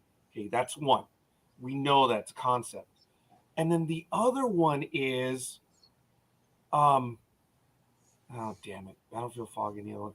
It's akin to this. You're making decisions because it's never, ever happened before, and you don't know. You're really precedent setting, and you're not trying to do the bad thing. You're trying to make a decision on the spot because it's required of you. In 1963, when Johnson was taking the body of President Kennedy back to Washington, there have been conspiracies because of all the actions that were taken. Nothing had ever happened like that. When you look back and think about the decisions they were making, it's because they had to make the decisions right then and there. Look at what happened on 9/11. George Bush on an airplane, our president, what is the first thing that you have to do? The president must remain mobile. Everyone called him a coward, or he knew what was going on because he ran. He ran? Folks, we know what happened. We didn't know what was going on then. So the president had to be mobile, and he had to go to a safe spot. That's the end of my political analysis, because I'm not trying to make it that. I'm trying to say, folks, when this is going on and you've never been there, you're trying to make decisions, and people are going to come back and say, oh, well, you're an asshole. You were only thinking this, this, this, and this. It's not always the right decision, and we're going to F up. The NFL never had this. And that's as far as I'm going to give the NFL. Because they are the animal that they are. So knowing that, that's what I wanted to. Situational awareness, maybe, no, that's battlefield fog. It's you've never been there to make these decisions. So thinking that, guys, let's continue with this conversation further. You had battlefield fog. You don't see everything that's going on, and you've never actually been there to make these decisions. Speedy, I understand you right away would have canceled it. Let's say that we're the executive committee. Folks, we understand contracts. We understand money. We understand the technicalities of the season. Knowing that, Big Dog, because I already got something for Speedy, Big Dog, what would you have done? If I was the executive? Or in this situation, however, just what would you have done? Would you have ended the game? Would you have continued it? I mean, in hindsight, folks, if we continue the game, we're all assholes no matter what. I think I would have ended the game. So you did what they did. They suspended the game. Yes. I believe I would have, even then, because, that's why one of the reasons why I got fired from my other job, because I spoke my mind and I didn't go along with everybody. So I think in that case, I would have canceled the game or suspended the game. When in doubt, you call your boss. That's what I would do. Yeah, and that's what the officials did. But the guys that were on the floor, they all called the offices. You got the players and coaches saying we're not playing. I think it was an easy decision. You don't play. I mean, you don't. The players' minds aren't in the game. You can't force them to. If you're not able to protect yourself, you got to be mentally aware playing football. I mean, that's a dangerous sport. So I mean, you can't just go in there after something like that, and even if they wanted to play, you gotta cancel that game, even if they wanted to play, because their minds aren't in the game. Yeah, it could lead to way more serious injuries. Absolutely. Do you guys remember? And Speedy, and jump in on this. Do you guys remember what happened? No. Oh, Michael Gerard Utley. He was paralyzed on the game. Do you guys remember what happened during the game? Oh, the Lions player. Yeah, Detroit Lions. Was he a center or tackle? I can't remember. I believe he was a center. I thought he was a center. See, look, here it is. Very good. I have a link. It's on Quora. The question, has anyone been paralyzed in an NFL game? I remember that. And it immediately says, yes, in New England Patriots, Darryl Stingley was paralyzed after he was hit by the Oakland Raiders in 1978. But yes, the guy you just mentioned. There was another one in 71. Wow. But the one that is in 1991, Detroit Lions, lineman Mike Utley was paralyzed when an opposing player landed on top of his head. Okay. So that was given as an answer. Do you guys remember what happened during the game? If they continued it? Because he was paralyzed. He was carted off the field. I have to assume. I believe they played. Yeah. Yeah, they played. I believe they played, yeah. Because I remember him giving a thumbs up as they're taking him out off the field. And that was like a big deal, him and the thumbs up. They made a thing of it in Detroit. Yeah, so they probably thought it was a stinger. Yeah. And he was going to be fine later on. This changes absolutely everything, guys. This man was not clean, unresponsive. They're doing CPR. They're doing rescue breathing. They're doing everything. This never happened in the NFL like that. Yeah, not like this. No, most guys that like the ones that got paralyzed and such, they were carted off, and everybody thought it was, like I said, a stinger, or they were just going to be fine, in a few hours or something. And of course, it turned out to be more serious. Having someone actually have their heart stop on the field, I don't think it's happened before in the NFL. I know there was a football player that died on the field, but again, I just know it happened. I don't know. I don't recall the information on it. Wasn't it a Green Bay Packer, I think? 1968 or something like that. Yeah, I was going to say that was back in the day, yeah. Yeah. Oh, my goodness. And just one more thing on this. Actually, we're close. Detroit Lions wide receiver. Detroit Lions is the only player to die during the NFL game. 1971, Chicago Bears on the field at Tiger Stadium. Not too far from where you are, young man. Or, well, were. That stadium's no longer there. Speedy, go. Right. Well, let me see. Where was my brain at? That's what I was going to say. Because the other thing that happened was, the NFL director of operations was like, wait, what? Because they were being coerced about, they were being talked into because of what the announcers had said. The announcers were like, well, both teams need a 5-minute warm-up break, and we'll see what happens when we come back. And I was like, I don't think that's a thing. And he's like, I don't know where they got that from, and that's ridiculous. Why would they do a 5-minute warm-up in the middle of this with everybody crying? That's not a thing. That's not even any of our rules. So where those announcers got that information from is, again, ridiculous and wrong. That's not a thing. I'm like, the players stopped playing. It was cold. So the PT guys understood that. Said they're going to need to loosen up real quick. So I can understand, right or wrong, I can probably understand that and see that. But I don't know if that's in the rules or not. But guys, come on. We've all done that. You get tight at that moment, and you can even hurt yourself. So I could see that. You want to loosen up again real quick. But they've never been in this spot. And now the game has been canceled. Not suspended, canceled. They're not going to play it. I don't know. What are your other further thoughts on this? Did the NFL do right? Did they do wrong? Does it even matter? I mean, are we making this bigger? It all depends on at the end of this, the end of Sunday, because with the tiebreakers and stuff, I think they should just, the Bengals and the Bills only play the 16 games, and they go by winning percentage. Yep. Because that's usually what they go by anyways. So why worry about it? Because, like I said, if they tied or whatever, they have to have that extra game. The entire playoffs get pushed back. So even the wild card, you have 2 weeks rest instead of the one. And so, instead of playing next Sunday, they have to wait till the following Sunday because they have a 1 or 2 game playoff between these other teams. I think they should just go by the percentages, best percentage wins. And if they're tied with the same percentage, and of course you go to the, head to head, home, away, just like they do with baseball and basketball. There's contingencies when the team has the same record. Just go with that. Yep. Totally agree. Yeah. And only 2 of the players, I think 3 of the players, stayed behind. Yeah. I was up. I was feeling like shit.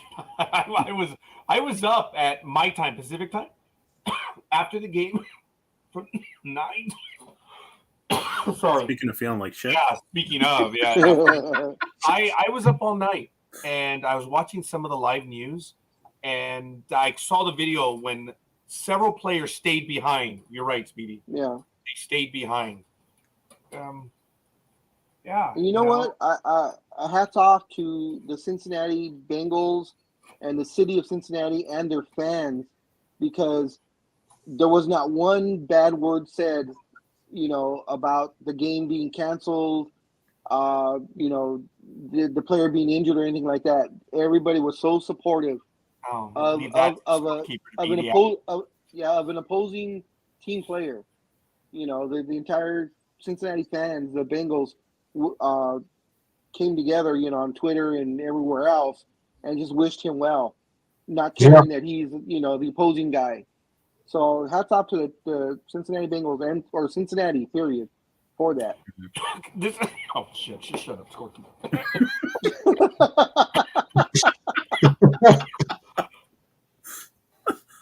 He's literally choked up with emotion. He's all choked up. Yeah. No, do you know what's going on? You're choking like the Cowboys in the playoffs. Okay. The guardian angel's like, shut up, stupid, shut up. And he's stabbing me. So the air is like exhaling. He's like, don't be stupid, Scorekeeper. That's exactly, think about it. I'm trying to say something. And then I'm like, exactly what happened. My guardian angel's like, all right, fucker, we're going to continue. Go ahead and be stupid. Oh, my God. I mean, it's funny. Okay.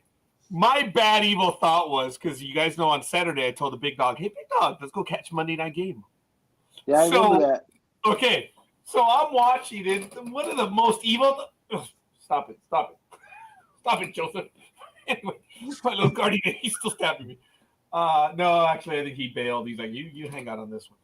When the game was canceled and I saw that it was like sometime in the first quarter, I'm like, oh, shit, that would have been a quick Monday Night Game. That was yeah, you see, I didn't understand the full ramifications. So I can make a little bit of a joke about it just because I'm like, oh shit, Big Dog and I would have spent more time trying to get together to watch the game and then having it canceled. So when Big Dog said Cincinnati fans were awesome, everyone in the community, so yeah, leave it to be a scorekeeper to be the dick. Hi, have we met? So, yeah, but you didn't know how serious it was at the time. You just knew that he got carted off. I mean, we've seen people get carted off before, you know, in the ambulance and stuff. So we didn't realize how serious it was, unless you were like watching ESPN and then we knew it was serious. But we really know. Yeah, we didn't know the extent of it. It was something, and I know we would have stopped. I know Big Dog and I would have probably stayed just to. I don't know. Big Dog and I can be really stupid when we're together. Because it didn't come out till like an hour and a half later that he was given CPR and needed a defibrillator. You know, everybody thought he was just being worked on, but you know, everybody, you know, let out the shock. Excuse me. When they read, you know, that he had to be given CPR and they brought the defibrillator out there and had to use it. You know, everybody was like, "Holy shit, this is really serious." Yeah. It is a serious situation, folks. We have no idea what the teams are going through. The one thing that really caught me is seeing how these players were reacting. And this really hit them hard. It's their teammate. They're young, guys, especially compared to us. You know, no shot against anyone. They don't understand what mortality is. They don't. When you're that age, you are invincible. Yep, we all thought that. Yeah, I definitely don't think that anymore. Should I see a rail 3 hours away? I'm like, I'm not getting close. Hey, Big Dog, what happened? I don't know. I'm down to 1%, so we'll see. Oh, no. You're a 1%er?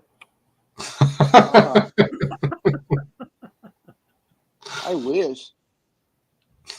Did you I'm know in a garage. I'm not a 1%er. Did you know in California, to be considered in the top 1% of the earners, you have to make. Oh, I thought it was a lot higher. To be in the top 1%, you have to earn $700,000 a year or more. Oh, and you're considered a top 1% in California. I thought it would be a lot higher. It's 330-some thousand if you want to get technical for a 1%er nationwide. But California, yeah, it kind of floors me a little bit. That's crazy. Well, Detroit's like 70,000. Thank you, Tony. Thank you. 17%er. Oh, we just lost a Big Dog. Okay. Yeah, I think it's phone died. It was a hiccup just before it was about to go. Yeah. Did you guys like my guardian angel analogy? Yeah. That was funny because I was choking like 3 times prior. And the third time, it was like, all right, go ahead, go shoot yourself. You stupid. Oh my goodness. And then you couldn't stop coughing. So yeah, well, when you get 2 little holes poked in your stomach, in your chest, all the air goes out. So that's why the little guy had his pitchfork trying to shut me up. My Ipa. Is that from The Simpsons? Ipa. I don't know. Actually, it was EPA, but the granddad kept saying Ipa. So anyway, folks, we've actually entered our 5th hour now here on Sports Talk with the Guys. It's been moving quick. Big Dog is done with us. We are well over in our time. Yeah.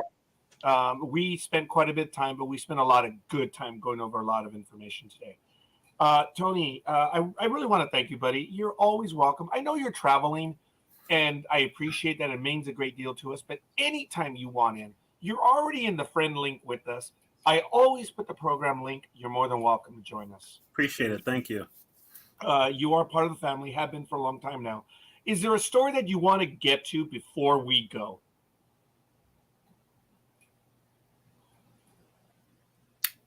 Can't think of anything off the top of my head. Okay. Speedy, is there anything that you want to get to, a big story before we go? Because we are already over. No one's Speedy Vince McMahon. That's funny. That's funny. Hey, and that's Tony's debut today. Dude, he's been getting all of us. But I noticed he didn't take a shot at the Big Dog, though. Oh, no. Oh, no. Oh, the Big Dog is the one that has you. Big Dog's the one, yeah. Okay. It was so funny, though. Tony, I got it right away when you said, well, when someone buys you a drink, I was like, oh, son of, you knew I got it right away. That was good, Tony. Oh, God. My brother, thank you for listening. That was a long time ago. That was when Memorial Day debuted. It was like Memorial Day weekend.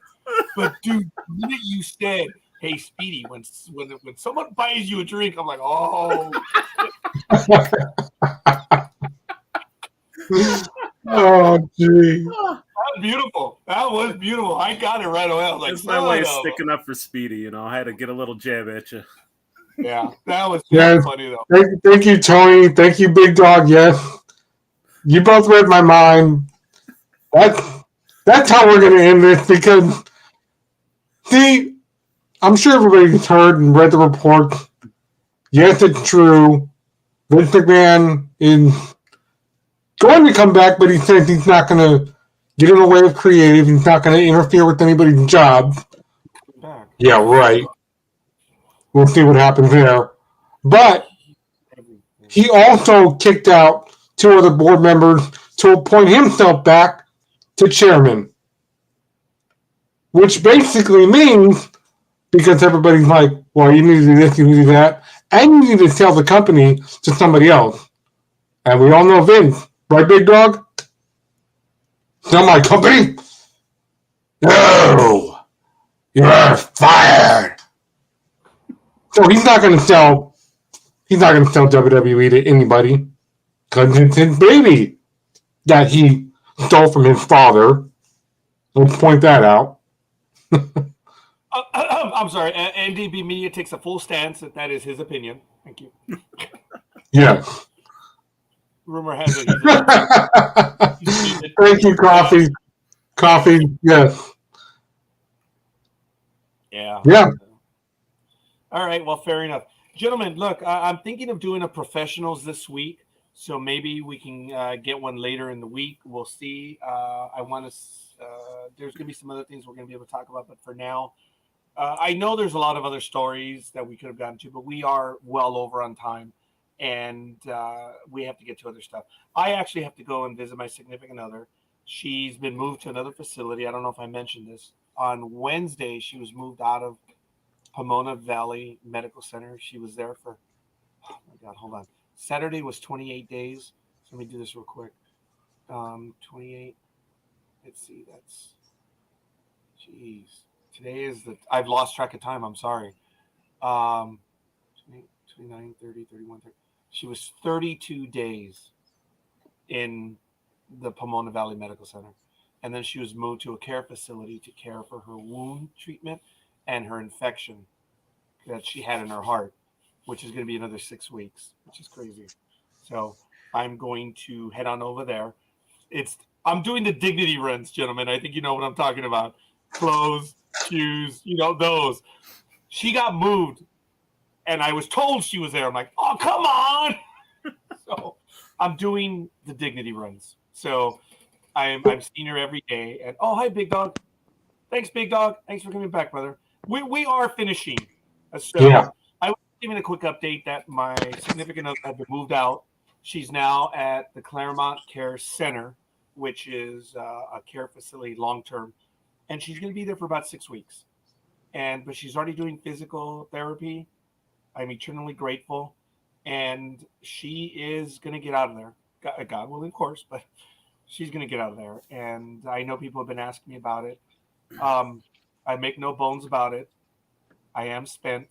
But let me tell you, Tony, Speedy, Big Dog, Almighty, Dreem, everyone in the chat room, Saturdays, I live for this. And I live for this because of all of you. And I thank you because I know that whatever happens throughout the week, whatever, I get to spend time with all of you guys, and there's just nothing, and girls, the ones in there too. So I want to thank all of you personally as well, and tolerating my stupidity and my attitude over the last few weeks, because I guess I've been an asshole too. So I'm sorry, I'm a bit distracted, boys. Please forgive me on that. So Scorekeeper, I sympathize with you because that's happened to me where I've had to, I get information about a family member or a friend. Oh, they're at this hospital. No, they're at a different hospital. I'm like, well, which hospital are they at? I can't keep driving around, trying to find them. Yeah, but I eventually find people. So, thank you, Coffee. Thank you. We appreciate that comment. It's America. If you're not an asshole, you're failing yourself. Thank you, Coffee. All right, folks. I just wanted to give that update. I'm good. I'm done. I'm pretty much done. Big Dog, go ahead and we'll finish up. Go ahead, Big Dog. All right. I just wanted to. The reason why I came back is because I just needed to clarify a few things that Speedy was talking about with Vince McMahon. Oh, Vince McMahon has not kicked off 2 people off the board. What it is he wants to come back, and he's also bringing back 2 of his former board members. So a total of 3 board members would have to leave the board of directors. Though that has not happened yet because they have to vote him back in. He has to be voted back in. He can't just say I'm back and he's back. The board of directors has to vote to bring him back in.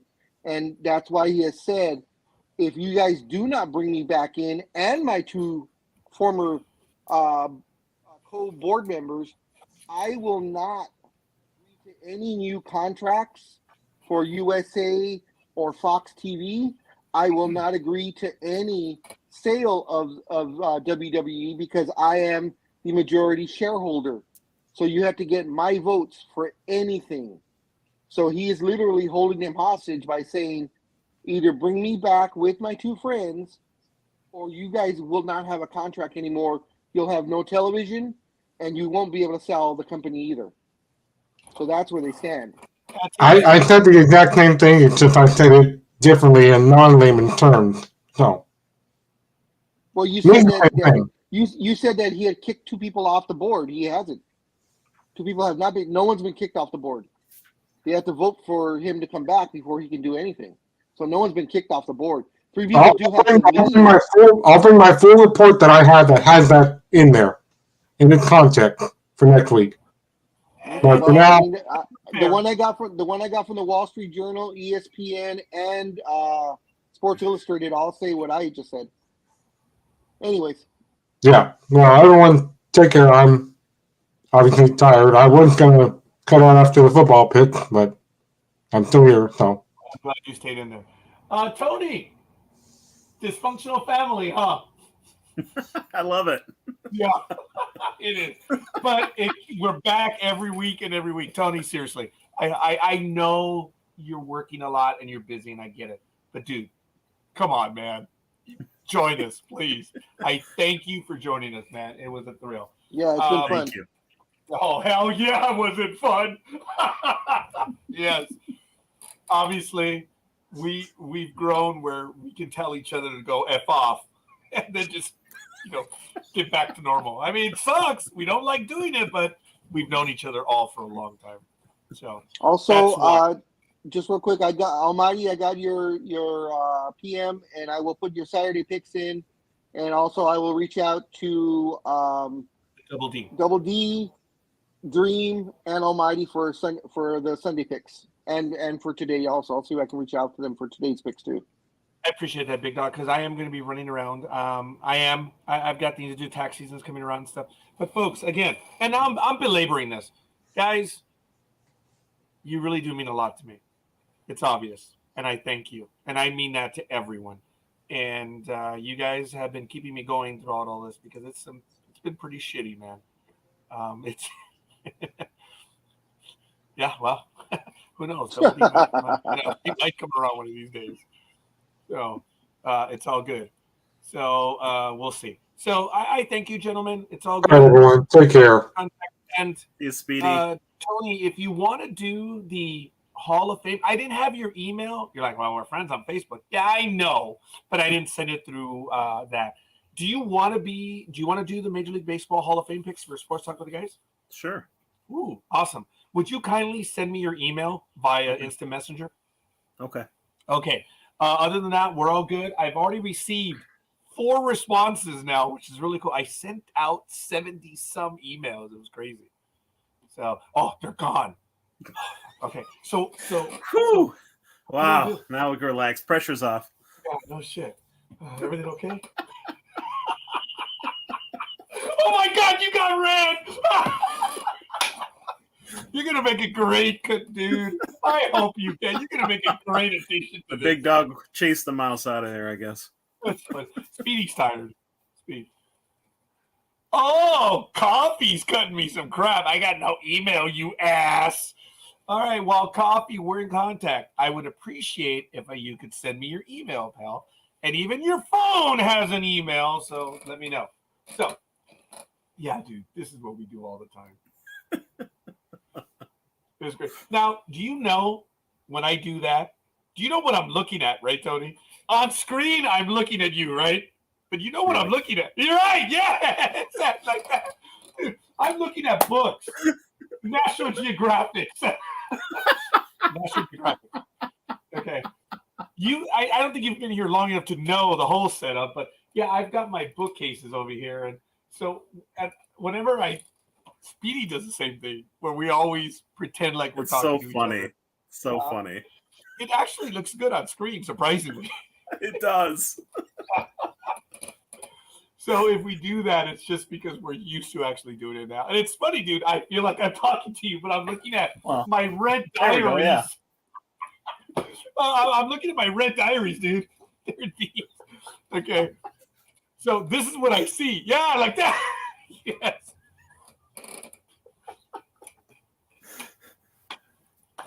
You do patty cake. You very good. Dude, you're a team player, man. You are. I'm glad you were able to join us. So hopefully you'll be able to do it again. But like I said, I know you do a lot of traveling and you do a lot of work in there. But it was really good stuff. We are at the end. Did I ask you? Is there any story you wanted to hit, or are we good? We're done. Yep, no, good to go. Good to go. Thank you, though. Oh, no. Thank you, young man. So, all right, folks, your number is still the same. I believe it is, Coffee. I will text you, Coffee, to make certain.